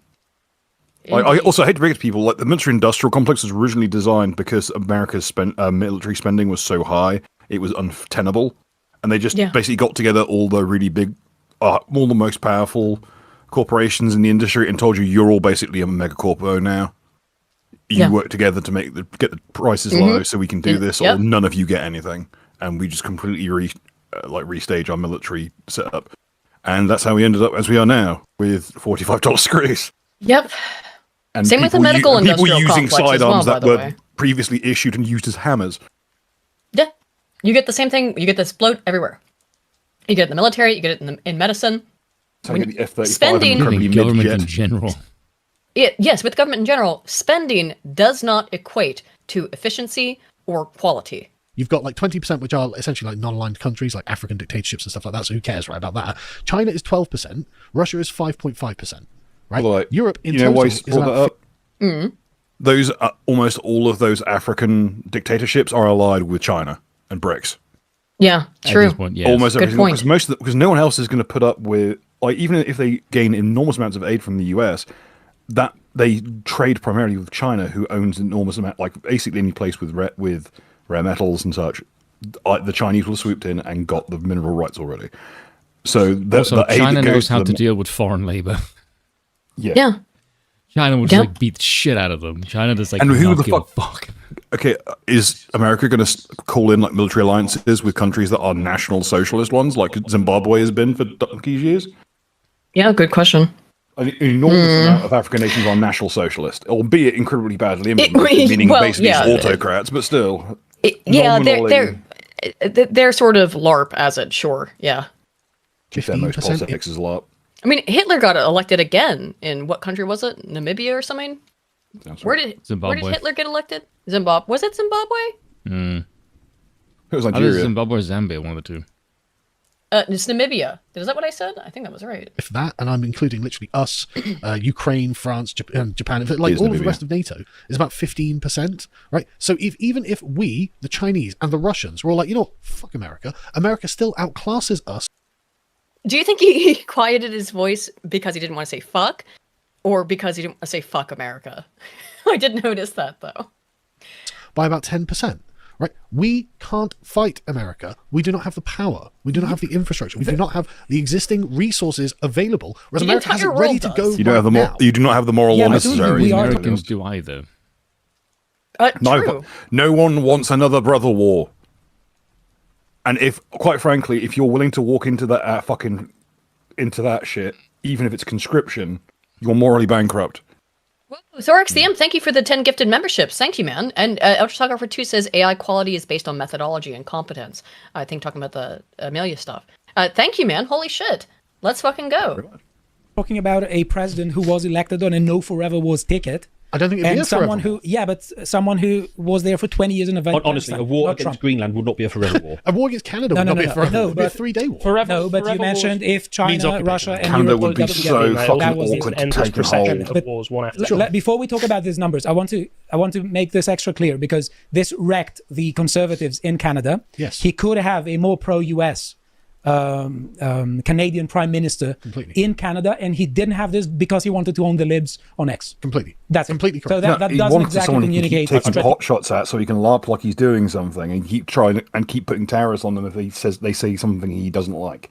It's purely so he can continue to have a punching bag just above him, rather than have to go further afield and maybe have to hire an interpreter. Yeah. The way fucking Canada's going, you'll need to get someone who can speak fucking Urdu. True. Yeah. I mean, most Western nations at this point. I'd love to address this. Yeah. I'd love to address this. Yeah. It also harmed people in Australia as Drew says here, it's not that they lost because of it, but it gave them a boost. So it happens also in Denmark. Trump weakened Farage. And Trump weakened everyone. Exactly. I don't think you really recognize somewhat. how Let's much. talk about who fucking hurt UKIP, Carl. Ooh, well, okay, that's a long time ago now. Guys, However, I've reset UKIP. Something Kotrak said to Carl's face, which I love. Thank you, Kotrak. You will always have a place in my heart purely for Arc that one, Arc 1.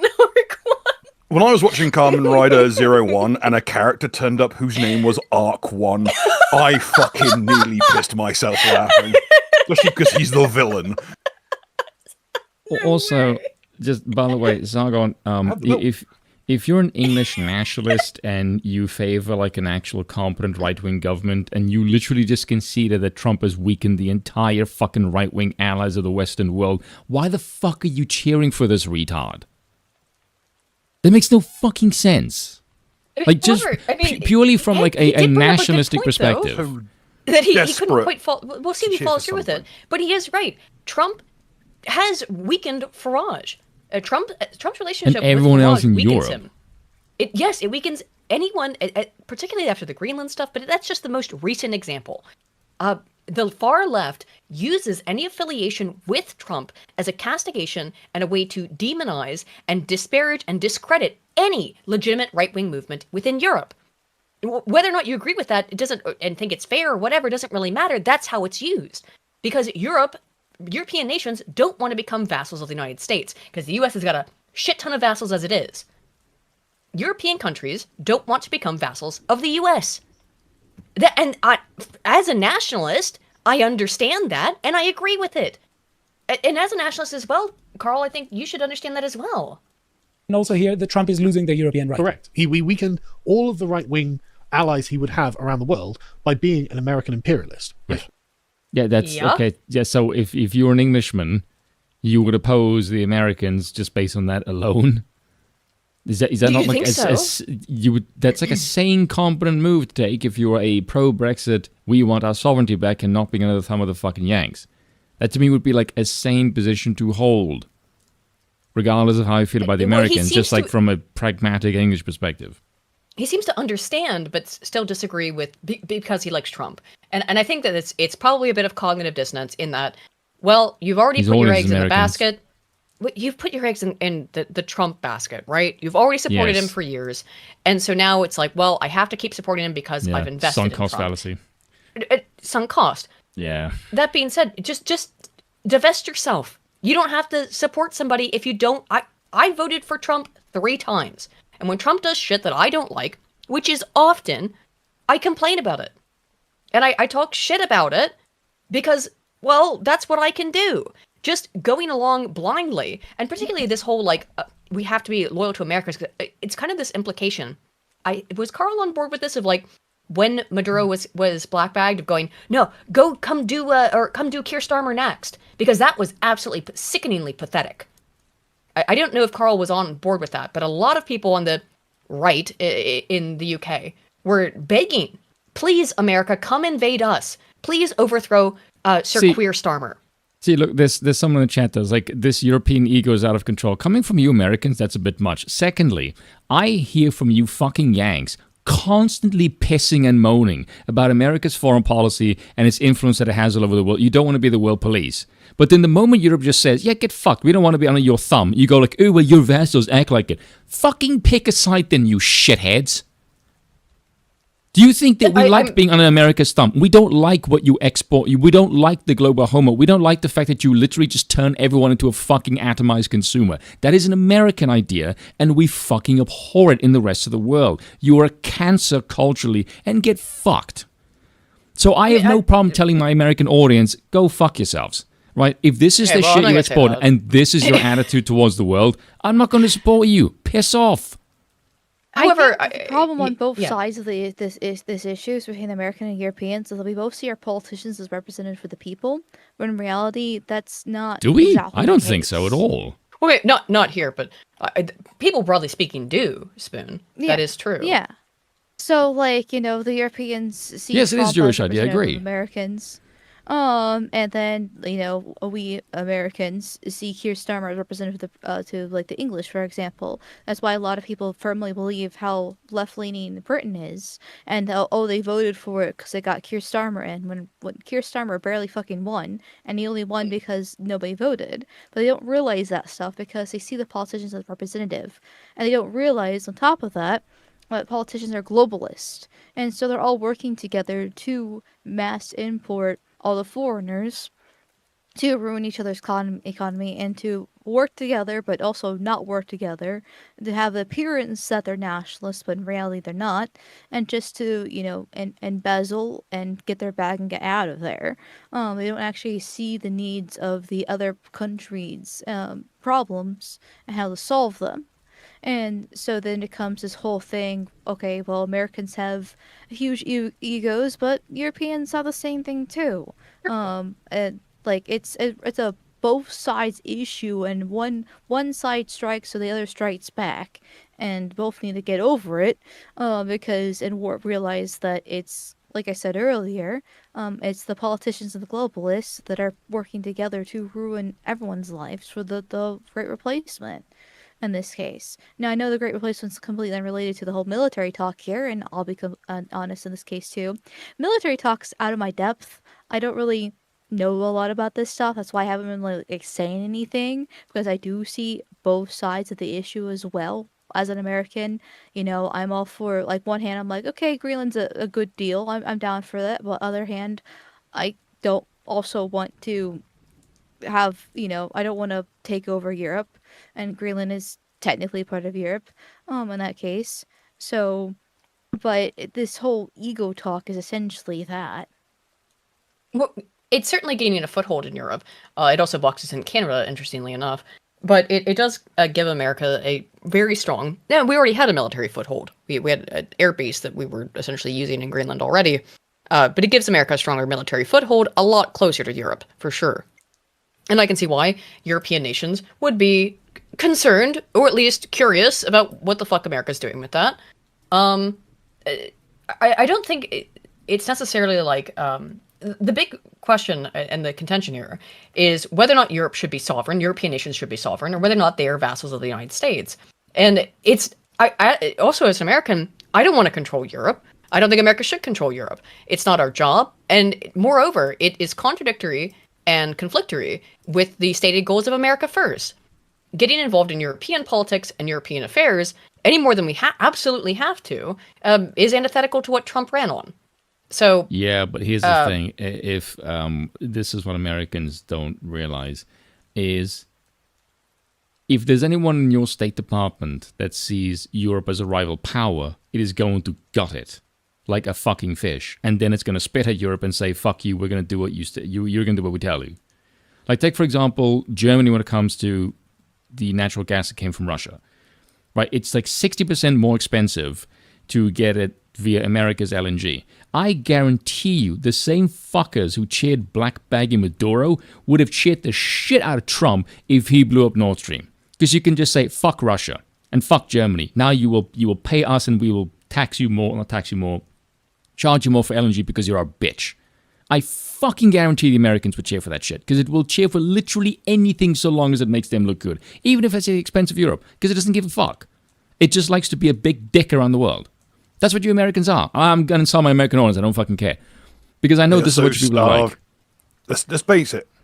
It's true, though. By design. The idea is to keep the right wing so starved of agency that they'll cheer any kind of display of power whatsoever. And that's what they made us into. And we're going to fucking try and learn it. Try and learn some fucking subtlety and agency again. Americans do not do subtlety. Or just do what I wanted to say in the back of my brain. Not famously, no. Not what we're known for. Yeah, see, like, chat kind of proves my point. Thank you for that. It's not that you more intellectually don't get tilted at chat. Don't get tilted at chat. Yes, I will. You can eat a dick. I'm not here to fucking play nice with anyone. I will voice my opinion. If you don't like it, you can fuck off. Jesus Christ, Spirin. without a doubt. But the problem is... So he's augmenting pro-Russian, pro-China... If you're not on board with most Tabaritsky meta-horror warlordism, I mean, yeah. in with the good crowd. Yeah, come on, get on board. Let me say, why are you dependent on Russian gas anyway?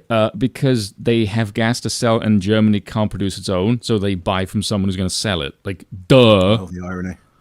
Like, fucking, what a stupid question that fucking is. Jesus Christ. Yeah. Germany has cheap, no gas. It's just cheap and efficient, you fucking moron. My God, Well, would you they did think kill for the 5 nuclear plants seconds? themselves like 10 years ago, and they just didn't stop. So, Fucking there's hell. that. So what you want made about the French? self-dependent. Robust nuclear system. I think they started up again, so that'd be why. Yeah. But it does take a hell of a long time to get these places set up and prepped. Yeah. There's a lot of boxes to tick when it's handling nuclear fissile material. Yeah. In the entire globe. That's we do need to get breeder reactors going again because it makes it essentially completely wasteless. Yeah, it was the abandonment of nuclear energy has been disastrous, and and so instead of trying, it heats up really, water, Europe turns a fan. Europe should have been investing in nuclear the entire time, and you wouldn't have to rely so much on importation of Russian natural gas. Yeah. Yeah, but if the well, how should I put this delicately? If all the people my granddad used to sell arms to don't get their money, they spurg out and cause trouble. So we're going to have to keep relying on oil until such a time that they can all politely die of something. The map, and he's looking as it is, and he's looking at the resources as they are, and saying, actually, America doesn't need any of these. Actually, America can, if it comes down to a world war against the world against America. I don't know. It's unlikely because if I recall correctly, I believe Kuwait, one of. Oh my God, Harry, my reaction exactly. There, go back. Oh my God, yeah. I've disconnected. I disconnected for a second earlier too. It was weird. I was wondering why I wasn't hearing the conversation. Oh, sorry. Yeah, it's weird. Would you come back? I think it was from Watch Together. Yeah, there you go. Actually, America doesn't need any of these. Actually, America can, if it comes down to a world war against the world against America. I don't know that the world wins, right? I really don't. That's the thing. Harry's face. Harry's face is just like, this man is out of his fucking mind. Also, the world against America. I don't know either. It sounds a little bit suspicious to me. I think the actual end result would be everyone loses. Yeah, that's kind of my point that I thought about as true. well. I'd like to know what is the end goal to that, and what does that even look like? Dude, Stelios' response as well. His face. I mean, the question is like, what does he mean by world war? Because if it's just like Europe versus America world war, well, seeing once again, military is not my specialty, so I could be wrong here. But last I checked, the European Union doesn't have their own army, and the actual individual European countries don't have very strong armies themselves. They're quite small. Versus America is, much more advanced in those regards. Even if you do think it's smoke and mirrors, still, from my understanding, is better. But do you mean like, I don't know, China getting involved? India? I don't know, some sort of backwaters African country or South America? Like, because, keep in mind, World War I and World War II were considered world wars, but it's just your brother wars, Europeans fighting each other, and then Japan got thrown in, and World War II. Like, it's not really, it's the entire civilized world. Technically, it is the people who actually built, modern society. So in a way, yes, that is the world, because not like Africa can really do anything competently. But Thanks it's like, okay, it's who is all involved in this world versus America debate that we're having, because that will affect things significantly. Yeah, I just don't know what is the end game to that kind of scenario. It just strikes me as fucking dumb. I think Sargon imagines it like, okay, it'll be like a bar brawl, a frat house. Everyone's just throwing hands with everyone else. Yeah, it's like that scene with Tortuga in fucking Pirates of the Caribbean. Well, again, in Carl's case, I think he's probably picturing World War II as essentially being a metaphorical equivalent of the same. Just a frat house all fighting each other, and then one Japanese guy shouts "honorary" and elbow drops the punch bowl and fucks himself up permanently. And everyone has to awkwardly stand around as the paramedics tear his broken ass fucking shoulder out of there so he can get. Holy shit. Slosher, thank you for the 10 Broken Crown memberships. Thank you so much, man. Holy fuck, let's go. Yeah, because Thank you, if it's a dude. case like that, then it would probably be both sides being fucked in some way, shape, or form. Maybe America being a little bit better, but it depends on the situation once again, with who is involved. But yeah, both sides would be basically screwed, and America would have no friends. If China's involved, they might win in the end, but I know they're considered a paper target in a lot of ways too. Like Yes. there's too many factors involved that I agree with both Harry and Sargon at the same time. It just depends on what Sargon actually means. Yeah, the which fact is a that it bit keeps it vague is kind of what makes me go like, what do you mean by that? This is the worst blood rotation I'm looking at right now, I must say. I just thought the statement out loud just made me go like, that's an the incredibly reaction, though. stupid thing to say. Yeah, like. That particular statement does deserve that reaction. Yes. Yeah, I asked V as out of curiosity. I won't say what V said, but V's reaction was just no one would invade. They would go. You would use economic power, and then the rest of the world would win just by sheer numbers. Mm-hmm. Which is true. Like, again, America's consumption rate is so high it will bleed itself dry in a couple months. I don't know. Americans are really fat. They can survive for quite a while. Yeah, they won't be pleased about it. True. Just start them off Netflix and porn, and you can get like a surrender within like. It wouldn't work. 30 days. Pornhub's in Israel. It's an ally. What America's one remaining. The entire porn industry is Israeli. You're not. They are the ones with porn. So if there's any good reason to attack the Israelis, don't try it. Remember what happened last time. Never hear the fucking end of it. There we go. We solve all our problems right there. Just saying. Unfortunately, the Samson option becomes the bigger problem. We're going to have to be real fast about this, boys. I'm flagging. So I'm going to get to the 10-minute mark. That was the part that I think you were most... it gets worse. It gets worse? Okay. Yes. Oh God. It has a world power standard when it comes to their military expenditures. Like we used to have... What does that even mean? To the military expenditures? That doesn't mean it's competent. It just means they spend a shitload. Yes, again, yeah. Money doesn't necessarily mean anything. Yeah. I have a split brain here between world power and multipolarity. It's just we're constantly. Yeah, but America is ready to fight every other great power all at once. No, it's not. No, absurd. It is fucking not. That is retarded. Because going full brother war means you would have full-on mutiny. I don't think the United States is, and with the current state of the American military too, is they're struggling to get recruits. By the way, the military has been half the country isn't white. Castrated. Yes, there's that too. The military has been essentially castrated, and you think that the U.S. military can go to war with Russia and China and every other country in the world, and Iran and India. Also, I mean, we're talking about. I mean, not that India has a military power, but we're talking about nuclear powers. You know. Has anyone else noticed the glaring problem with his dismissal of there's some shit to your ass African nations? You know, the ones who are like half of certain states. Yeah. So, let's pick a fight with someone who's allied with Somalia. Yeah. And see what fucking... It'll look a lot worse than it does right now, and it looks pretty bad already. Yeah. Elder 2 says the U.S. has invaded and occupied. We are in a soft World War III. Yeah, I don't know if right now is the time for... I don't know if America could have ever done that. Maybe... What would the end result be? Post-World War II? The destruction of Edom. And yes, what would be the point? The destruction of Edom would be the point. I think if Trump just said, hey, we're going to go to war with Iran, China, and Russia at the same time, I think a lot of military brass would go, no, we fucking not. That's an insane, stupidly thing to do. Why? Why are we doing that? Yeah, I think... the previous president didn't do all that. I think that you might have a lot of rebellion, because that's an insane, stupid thing to say. If it comes to invading other countries, yeah, you can drop nukes on them, but they can drop nukes back. And if it comes to invasion, I mean, as Eternal brings up in the chat, the U.S. has lost 2 wars in the last century to people in sandals. In Vietnam, Afghanistan. Like, I'm just saying, like, you know, in terms of invading other countries. I was hoping someone would point that out, but no one did. I just, when he said that, I'm like, America's current track record is not that great. I mean, technically, the war in Afghanistan was over quickly. It was the occupation that was the huge problem. And then Trump, I believe, if I remember correctly, Trump had the pullout deal with Afghanistan. It was actually supposed to be normal, but then Biden came in and completely fucked it up. And then that just completely just ruin Yeah, everything. and when you do Afghanistan stupid in the shit first like place. that, when you tell me you'll be able to like conquer the world, it makes me really skeptical of that stuff. Like, I mean, when you do shit like that.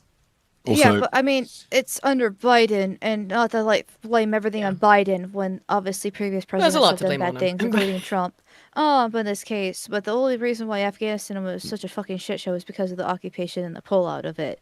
So, like, it's like if we actually try to do something effectively, not occupy, just actually go in, kill, and get out, it shouldn't be as big of a mess. It's when we try to import our liberalism or democracy thing. If we actually go full force, guns against having them against the wall and actually utilize our power, it shouldn't be, at least ideally, such a mess in this case. But instead, we're trying to be nice, care about civilians, try not to commit war crimes, all these different things of actually properly invading, which we totally can do. It'd be such a fucking rough war. If only Europe had easy access to a bunch of disposable brown people who had previous experience fighting the Americans in a clandestine guerrilla war. Oh, it's the strangest fucking thing. I've got just the thing right out back. Oh, Ibrahim, put the kebab shop down. You got a job for you. I'll just serve your new country. That's their military doctrine, and it comes from the British military doctrine of we've got to make sure we can fight the two greatest powers second to us, and we'll win. Well, America is ready to fight all of the other world powers and win. That's how they're thinking about this, and so it's. Yeah, but the thinking is not reality, so. Right. It's what you would like to be reality versus practical reality. Yeah. Which is the unfortunate thing, because again, I don't think. I do understand also where Sorgon's coming from, but the problem is that you have to work in practical reality and operate in how things actually play out, and not how sort of a fantasized, unrealistic version of them would play out. And this is just unrealistic. Kind of annoying from their perspective to go, oh my god, they're invoking these archaic, like fluffy. Yeah, but I'm sorry. things, How right? if it's against world powers all at once? How is pushing your largest trading partner into your enemy, into your potential enemy's camp? I agree. Helpful? It's ridiculous and hubristic, and it probably won't work out brilliantly for anyone, right? Yeah. I'm not saying they're right. I'm not making a moral argument. I'm just saying these are the facts. America. No, I don't think it is the facts. No, you're talking about, again, immediately cutting off its biggest trading partner, Europe, one of the biggest trading partners of the United States, and the most stable trading partner. That's not going to, and in this case, going to war with the whole fucking world in this hypothetical. Yeah, no, I think if you go to war with the whole world, you're fucked. Yeah, in an unassailable position as things stand right now, right? So to see 5 million people in Denmark like acting as if they're the equals of the United States is just a fiction, right? It's a total fiction. Yeah, but there's one thing to say this. But one thing I want to say one thing though, because it's an issue, and I think you're going to appreciate it because it has to do with. Okay. Actually, can we just go with the hypothetical here? If Trump could have done that and there would be no consequences whatsoever, he can just occupy Greenland and say "fuck Europe." Why didn't he do that? I mean, why doesn't he just do it anywhere that he wants to take? Yeah. Why doesn't he just do all these things? Because it goes back to the whole problem with the United States is that he's trying to care about optics. He's trying to play nice. He's not actually trying to like do the power grab that he can if he wanted to. Like he's trying to play hardball and he's making a big puff and all about that stuff, but he's not actively doing it because he doesn't have the balls to, which is good in this case. But it is bark and no bite. I don't want to ruin our relationship with Europe. I also do want to mention, and maybe I'm way too slow in the draw on this, but I just realized that if we did actually attack Europe as a whole like that, the European Union has been trying to get an army for decades now at this point. I think at that point, that's actually where the European Union would actually get a army specifically under the European Union. Because they would all join together and consolidate their armies, and finally that would be the realization in this case. Right now, they've been trying and failing, thank God, because I hate the EU. I think every single European country should have their own sovereignty there. Fuck the EU. Agree. Doesn't do anything good. But in that case, it would be like they would be able to justify it to work together to try to stop America. And then maybe they probably still would have a chance, even though each individual European country's military is quite small. I don't know how effective they are. how well trained or how far developmentally they are. The British military is equipment-wise. struggling. The size of it is the smallest it's been since the 1700s currently. Yeah, and then I know Norway's is really fucking tiny too, but apparently they're actually good. But that's still tiny.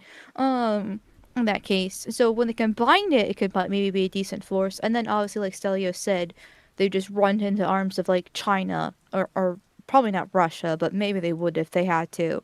And then things just get so much more messier. So it'd be like literally EU and China against the United States, and that's where things get really fucked up. Yeah. As Kitza also brings up for 5 pounds, he says all this talk of U.S. military might, yet they relentlessly get their butts kicked during training drills by European soldiers constantly. All gear, no idea. I have heard that as well, and I've seen reports on that. Which is partly because the U.S. military is so vast. There are so many more soldiers. The U.S. has more people to throw at a problem, and so much more money to throw at a problem as well, comparatively to European militaries, which tend to be far smaller but far more elite and more well trained. I don't know how that plays out in the long run, but again, this is kind of a ridiculous contention in the first place. Structure of it. You're talking about America, but we are actually talking about Trump, because Americans oppose this. Every poll shows that the majority of Americans oppose this. Yeah, Americans oppose it until there's a war, and then they have to rah-rah wave the flag, right? The Americans will be very easily brought on. I really, I mean, to a certain extent, but, I guess that I wanted to say no to that, but he probably is right, because with the Greenland stuff... Americans are really, really easy to sway into war. And they seem to really dislike Europeans for some reason, which I don't entirely understand. There's a lot of animus. Yeah, I guess, is that it? Because I've never been able to understand the American sort of animus towards Europe, which is our actual greatest ally. Our greatest allies are in Europe, not in Israel. I can give you an impression, but I think it would really piss off the Americans in the comment section. Well, go ahead and say it. Now you got to say it. I think it's because Europe has a history, and America is deeply jealous of that. I've written about this. I think Europe has an identity that stands for something, and Americans don't know what this means, and they're seethingly angry about that. Well, the issue there is that they just all of Europe is amalgamated under the same banner of Europe. That delineation is completely worthless. It's just trying to form it into a group of states broad enough that it's similarly muddled as it is in America. I think the more likely thing is that Europe fell to lefty indoctrination are far easier, and as a result, America sees it as a corrupting influence. I think we also see Europe. We also see America as a corrupting influence. Oh yeah, because they're cultural hegemony. I need that dang clip. I've been going on with it goes back and forth, because maybe I'm in the wrong circles, maybe too siled off, maybe I'm not talking to normies enough. I'm not exactly sure in this case. That's a good thing. But I don't see the normie opposition to Europe. I don't see that hatred for them. No, it's mostly online, I agree. It is online stuff, It's an online thing, yeah. Or China. And even then with the online thing, I'm sorry if I'm repeating myself too much, but it feels like it's just so... I don't want to say forced, but just attacking Americans and Americans attacking back, in the chat right now, all it's doing is breeding more animosity. And I get where you're coming from, obviously, and why you do it, but at the same time, and chat obviously responds back for good reason, but this just feels so forced, so fake, when it's not actually really there in this case. It doesn't seem like it doesn't feel real. I will say it is fake and gay. It is fucking fake and gay. I will tell you what annoys me. If Sargon was an American saying this, I would have no problem with it, because I would understand he's an American arguing for his empire, at least in theory anyway. It's not in practice. America's empire is not America's empire, as Harry points out repeatedly. But if he was a Yank, I could understand, because it's his country. But when it's a fucking Englishman arguing for it, it comes off like a cock.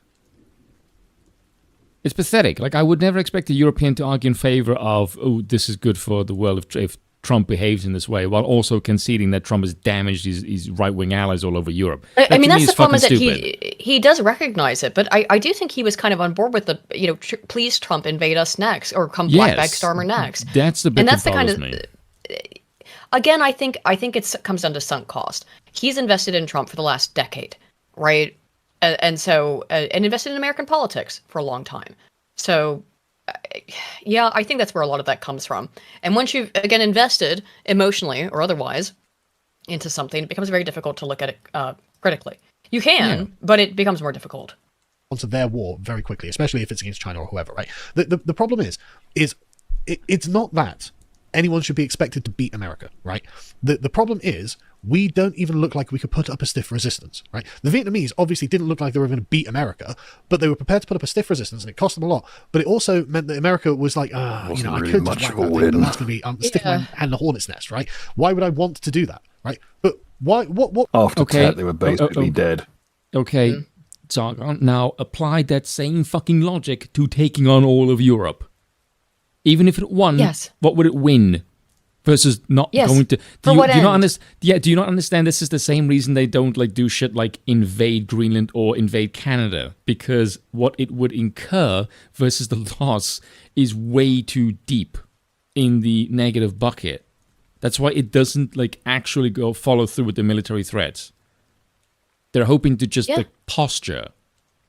Like, do you not get this? Again, this whole, I don't understand. This whole conversation is ridiculous. Bizarre. Yeah. Yeah, it is bizarre. Yeah, that's how I feel. Yeah. I mean, why are we doing this? Yeah, I'm about to. I said I was going to go 10 minutes, dude. This is just fucking torture. I feel Harry's. That's how I feel exactly. That exact face. That's my emotion. That's my internal emotional state right now. I'm not tired, boss. It's not helped by anyone. Okay, like. Sargon doing this whilst like visibly clammy, like it's looking like, I don't even know how you describe how he looks, but like visibly pale, clammy, like bags under his eyes, like he's just been on like a long bender over the weekend.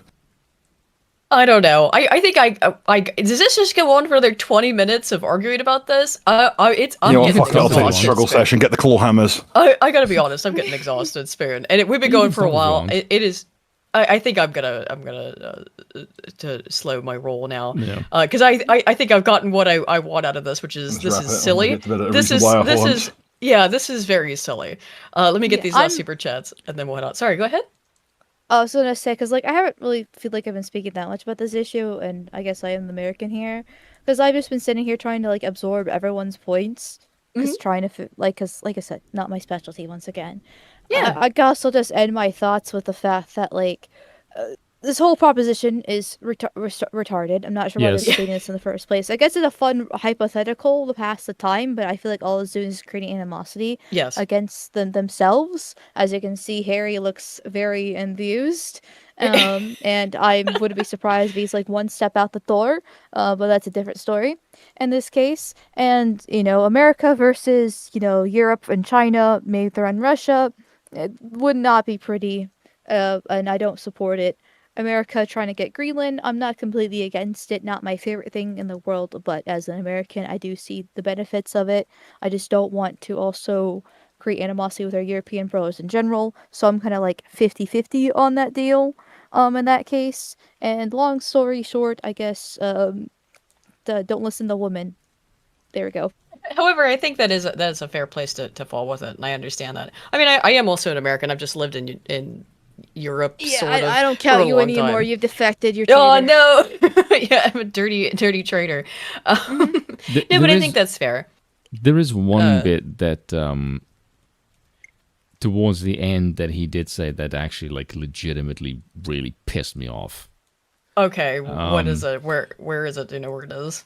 No, I don't know where it is. But he said like, how are you gonna do a video on it? Yes. Okay. But he said, how dare Germany buy he said how Russian gas. No, he didn't even say that. He said, how dare Germany give money to Russia? I don't even know what that means. What he means for gas. Yeah, I assume so, because he doesn't specify, which to me was really weird. Presumably. Yeah, that's what I thought as well. But there's a comment here that's somebody wrote. And he said, Carl doesn't know enough to make informed conclusions, true, which makes his analysis utterly useless. I've been one of Carl's biggest fans since earlier days of his OG channel, but for someone who's taken a keen interest in geopolitics since my teenage years in the Great War, or the global war on terror, it is incredibly painful listening to Carl talk out of his ass and this stuff. Such basic stuff as believing Germany was buying Russian gas right up until Biden blew up Nord Stream pipeline. This is true. Germany was not doing that. Not to mention, there's a couple of months. A couple of months before that, actually, they stopped. Not to mention, he has zero clue about the realities of the global energy market and how this underpins everything. That's true. In lieu of nuclear, true, Europe, especially Germany, cannot have a strong, even viable economy and cannot be independent. The difference between pipeline natural gas and LNG is a difference between Germany being an industrial powerhouse or impoverished an impoverished basket case. I went to go look this up. It's like 40 to 60% more expensive to buy LNG from America than it is to buy from Russia. So you wonder, like, why they're buying from Russia? That's the reason. It's because it's fucking cheaper. But yes, it's cheaper. Well, of course it's cheaper because it's on the same continent. Just that alone. And it's a fucking pipeline directly to Germany. Yeah. But Carl thinks Germans should choose the latter, and that's somehow supposed to be better for them and everyone else somehow. Like, yeah. Because he said, like, how... Because before he said, what is... When he did a stream with Louis, like 2.5 years ago, saying, like, what is America doing in Ukraine? That's Russia's sphere of influence. So he could understand that why Russia is eventually going to use hard power there. But here, he's acting like, well, how dare Germany do this? I'm like, so let me get this straight. You can understand why someone is dicking around in their sphere of influence when it came to Venezuela. You said, well, China can fuck off because that's America's sphere of influence. But when Germany wants to buy natural gas from its fucking neighbors, you suddenly jump to the defense of America, America has pushing to be, you understand that NATO is a fucking the NATO is pushing towards Russia's border. It's going to use hard power. Then you could understand why Russia wants to use hard power. Then, but when Germany just wants to buy cheaper natural gas, which it can because it is a pipeline directly connected to fucking Russia and it's cheaper. Oh, now it suddenly has to fucking hop to Washington's fucking beat. Why? What the fuck? Like, do you want? This is my game theory here, but it's because Germany basically self-sabotaged by getting rid of their nuclear program. They did. And that therefore they by doing that for green energy and all that bullshit, and then to cower and turn to Russia to get their gas, and then Biden gets into power, Russia invades Ukraine, and now they're trying to be like, oh, we hate Russia, we support Ukraine, but we're going to keep on giving Russia money for their oil. But they weren't doing that. That's the point. Germany look like cucks. And really weak. Germany wasn't doing that. Germany was not buying their gas post the invasion. And also, I don't give a shit what Germany was doing, because at the end of it, I look at this and go, why the hell is anyone in Europe, especially Germany, paying Americans money for a defunct military alliance when it is buying energy from the same person it's supposed to be defending against? That makes no fucking sense. Just buy from Russia because it's much better to be. I agree with that. Yeah, exactly. So my point is that why the hell are you getting upset when you yourself have said NATO is the reason why you have these problems in Europe, but you are upset when Germany is still buying from an ally? In this case, it would be Russia, because you're essentially saying this is a foe. Don't see Russia as an ally. That's the problem. It seems. Yeah, but in this case, it is because you're buying energy from them. So my point is that if you hate NATO, but they prostrate themselves and put them up on a pedestal, talking about Ukraine, how much they hate Russia. So it's quite hypocritical. I'm assuming that's the position, or at least something similar that he's coming from, because it does make Germany kind of look ridiculous in that case. Not saying I agree with that. Like, I agree with. I think it's because he's an Englishman and he just hates Germany. Perhaps. Possible. I think that's most likely. Buying from the Russia reason. does make logical sense, but they put themselves in that position, which makes them look ridiculous. So that's kind of the point of. Yeah, but this to me, this is an American foreign policy. Like, it has nothing to do with Germany. Oh. Like, if Germany says, I want to buy cheaper gas from Russia because Russia is a stable supply of natural gas and it's cheaper, why the fucking hell would I listen to some jackass in Washington who knows nothing about my plight and is going to fuck up my pipeline that is actually partly belongs to allied powers, as it sabotages that and then charges me 60% more for fucking liquid natural gas? Yes. Oh yeah, what a great ally that fucking is. In itself. Yeah. Okay. Yeah, what does it look more cocked by? Watching its own allies sabotage its fucking power and then buying from the very people that made your energy more expensive, or buying from the cheaper power? Which one makes you look less? Which one makes you look more of a bitch?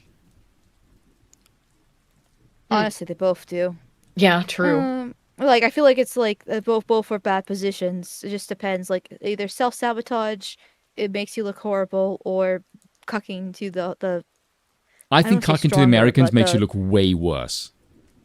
I don't know, because one hand, I feel like self-sabotage is worse because it just proves you're an idiot. But yeah, obviously. Yeah, the self-sabotage is worse, which is that's what America does. America sabotages the fucking pipeline and says buy our shit because fuck you, you may not buy from Russia. That to me is insane. Like you're actively telling an ally where it can't buy energy from. That's not an ally. That's a fucking hostage negotiation. I mean, True. I agree with that. There you go. I think we're going.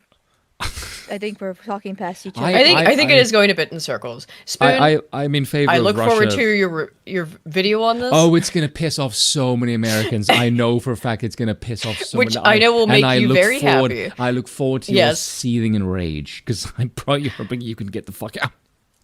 Well, I look forward to bed. I'm very sorry. I found this conversation on Lotus Eaters to be quite silly, which has made me sleepy.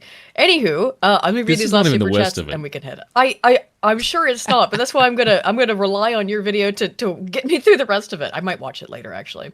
Kizza for £5 says, Aiden, please share with the chat the meme I have about Reform UK as their party swallows up the Boris wave of cabinet members. Yeah, I saw it, Kizza. I'll put it on screen on next stream because I have it. No, Dustin, you seem sensible. Well, I have my stuff shut down, and then Spoon would have to bring it back up. But we'll do that next week, okay? Thank you so much, Kizza, by the way. Manny 2side45 says, as an American who has roots going back before the Revolutionary War, I love my people, but I see the Europeans' critique of my culture and I share it. That's how I feel about a lot of it. Yeah, see, there you go. I also disagree with Europeans on some things. There is a lot of there's a lot of transatlantic hate that goes both ways and misunderstanding, but the Americans act like a bull in a china shop in a lot of ways. And that pisses off the Europeans for understandable reasons. We don't mind your culture so long as it's just over there. And having conversations like this. They just want to be left alone. This kind of discussion, I think, is just a bit silly on this part of global war versus America. However, I'm exhausted. So I'm gonna head to bed. Hello, darkness, my old friend. Amal, thanks so much for hanging out with us tonight. I know you were tired. We've gone for a long fucking time, so thanks for hanging out and sticking with us. I'm the one who ended up flying me on. No, yeah, this was fun. Yeah, thanks so much. It's always a good time. And we will see you all next week.